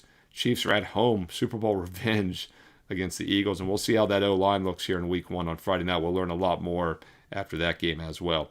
Once again, drop your thoughts below. Side, total, player props. How are you attacking this game? Hey, include some analysis if you have time. Let's learn and earn and win together here on WagerTalk TV. And if you're liking these free play videos, all I ask, a couple things. I ask for 2 things. Thumbs up, like, comment below. Boom. Takes like 1 second to smash that thumbs up like. Takes another 5-10 seconds maybe to put a positive comment below. I fuel on the thumbs up, likes, and the comments, the positive comments. That's why I give you so many free play videos each and every week. College football free play videos did really well last week. We had Ohio State in the under in that huge game. Finished it off with TCU Monday night fading Belichick. If you're liking the free play content, thumbs up, like, positive comment below, and I will keep it coming for multiple high-profile NFL and college football national TV games every week. Of course, also have my college football top 25 video for this weekend's biggest games. NFL Fade the Public Week 1 edition will be up this weekend as well. So subscribe here to WagerTalk TV. There's over 214,000 subscribers. I'm sure you're one of them. If not, click subscribe. It's free. Don't cost nothing. But also consider clicking the bell as well so you get an instant alert when my free play videos are posted each and every day here on the channel. Also, free play baseball videos throughout the week and basketball right around the corner. Hey, if you want to get my personal best bets, the free plays are great, but my strongest plays that I am personally using are my best bets, and they go to all my clients each and every day at WagerTalk.com. Doesn't matter if you have a 1 day, a 1 week, a 1 month, or a 1 year subscription. Every client gets the exact same best bets I'm personally using each day, the same plays I've won consistently with since I began in August of 1996, over 29 years ago. This is my 30th football season beginning, and you get my expertise on a daily basis when you sign up at WagerTalk.com. And it's so simple. I submit the plays, I hit send, email goes out to every client, all hundreds of them at one time. Everyone gets the same selections. Doesn't matter if it's a 1 day or a 1 year. The reason I bring that up is because we do have a 7-day sampler right now. If you're new to WagerTalk, if you're new to Sportsbet, if you want to try out my best bet service for 7 full days and nights, the 7 days for $77 is a great offer. No promo code needed. Or if you've been with me and you're ready to take that long-term investment approach that I preach about and get the cost per play down to about $1 a play for the next 365 days and nights, get the 1 year all access and be sure to use promo code SM365 at checkout to get an instant $811 discount. That gets it down to about $1 a play for every best bet for not only college and pro football, but the entire college and pro basketball seasons that are coming up, the rest of baseball. Hey, don't sleep on baseball just because football is here. We finished the baseball season last year on an incredible 57-28 winning run. You're going to get all of next year's baseball basically with the 1 year. Get the next 2 months here. Seriously, though, if you're trying out the 7-day, it's a great time to do it. 7 days for $77, no promo code needed. Or if you're ready to take that consistent long-term investment approach, do the 1 year and be sure to use promo code SM365. Full details on my page, along with a bonus free play. You know, best bets, I'm very selective. 1 to 3 best bets per day on average. It means that last cut that's just a bit outside for making the best bet card, I posted as a free play for everyone. So check out today's free play with analysis. Check out the best bets, the special offers, Steve Merrill, WagerTalk.com, and get there quicker with shortcut WT.buzz/SM. On the way out, follow me on social media at Steve Merrill, 2 R's, 1 L, MERRIL, at Steve Merrill on X and Instagram. And stay tuned here to Wager Talk TV because you know there's more free play videos coming up next.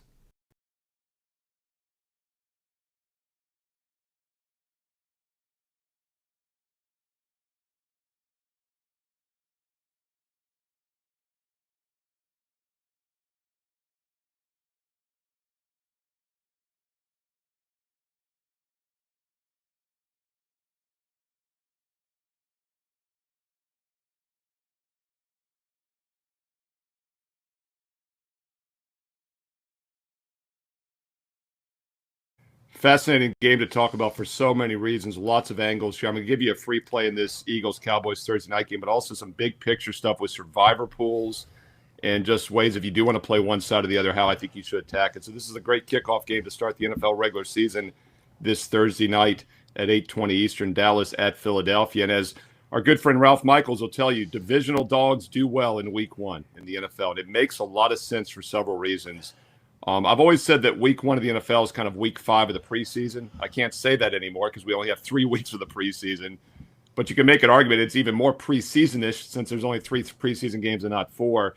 We do see some bizarre results in week 1 across the board that don't always translate to the rest of the season. So it makes sense that divisional dogs, teams that know each other well, taking the points is probably the way to go. Now, as Ralph Michaels also tell you, the divisional home dogs have been the sweet spot, not as much road dogs. And we also know that Thursday night favorites, Thursday night home teams in general have been the play. If you just play the better team on Thursday night games, you normally do well. And there's a couple reasons why that works. First of all, it's a spotlight game. And whenever you're getting 2 teams in a focused spot, the better team normally has the edge. But the reason it really works, in my opinion, during the regular season is because of the short turnaround. It's normally just 3 days of rest, and then travel, it's just 2 days of prep for the road team. That's not the case, obviously, here in this week 1 opener. So I am more inclined to give Dallas a little bit more of a chance in this game. And I'll take the contrarian call here with the Cowboys at +8. Also, it's ring night. I assume it's ring night when they always give the championship rings. That could be a little bit of a distraction. And I think Dallas could be a little bit better than people expect this season. Everyone's big on the Commanders. No one's big on the Giants. But I think Dallas is the team nobody's talking about in this division that could maybe sneak up and give the Eagles a run. And we'll find out on Thursday night. But something else I want to point out about this game as well is if you do play the Eagles, you're probably better off taking them down to -2. It does set up as a pretty good teaser selection, getting them as a straight-up win situation, defending Super Bowl champs on that strong home field. So I like Dallas +8. But if you do play the Eagles, you might want to consider the teaser option down to -2. But I will say week 1 NFL teasers probably aren't the best long-term investment. We don't tease preseason games because of the randomness, the softer lines. And once again, if I think week 1 of the NFL is semi-preseason still as far as the results, teasers probably aren't a huge advantage play this week either. But if you do like Philly, you're probably better off getting it down to -2. Tie that up with one of the Sunday games. I'm looking at the board now. You could take the Jets 2.5, 3 up to 8, 8.5, 9. You've also got another 8-point favorite in the Broncos. You can get them down to 2 minus Tennessee at home. And by the way, speaking of the Broncos being -8 and the Eagles being -8, this will be one of the biggest survivor picks this week, I would assume, because they're the biggest favorite on the board. And this is something else I want to talk about here. Very unique situation since most survivor contests allow you to enter, I would assume, up until kickoff on Sunday at 1 o'clock Eastern. Lots of ways you can play this. If the Cowboys do pull the outright upset as an 8-point dog, that's going to knock a good amount of people out of their survivor pools. Now, will they re-up? Perhaps. But if you've been on the fence about entering some survivor pools, might want to wait to see if Dallas pulls the upset because you're going to probably have about 20 to 30% of your competition already eliminated. Might be a good reason to re-up or even get some more entries in your survivor pool. Maybe just stay away from Philly in this game Thursday. Hope that Dallas pulls that big upset and then maybe sneak in and get some overlay.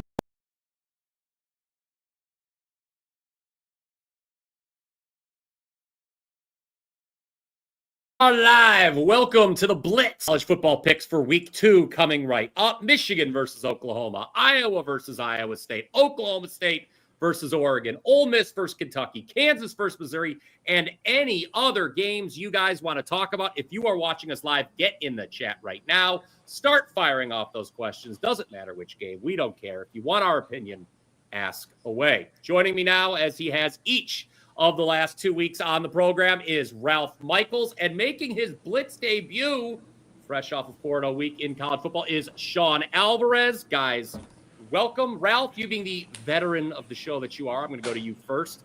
Only top 25 matchup of the weekend is number 15 Michigan at number 18 Oklahoma. Michigan didn't look so good last week against New Mexico. I don't know if they were gold bricking or not that second half, but Oklahoma's taken some early money in the week. What sticks out to you when handicapping the lone top 25 matchup on the board for Saturday? Brian, I'm not here to bring up bad memories, but we were talking last week. We thought New Mexico may not score. So if you look and you say Michigan had a 452 to 267 yard edge, you say okay. But playing New Mexico, only having 201 yards rushing and only 6.3. I say only 6.3 because you were a 35-point home favorite and you were plus 2 turnovers. So I think Michigan's performance was a poor performance. And you could say they may have not shown everything and they were not wanting to share any of their playbook with the Oklahoma road trip on deck. But, you know, Bryce Underwood, he only had an 8.1 YPPA. That doesn't bode well for anybody. So I look at Michigan and, you know, I had to go to the database. We're always going to do that and take a look at these things. So when we have 2 ranked teams, one of them is the home favorite of -3.5 or higher with a total over 45. Those teams have actually gone 60% against the spread and 71% the last 2 years. So being that home favorite in a non-conference game does mean something. And in game 2, if both teams are off a win by 14 points or more, it's been 55% to the under. And with a total of 51 and less, it's actually been 60% to the under. You know, in Oklahoma, we have John Mater, 30 of 37, 81%, a 3-1 ratio. It was a bad pass on the interception. They didn't get the rush attack going. Again, they were a huge favorite against Illinois State. They only ran for 103 yards and 3.2 yards per carry. The D did hold them to 151 yards. You know, in these big games, ranked teams, ABC under the lights, I'm going to look for a very conservative start again. The full game total is low at 45, but I'm actually going to go first half under for Michigan, Oklahoma, Saturday night. Oh, interesting angle there. I want to bring up one point here because we talk about Michigan, how underwhelming that final the final score looked against New Mexico last week. There was a key play in the game, and we've got to talk about it because it's really plays in the handicap for this game. Michigan's linebacker. There was a play early in the second half. Barham, he jars the ball loose. Michigan picks it up, returns it for an apparent touchdown. On replay, they not only nullified the touchdown, they ejected him for targeting. That means he's going to miss the first half of this game for the Michigan defense. Is that a big loss? We shall see.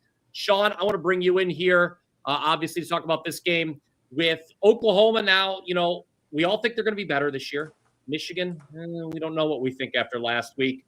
Are you surprised that Oklahoma took the early week money? You know, what are you looking at here in this game? Let's all know in the chat, by the way, what you think, Michigan or Oklahoma. Yeah, I mean, I definitely don't. I do get behind Oklahoma taking the early money.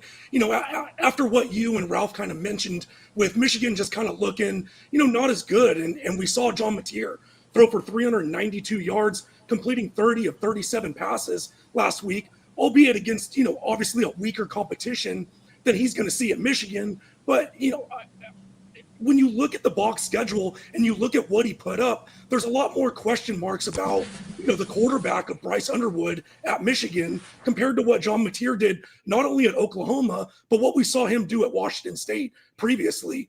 I don't think there's any question marks surrounding him and his ability to sling the football all around the field. And he obviously gets a little bit more talent at receiver than he saw playing with the Cougars last year. You know, but kind of looking a little bit more under the hood about what Michigan did last week, I do think it was a little bit more of a, you know, slow, methodical, not really an exciting type of offense. But I really think that was planned on Bryce Underwood's first start. Let's not throw him to the wolves.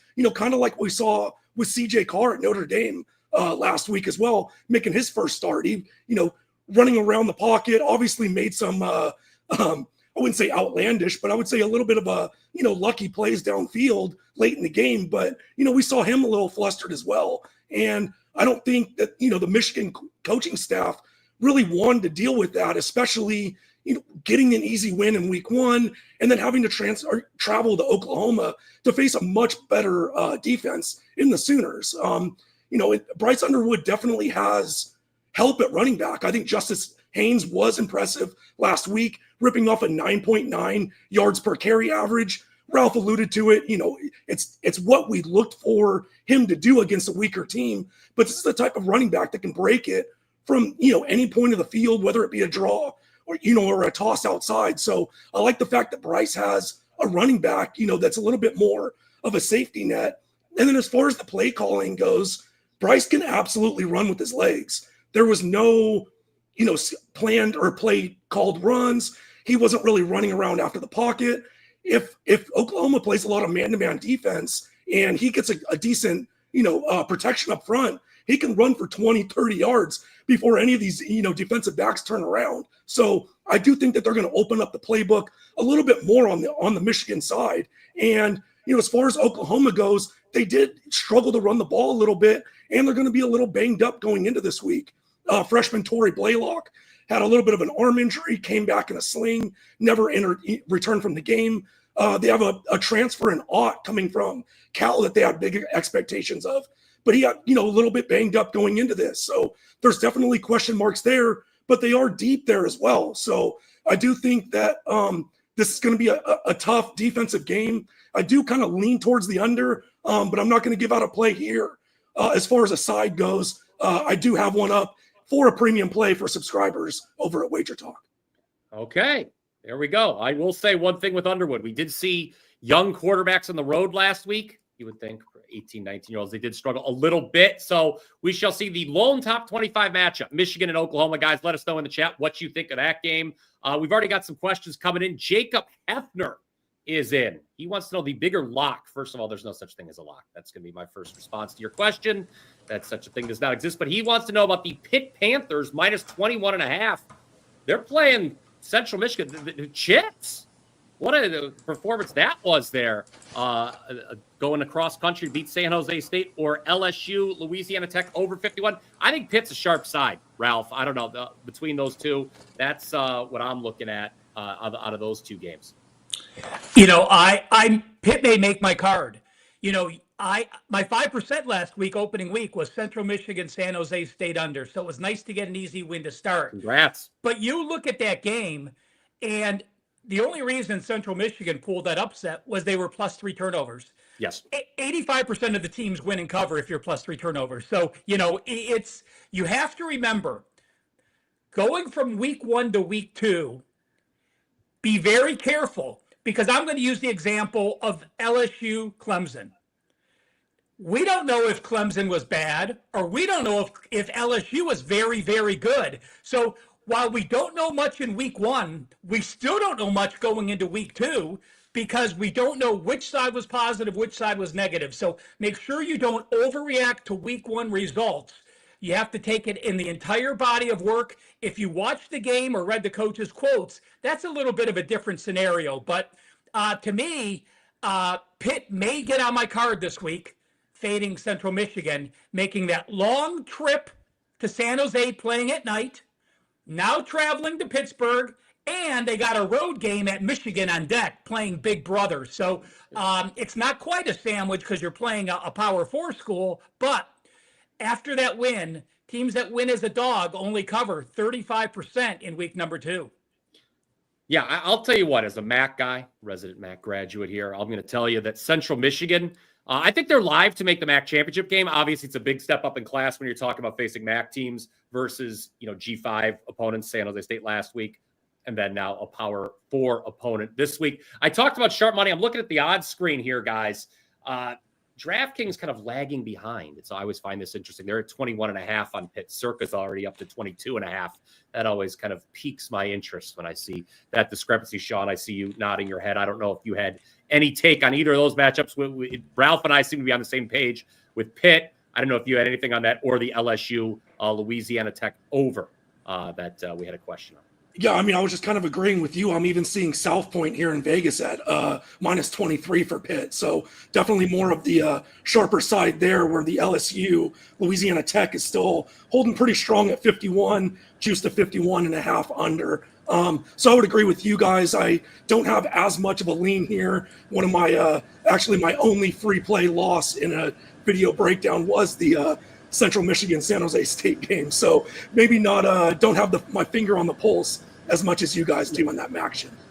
Yeah, Ralph, you mentioned LSU. How good are they? I think they are. That was arguably the most impressive win in week 1, I thought, across the country, going to Clemson. I mean, that's a Clemson team everyone just sort of expected to make the college football playoff, expected to win the ACC. They were just going to waltz to an ACC championship because Dabo had hit the transfer portal. LSU looked great. I think they're live to win the SEC. You look at this Louisiana Tech side. Ralph, you mentioned misleading finals early on. Well, Louisiana Tech last week took on Southeast Louisiana, an FCS school. It was not an impressive performance. Louisiana Tech was actually outgained, but +3 in turnovers. So when you see the fact that they won and covered, it was 24-0. They cover as 14.5-point favorites, did La Tech. Outgain, and it was that turnover margin you mentioned, Ralph, that did it. I think as long as the LSU defense, isn't playing with its food, shows up with some intensity off a big win, I think Louisiana Tech's actually going to struggle to move the ball here. And I actually don't think I would be rushing to play an over in that situation.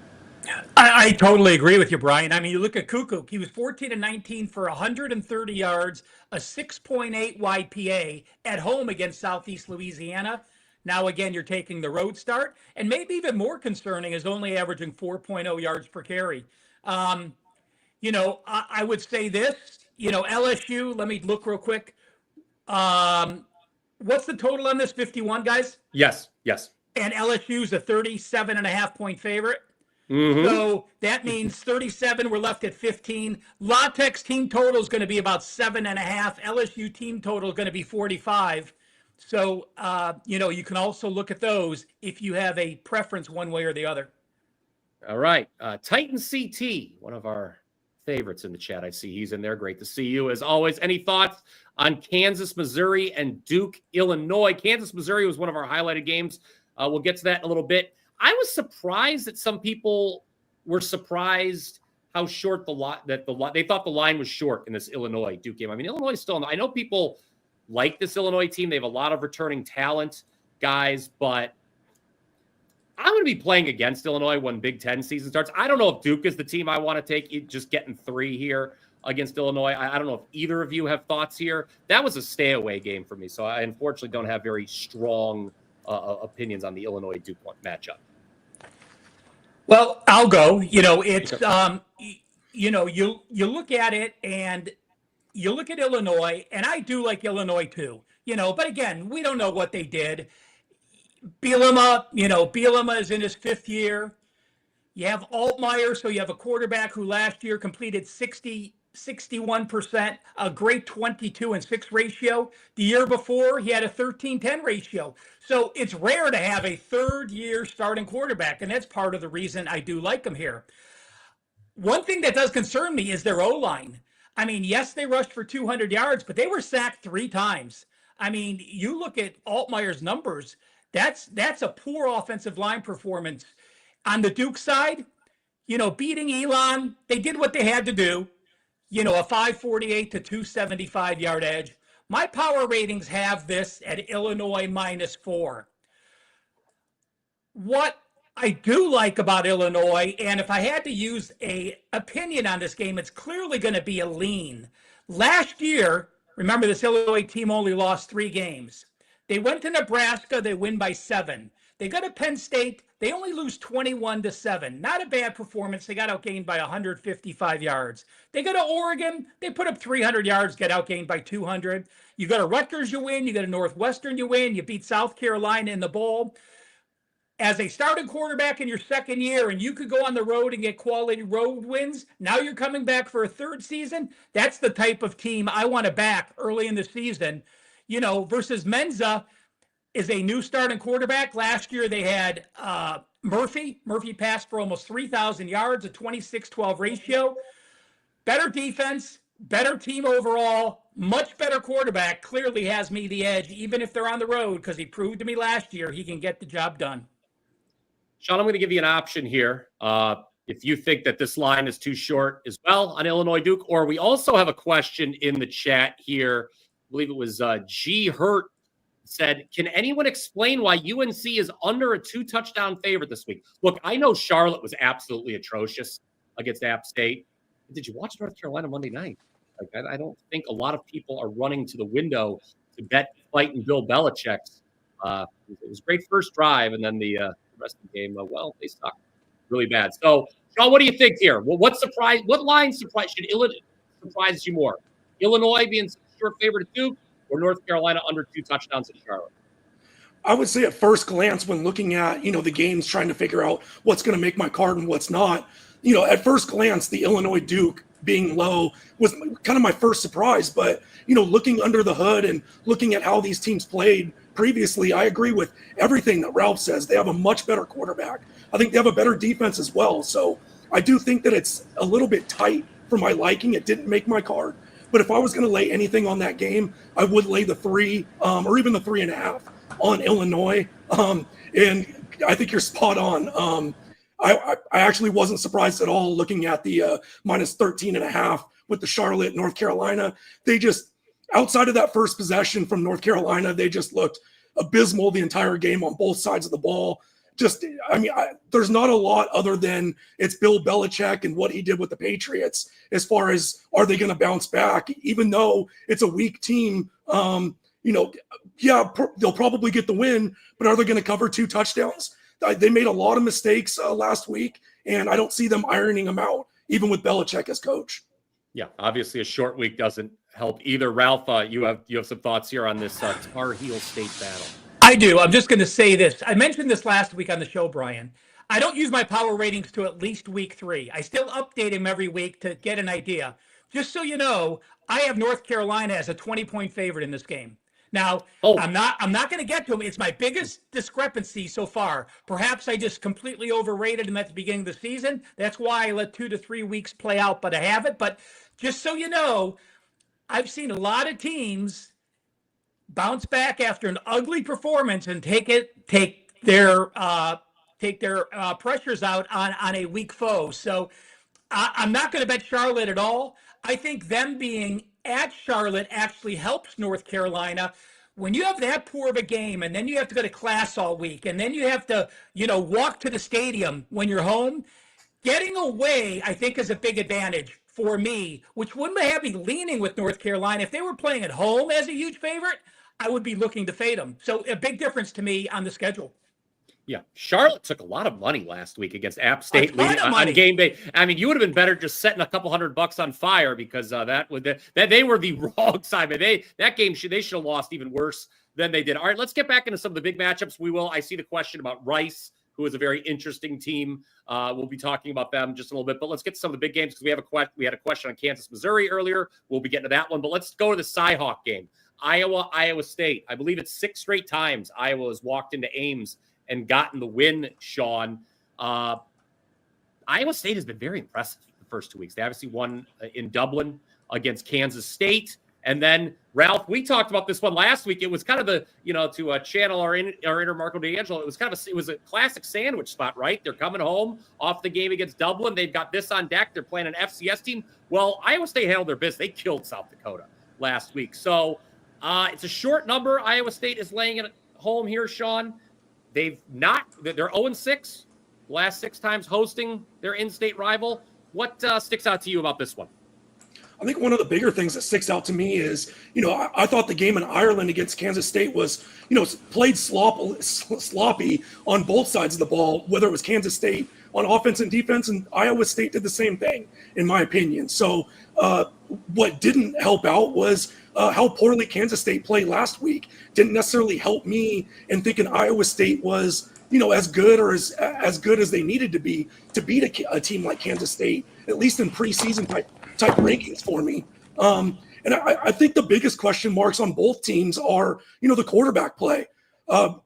We see a really well-touted Mark Gronowski coming over from South Dakota State that won 2 times FCS national champions. He can sling the ball around. He did it last year for South Dakota State in a hostile environment at Oklahoma State, throwing for 264 yards. So I don't think the environment at Iowa State is going to really get to him. But he literally threw ground balls to his receivers a few times last week, which definitely needs to be ironed out. And then we saw him throw an absolute frozen rope on 3rd and 13 late in the game. So which Gronowski are we going to get, leading up into this rivalry game? Are we going to get the 2-time FCS national champion, or are we going to get somebody hitting fungos to a shortstop, aka the receivers? But I do really like the running game for Iowa. They get a freshman running back in Xavier Williams, who is an absolute tank. The size of his thighs, he is very tough to bring down in short yardage carries, and also ripped off 11.1 yards per carry average last week. So I do like the running game. It should help out Mark Gronowski, and he's definitely going to need to improve to beat an Iowa State Cyclones team. And as far as the Iowa State quarterback goes, Rocco Breck, he completed just 50% of his passes against Kansas State. He had a better game last week, but albeit obviously against weaker competition. But the biggest question that I have for him when watching him is he tends to get a little flustered when he's not necessarily under pressure, but defenders are just around him. And now he's going to face a really stout Iowa defense that can absolutely pressure the quarterback. And if he doesn't have a running game to take, the pressure off of him and have a balanced offense, I think it could be a long day for Rocco Breck. So for me, the 2 biggest question marks on this game are how are the quarterbacks going to play? And I think whoever plays better come Saturday is going to end up winning this game. Ralph, we've seen a interesting line move here. This has gone through the key number of 3, 2.5 to 3.5. Iowa State now favored. Is that something that piqued your interest, or what are you thinking about Cyhawk here? That's clearly what you said to start this video. How they've played the first 2 weeks. Kansas State winning. But again, remember, they got a game by 70 yards against Kansas State. So yes, they win. A win's a win, especially when it's a conference game. South Dakota 55-7 impressed the hell out of me. But I am a little more concerned than my other guest here, because Gronkowski, 8 of 15 for 44 yards. You complete 53% with a 2.9 YPA at home against Albany is a concern. The concern for me, though, is he left in the 3rd quarter with muscle cramps. And sometimes that can carry over from 1 week to the next. So make sure if you are an Iowa backer, you do have a healthy Gronkowski. I will say this. I talk trends all the time. I rarely have a trend that's 20 years that makes any sense to me that I would use. But you want to talk about probably the most under series in college football over the last 20 years. This series is 17-3 to the under the last 20 years.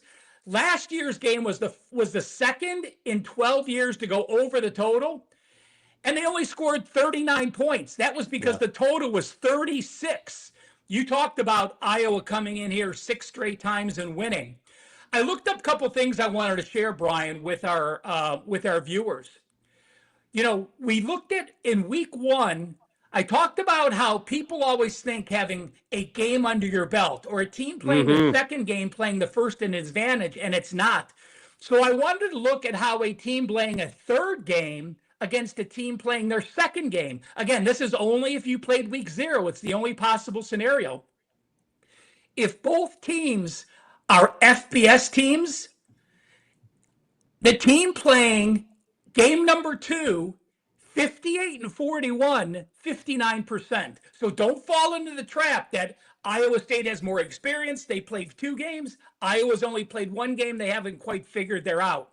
Let's also remember that last year, Iowa led 13-0 at the half, and they lost on a 54-yard field goal with 5 or 6 seconds left. So that, to me, is legitimate revenge. If you lost as a home favorite, especially against your rival, so teams that lost the previous year as a favorite and now are a small dog up to +6, 121-79, 61%. 65% against the spread if they led last year's game at halftime, and 77% against the spread if they had a lead of a touchdown or more at halftime and ended up losing that game. I think it's going to be a low-scoring game. I think it's going to be another defensive battle that if you don't turn the ball over, we're only going to see a couple scores per game. But the Gronkowski injury and performance week 1 keeps me from making this a client release, but I'm still going to give a lean out on Iowa. Okay, there you go. With the line at 3.5, Ralph, I'm inclined to agree. I might take a nibble on Iowa myself in that game, especially because, as you said, low scoring that lends itself to wanting to take the points. Another underdog that intrigued me, we had a question about it earlier, is Rice. For those of you who don't know, Rice is they're turning the clock back. They're going to an option, and it worked last week against Louisiana. A nice 14-12 upset. Talk about not many points there. Houston is a team, if you caught the Power 5 a few weeks ago, I bet Houston over 6.5 wins. Houston's going to win this game. This is a city rivalry, by the way, Rice, for those of you who don't know, located in Houston. But I would not be looking to lay this with Houston. It's plus the points. It's taking the points or nothing for me, dog or pass, so to speak, with the Rice Owls and their new offense. I think it's going to take time for opponents to have faith on this team, learn how to defend. They're going to slow it down. What do we always talk about, Ralph? Option team, Army, Navy, the teams that run these slow, triple option attacks, they cover as underdogs. So I like Rice in that one. I don't know if either of you have a take on Rice in Houston here. I think Rice beat Houston last year, didn't they? Or was it 2 years ago?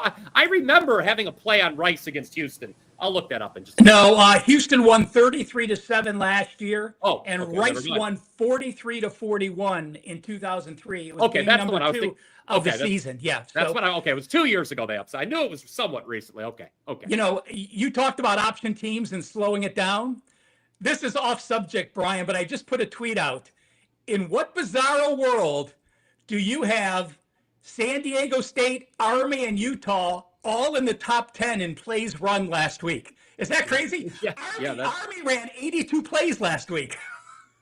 Yeah, and lost. So it might be time to go back to the old. But again, they were -3 turnovers. So let's remember, had they had the lead, that's one of those things. That's why stats are very misleading. If they had the lead, they would have slowed the tempo down, ran the pace they did, probably had 60 plays. Because they were -3 turnovers and trailed the whole game, they needed to press the tempo to keep scoring. So great point, but why stats are misleading, and you really have to break them down and not just take them at their core value. Yeah. Questions on Western Kentucky versus Toledo. I thought that line was a little big myself, to be honest with you. Toledo, interesting spot for the Rockets, the presumed MAC favorite. This is a team that went into Kentucky last week. They took money, Sean. They covered the spread in that game. Now you go from facing Kentucky to Western Kentucky. You go from underdog to favorite. That's not a role traditionally. If you just look at this conceptually, that's not a role I'd be running to back the favorite in. I know they've taken money, but I might, if this number gets higher, I don't know. I might be going with the whole toppers. Yeah, and kind of like we've alluded to, whether it be sandwich games or whatnot, it was a big game last week, and now a little bit of a letdown spot facing a tough Western Kentucky team. So I definitely agree with you. I do see it at up to 7.5. Actually, it just clicked down as I'm looking at it back to 7. So I agree with you. I would lay the points with Western Kentucky. I'd probably stay away from the money line, but that would be where I would lean. Questions on Alabama. We mentioned, Ralph, that LSU might have been the most impressive winner in week 1. I think we might all agree that the least impressive loser, Alabama. Kalen DeBoer now has the same number of losses as a double-digit favorite in a season and a half in Tuscaloosa that Nick Saban did his entire time there. He doesn't look well on the sideline. I mean, I'm not a body language expert, guys, by any means, but he just looks ill on the sideline, like he's regrets taking the job. And not to throw it all, his D coordinator, Kane Womack, who got a lot of love, he gave up a head coaching job at South Alabama to be the defensive coordinator here. His defense stinks. They couldn't tackle last week. Florida State was getting what they wanted. They just look like a tougher team. So it's interesting. A lot of people thought Alabama, 9-1, Ralph, we talked about last week, was a good bet to win the national championship. You talk about, yes, I do. You talk about coming off a bet in just after one game. I do not think Alabama is going to win the national championship, and I think all of our fine viewers would probably concur with that at this point. Look, Notre Dame lost to Northern Illinois and wound up playing for the national championship. They were in the last game of the season last year, so stranger things have happened. But, I mean, is Ty Simpson the guy? What do we think about Alabama? What do we think about DeBoer? It can be a short tenure in Tuscaloosa for him? Let's remember, though, you have Ty Simpson playing on a Power 5 road game against a packed crowd that was actually very excited. Florida State, we brought up last week. We don't know how good Florida State is going to be. With all the transfers they brought in, I talked about the O-line. The experience on the O-line that they brought in from other things, I didn't think they would get it gelled for week 1 against Alabama. I was completely wrong. That's why I'm conservative in week 1, because you can't guess what the portal's going to do or what the NIL kids are going to do for the money. I'll still say this. Even though Alabama looked that bad, SEC teams off a loss have been dynamite against the spread. I would not bet ULM. I'm clearly not going to bet Alabama. But if you forced me to make an opinion, Alabama would still be the way I go, even as bad as they looked in week 1. Sean, what say you? I mean, ULM, I'll be honest with you, part of me is a little tempted to take the old Warhawks there. They should have covered last week in their FCS game. They did not. That was a bad deal. They took a lot of money last week. Is this a spot for you? You see a team off they're off a terrible loss, Alabama. Is this kind of like Ralph was saying, hey, let's wait and see just what the floor is for this team? Or, again, 2 weeks ago or last week at this time, we were all talking about Bama as a possible national title winner. How are you looking at how much have you downgraded Alabama over the last 7 days? I mean, as far as going up against top teams like we saw, in their loss against Florida State, definitely downgraded a little bit. I'm going to need to see a little bit more, especially on defense. I thought you hit it right on the head. They just couldn't seem to tackle, and that is a very key and fundamental thing that you have to do on defense, especially when going up against talented receivers and running backs like Florida State showed. I am going to take more of a wait-and-see approach on Alabama, but I do agree with what Ralph said. We're talking about a team, a Crimson Tide team that is talented throughout, whether that be players coming over from the transfer portal, whether that be kids recruited out of high school. These are some of the best and, highly anticipated players in the nation. They can go play backyard football against Monroe this week and cover 37 and a half, 38 and a half. They can put up 40 as far as going up against that team. But to beat good teams and to beat talented teams, you have to be on your P's and Q's. You have to, take care of your assignment and not play, like I said, the backyard football where, you're just slinging it up, letting your running back, run all over like, Bo Jackson and Tecmo football back in the day. I may have just aged myself, but we're still talking about talented kids that can absolutely put up points and they can be a menace on defense. But I am going to take that same wait and see approach, like Ralph said, when they do face tough teams that will hit them in the mouth on offense and defense. Yeah, I think Alabama's got Wisconsin up next. I think that's the game where we all can, or at least a couple weeks we can, I think, Wisconsin, based on how pathetic they looked against Miami of Ohio, if Alabama doesn't blow that team out of the water, perhaps there is something truly wrong in Tuscaloosa. Guys, keep those questions coming in the chat. We will be getting to both Florida, South Florida, and UNLV, UCLA coming up soon. But one of our other marquee games this week that we highlighted at the top is Oklahoma State and Oregon. Oregon's a big favorite here. I said before the season that Oregon would miss the college football playoff. That doesn't mean that I think they're going to lose this game. They're not going to lose this game. They're obviously a gigantic favorite. Gundy did what he did, ran his yap. I don't know if you guys, Ralph, if that matters for you when you handicap games, when one coach runs his yap. Obviously, Thomas, we talked just with the game we just talked about, Bama, Florida State. Castellanos ran his yap for Florida State. There was no receipt given from Alabama. Do we think, how are you looking at this one? Oregon is a big favorite here against an Oklahoma State team that absolutely, wasn't good last year. And, I think we all presume the Gundy era is coming to its end in Stillwater sooner rather than later. Well, let's remember, Oklahoma State was going to use 2 quarterbacks for the first few games and maybe for the first year. Well, now with the injury, Henry got injured on the first play or somewhere, in the first quarter. So Zane Flores had to come in, and he was 13 of 20. So now you have a quarterback playing this game on the road for a guy who was expected to take snaps. That's quite a different mentality for a guy to now have that pressure. I look at, what Gundy said. Oregon's paying a lot of money for their team. From a non-conference standpoint, we shouldn't be playing them. We should be playing teams with a similar budget. To me, that's a cop-out, guys. You made the schedule 4 years ago. To say you're not going to play them now because they spent $40 million. Lanning came back and said, well, that's because we're a winning team and we're used to winning. So I can't tell you what to do.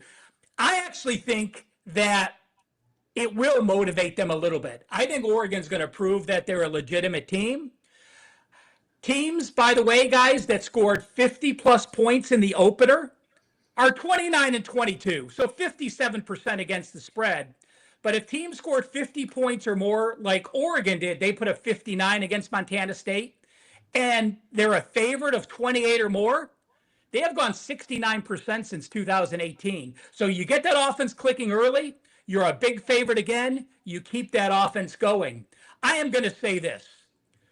With Oregon having their conference opener on deck, having to go on the road, it's only Northwestern, but again, it is still a conference road opener on your first road game of the season.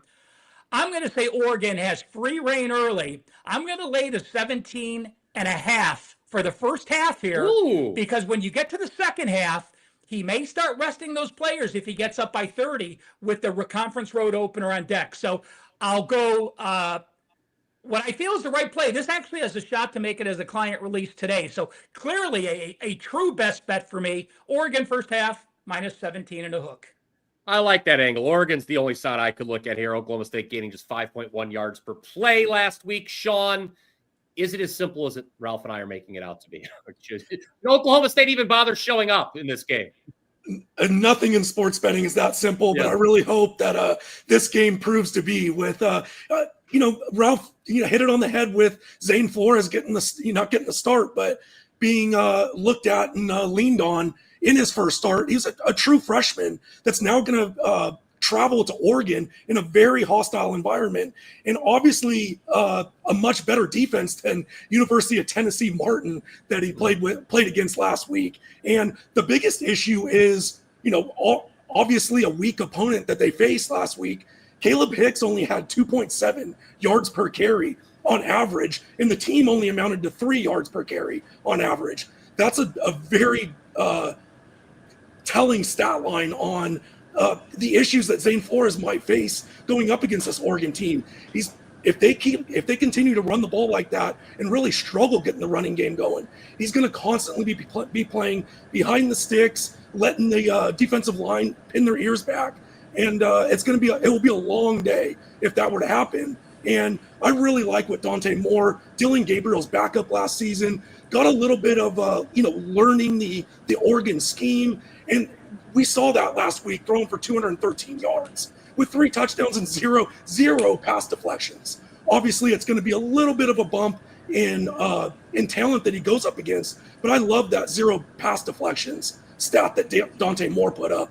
And Oregon's got a solid running game with Noah Whittington ripping off 6.8 yards per carry last week, but they also have 12 different players that got carries last week. I really like that in a college offense that can really kind of expose their depth chart and get fresh running backs, especially late in the game when you're facing a tired defense that's struggling to stop them. So I'm on the same boat. I'm laying the Oregon minus 29. I think they blow them out from start to finish here.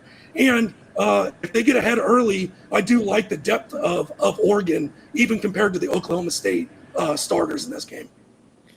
All right. We keep getting questions on UNLV, UCLA. So let's hit it. I've made my opinion felt, I think, the last 2 weeks. I don't like either of the coaches in this game. I think Dan Mullen, it remains to be seen. I think Deshaun Foster. I think UCLA is the second worst team in the Big Ten. I don't want to play either of these teams right now. So I'm going to defer to you guys. Do you have anything on this matchup? Because these are two fade teams for me in 2025. I'm going to wimp out as well, Brian. To have 14 first downs and 220 yards as a small home dog. And I think I counted, I think there were 27 UCLA fans at the Rose Bowl. Maybe 30. I don't know. The other 30,000 were all Utah. So basically they played a road game in the Rose Bowl. But you're going on the road, you're playing in an NFL stadium. UNLV is not like other places, but UNLV does. They got that excitement at home last year playing in Allegiant. They're finally starting to get some crowds. But if you're UNLV and you allowed 555 yards to Idaho State at home in game 1, I can't bet you game 2, but I also can't bet UCLA. I will say this, against Sam Houston, UNLV ran 58 plays. UCLA ran 50 plays in week 1 against Utah.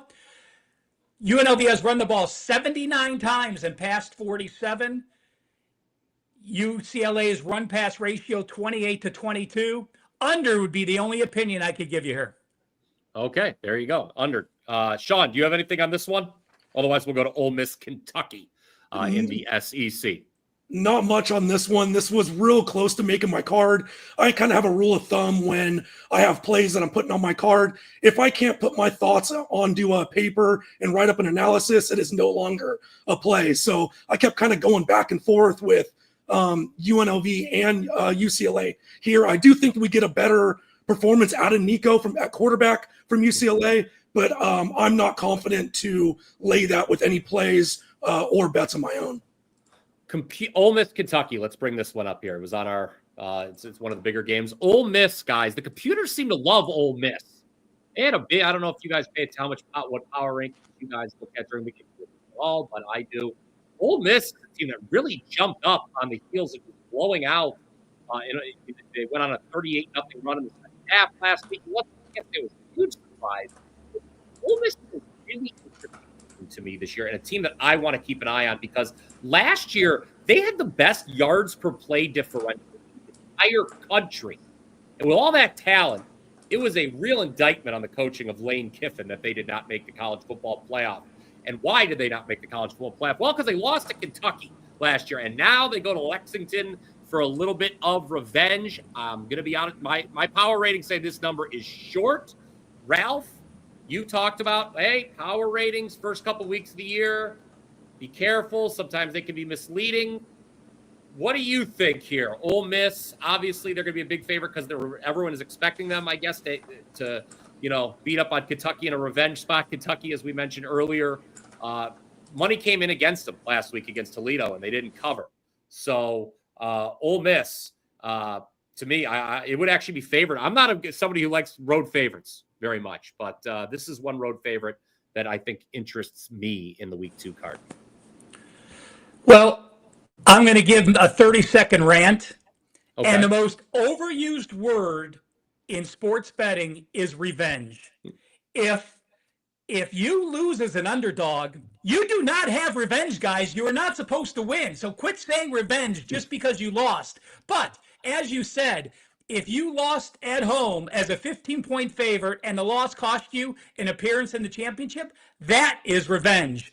Brian, you said you don't like early away favorites or at all. I wanted to look at conference home dogs in game 2. Now, I'm not one to cherry pick out a week, but after you play your opener, when you have a conference game on deck in your opener, you can sort of not worry so much about what those game-worn stats, because you may not want to show anything. Game number 2, conference home dogs since 2003, are 30 and 45, 40%. So the away favorites are 60%. And if you take away conference home dogs of 17 or more, that number drops down to 35% or 65% on the home team. You know, Calzada, they were excited for him. He's an A&M kid. He went to Incarnate Word for 2 years. But again, against Toledo at home, he was 10 of 23, 43.5%. I can understand a team playing poorly and not playing well, but at home and only completing 43% against the Toledo defense and averaging 3.7 YPA, I can't bank on it. With Ole Miss, you know, we saw them race out. Remember, Kiffin does like starting the season quick. Last year, 72 points, 52 points, 40 points, 52 points. But then he played his first SEC game against Kentucky, and they scored 17, 27, and 26. So you can't look at Kiffin and say, oh, the first 4 games of the season, he crushes opponents and runs up the score, because this is the first time he's had a conference game in the first 4. So be careful again if you're using those early season stats that you are delineating that it's a non-conference game. Ole Miss did give up 260 yards to Georgia State. You know, that is something to look at. They did only have 1 sack, and they did try to blitz a couple times. The defense played well. But I am going to say this, will not make my card at all, but with a pissed off Kiffin and that Ole Miss team and Austin Simmons playing well and Lacey at running back, and I like the defense, and you have Wallace stretching the field for 26 yards per carry on 5 catches. I'd have to go opinion on the Rebels. Sean, what's the Lane Train? He's one of those guys that's not afraid to run it up late in the game. I've over the last couple of years, I think there was a Vanderbilt game in the last 2 years. I know he punched it in late when he didn't need to. It really pissed me off. But what do you think here? Obviously, he's going to be coming and pissed off after what Kentucky did last year to him. Look, revenge sounds nice, but you know we would have all thought Ole Miss could have beat him last year. They didn't. Is revenge overrated here? How do you look at this game? Yeah, I mean, I tend to agree with Ralph on that. As far as the revenge, at least narration goes, but I apologize. I'm going to kind of regurgitate a lot of things that Ralph said. I agreed with a lot of his points. I'm actually not as excited as with the 7th-year quarterback, Zach Calzada, leading the Kentucky offense. And remember, this was a game against Toledo last week that was 10-2 going into the 4th quarter. So yes, they kind of ran away with it a little bit at the end with scoring points in the 4th quarter, but this was a tight game. And the fact that a 7th-year quarterback can only amount to 84 yards through the air against the Toledo defense, and now faces an Ole Miss defense, I don't have a lot of confidence in them. And I really liked what Austin Simmons did last week, throwing for 341 yards, 3 touchdowns. He did throw 2 interceptions to a weak team that he's going to have to iron out. But I think there's a lot to like. He can run the football a little bit. He's tough to bring down with his 6'4" frame. So I do like a lot about that. Ole Miss is deep at wide receiver. As we saw last week, they spread the ball around. A lot of people had different catches underneath. Also, stretching the field downfield. So I like that. Like what Ralph said, Kawan Lacey had a solid week 1, but he's also backed up by 2 solid running backs in Logan Diggs and Deuce Alexander that can run well. So you kind of get that, 1-2 punch, or at least fresh running backs coming in, like I alluded to in the last game with, tired defenses late in the game. So I think Ole Miss can absolutely run up the score on Kentucky, and I have no problem laying the -10 here. I think there's a lot of question marks surrounding Kentucky. I didn't like anything about that Toledo game. And I have no problem with the -10. Go Ole Miss. Okay, there you go. Rebels, the Lane Train there, getting some love on the program. One more featured game here on the rundown, then we'll close out with your questions, tell you about what we've got going on this weekend over at WagerTalk.com. The border war is renewed. Kansas, Missouri, they haven't played in a long time because obviously Missouri is now in the SEC. Interesting game here for me. Missouri, I thought I have them taking a step back this year, Ralph. I know the schedule's kind of easy, but they were another team. We talked about Oklahoma State. Their plan was to come into the year and give 2 quarterbacks time. Well, that choice has been made for them with an injury in that position. They also lost their kicker to injury. That's something you need to make note of. You know, hey, a missed extra point, a missed field goal, that could be the difference between covering and not covering at this level of football. I think the dog is live here, Kansas. They've got 2 games under their belt. They looked good, Kansas did, against Fresno. I would take the points with the Jayhawks. Mentioned, Brian, when we were talking about Houston and Rice. You said it's the inner city. I think they're the closest, or they're just behind Akron to Kent, the 2 closest Division I schools. Oh. Rice is actually very pissed off because this is the final game of the series. Houston moving up to the Big 12, they said, we're not going to schedule you anymore. So we'll see if that little disrespect card plays something here. You know, in this case, I agree with you. I do like the dog plus the points. Mizzou is another team that was going to split snaps. What happened? Sam Horn on the first play broke his foot.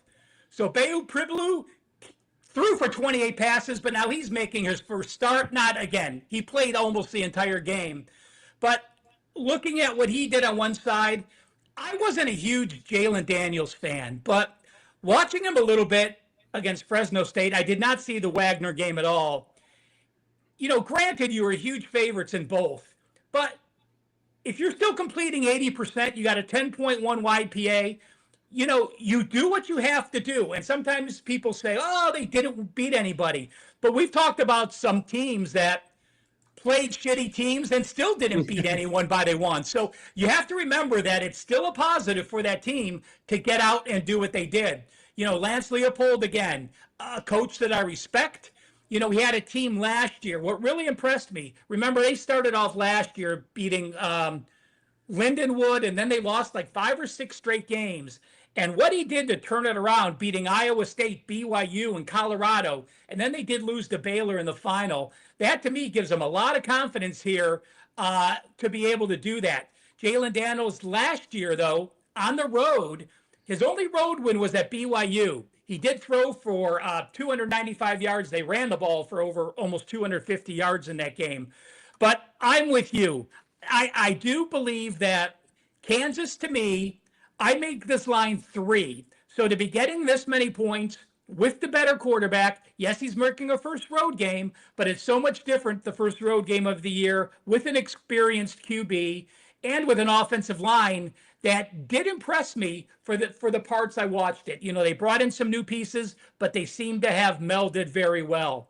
They go on the road. Wouldn't surprise me at all if you do like the Jayhawks, sprinkle a little bit on the money line. Oh. Outright upset wouldn't surprise me. Sean, is the dog live here? The two of us seem to sure think they are. What do you think? Yeah, I mean, kind of going back to Ralph's opening sentence in his segment, I'm not big on the revenge game, but at the disrespect angle, I'm in on that, Ralph. Definitely in on disrespect. Let's right the ship there. And I hate to say it and be boring, but I'm going to agree as well. I really liked what Jalen Daniels has done through his 2 games. Like Ralph alluded to, an 80% completion rate, 7-1 touchdown to interception rate, but also he's got 11 carries on the season with a 5.9 yards per carry average. So he can still move the chains with his legs if the secondary kind of gives him the, turnaround man-to-man defense and the pocket breaks down. So I like that. But also I think a thing that kind of leans into how much Jalen can spread the ball around is in week 0, Cam Pickett for Kansas had 77 yards with 2 touchdowns, was their leading receiver, and he gave away to Emmanuel Henderson in week 1, who had 130 yards, 6 catches, and 2 touchdowns. So, defenses can't necessarily try and take one receiver out of the game when other receivers are stepping up and the quarterback is more than confident in kind of spreading that ball around and not leaning on, his safety net, if you will. So I do like that. They're going to have to, I would say, help out a little bit more in the running game. They didn't do much throughout the first 2 games, but I really like what Jalen Daniels and this receiver core can do. I think they can put up points in a hurry, but I think they can also make up points later if they get a little bit of help on defense. And I think the big question mark about Missouri, I did like what the transfer from Penn State did at quarterback, 23 of 28, 283 yards, but he also ran for 65 yards on the ground. So he also has that dual threat type of mentality and or pressure for the defense. But the running back transferring from University of Monroe, yes, he is talented, but he ripped off 100 yards on the ground last week, but he also did it against Central Arkansas, a very similar team to what University of Monroe plays throughout his career. So I do kind of have a little bit more question marks about the Missouri running back, Hardy, as far as what he's going to do against a better defense. But again, everything kind of goes back to the way Jalen Daniels is playing. I just think he's going to put up a lot of points. So I went team total over 21.5. Even if they get down, I think he can put up points late in the game. All right, there you have it. A lot of Kansas love here on the panel. Titan CT in the chat sharing his card. Kansas, Duke, Iowa. Thinks the dogs will be barking there. I'm going to throw another early dog at you here. I like Baylor against SMU. Baylor cannot possibly be as bad as they were against Auburn. That was a very frustrating game. I don't know what Aranda was doing on defense. He was just letting Jackson Arnold just run right through him. Like, I mean, Dave, scoot somebody up. They were just taking what you gave them. That was terrible. What were you thinking? I will say this about SMU. They played a East Texas A&M team last week that was obviously overmatched. SMU only had a 49-yard edge in total yards that game. The Mustangs got a pair of pick sixes, one of them a 95-yarder. That obviously totally changes the complexion of the game. Also, East Texas A&M, in addition to throwing the 95-yard pick six, fumbled inside SMU's 5-yard line. So I think Baylor is another live dog early. We have some question. We had a question earlier. We have to talk about South Florida and Florida. South Florida, obviously, they were the right side against Boise, Ralph. But I'm going to say this. That was another situation where turnovers really dictated the outcome. They were +3 in a game. The total yardage was pretty even. Steph, we talked about this game last week, and I picked USF. Remember, we said Byron Brown started 2 years ago, and he was a stud. He got hurt last year, and the offense completely fell apart. So what they did offensively didn't surprise me. But remember, +3 turnovers, they got outgained 372 to 378. So the score of 34-7 does not play out the way the game played out. But the more I looked at it, I then thought I was going to like the over. Then I looked at USF and they only ran 53 plays. But again, remember, if you keep getting the ball turned over and you're scoring defensive touchdowns and you have the short field, you don't have to run many plays because you have so many points. So again, I'm misleading with that. I really don't have an opinion. I'll throw out the stat again. Teams off a week 1 win as a dog are only 32% in game 2. So don't overreact, even though I like Byron Brown and I like USF. Playing at Florida is a different scenario. So there's nothing I want to even give out on this game because I wouldn't bet a penny on this game on either side or total. So I will throw it to my esteemed colleague to see if he can give you guys some betting advice. Okay. Sean, anything on this Floridian battle here?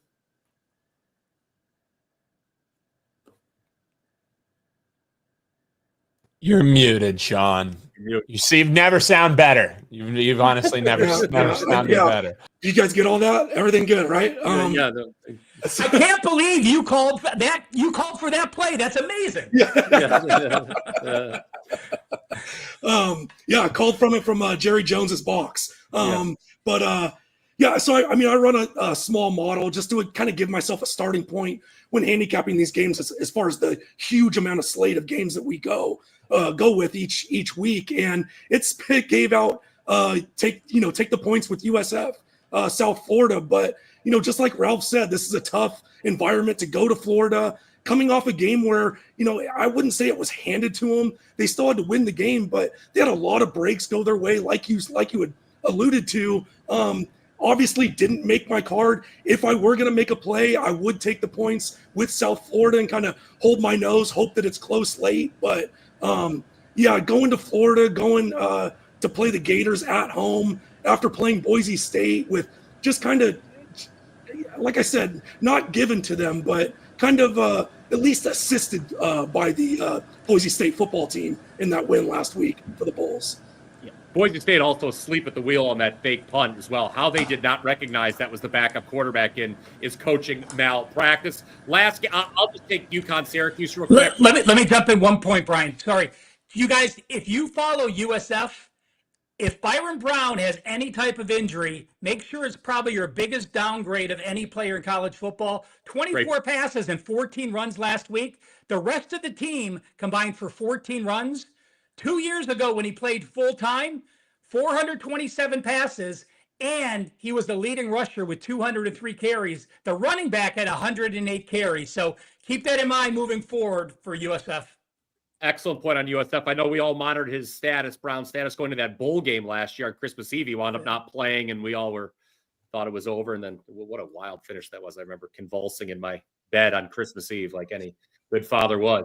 Anyway, all right. UConn, Syracuse. UConn is better this year. Syracuse is worse. UConn played Syracuse close last year. Money has come in on the Huskies. I would concur with that. I want to let these guys now have a chance. We've been talking for a full hour, giving you an hour breakdown on all these games here for week 2 of college football. Let me give these guys an opportunity now to talk about what they've got on tap for the weekend. Sean, I know you have an incredible special currently available over on your page at WagerTalk.com. Tell the people about it.